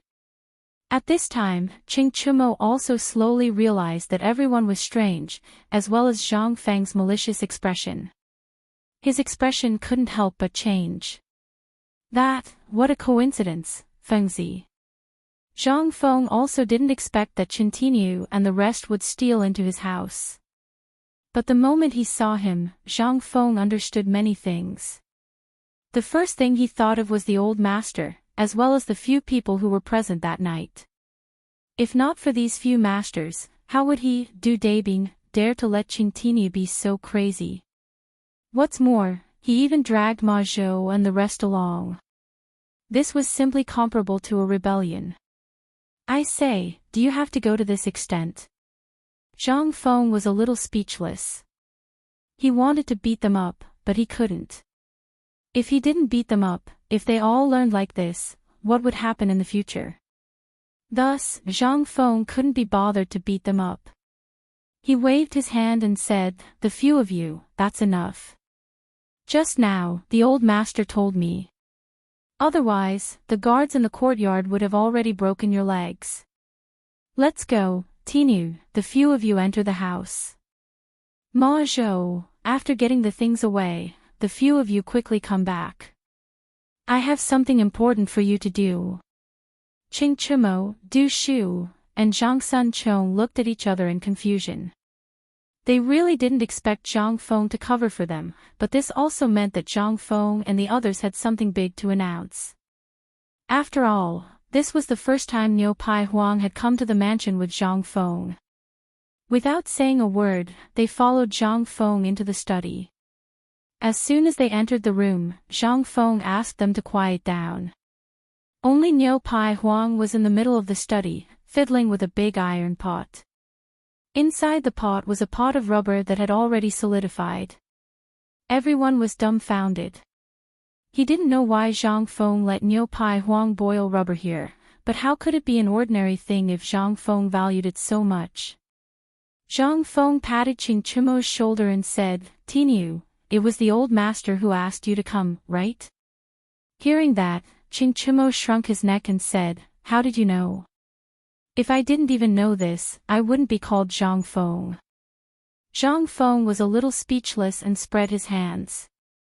Then he continued, tell me, what's going on? Qing Chumo saw that there was nowhere to hide, so he had to brace himself and make up a story.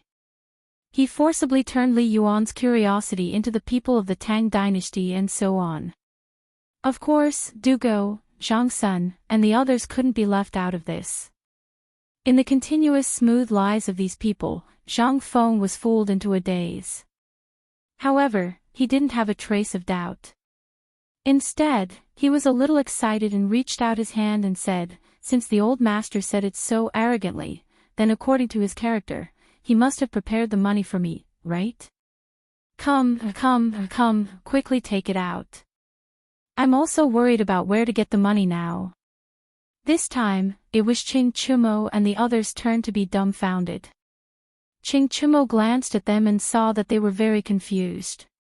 He hurriedly asked, what money? Zhang Feng was also dumbfounded. Isn't it the money for the order of 100,000 cotton-padded clothes from the military? Why, the old master didn't tell you about this. Qing Chumo finally understood what was going on. He hurriedly shook his head and said, no one really mentioned this, but, Zhang Feng frowned a little disappointedly at first, but after Niu Pihuang's shout, Zhang Feng also let go of this matter.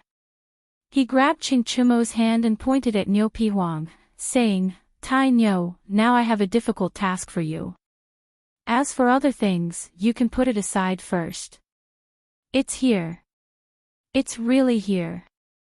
I knew it, this guy, King won't let himself be taken advantage of. Qing Chumo wanted to cry but had no tears. However, he still forced himself to ask stutteringly, well, tell us, as long as it's something we can do, as long as it's something the four great scholars ask us to do, we'll definitely do it. Hey! Look at how scared you are. Actually, this is nothing else, it's something you've done before. Zhang Feng was stunned for a moment, then he grinned. However, when everyone saw Zhang Feng's grin, they instantly felt bad.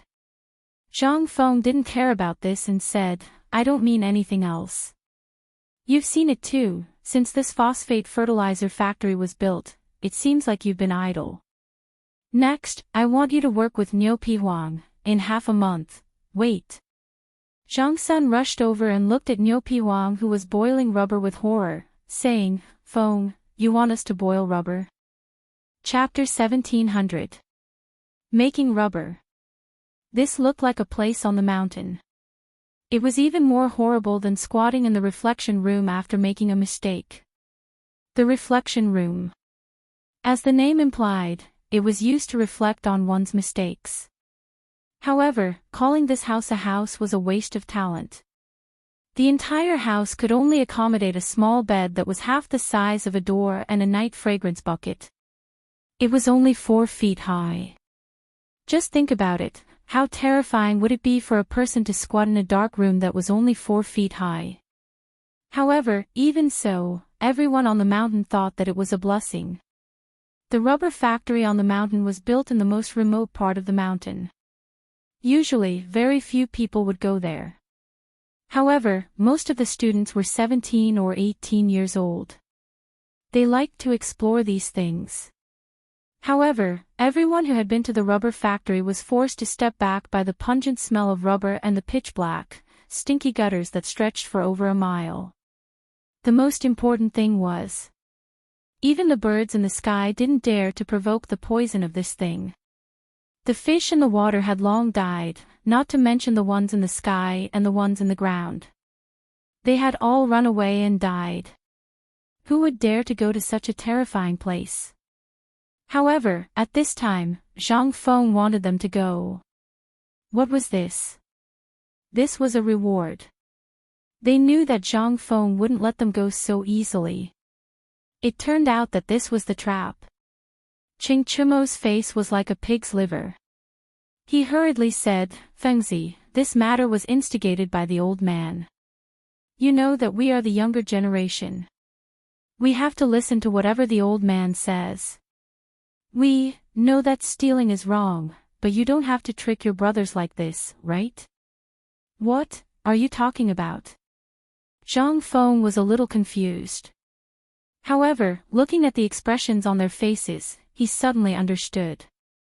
Just this. You're scared. Zhang Feng shook his head. Qing Chimo didn't know what Zhang Feng was thinking. He hurriedly said, "Isn't it? We saw it with our own eyes."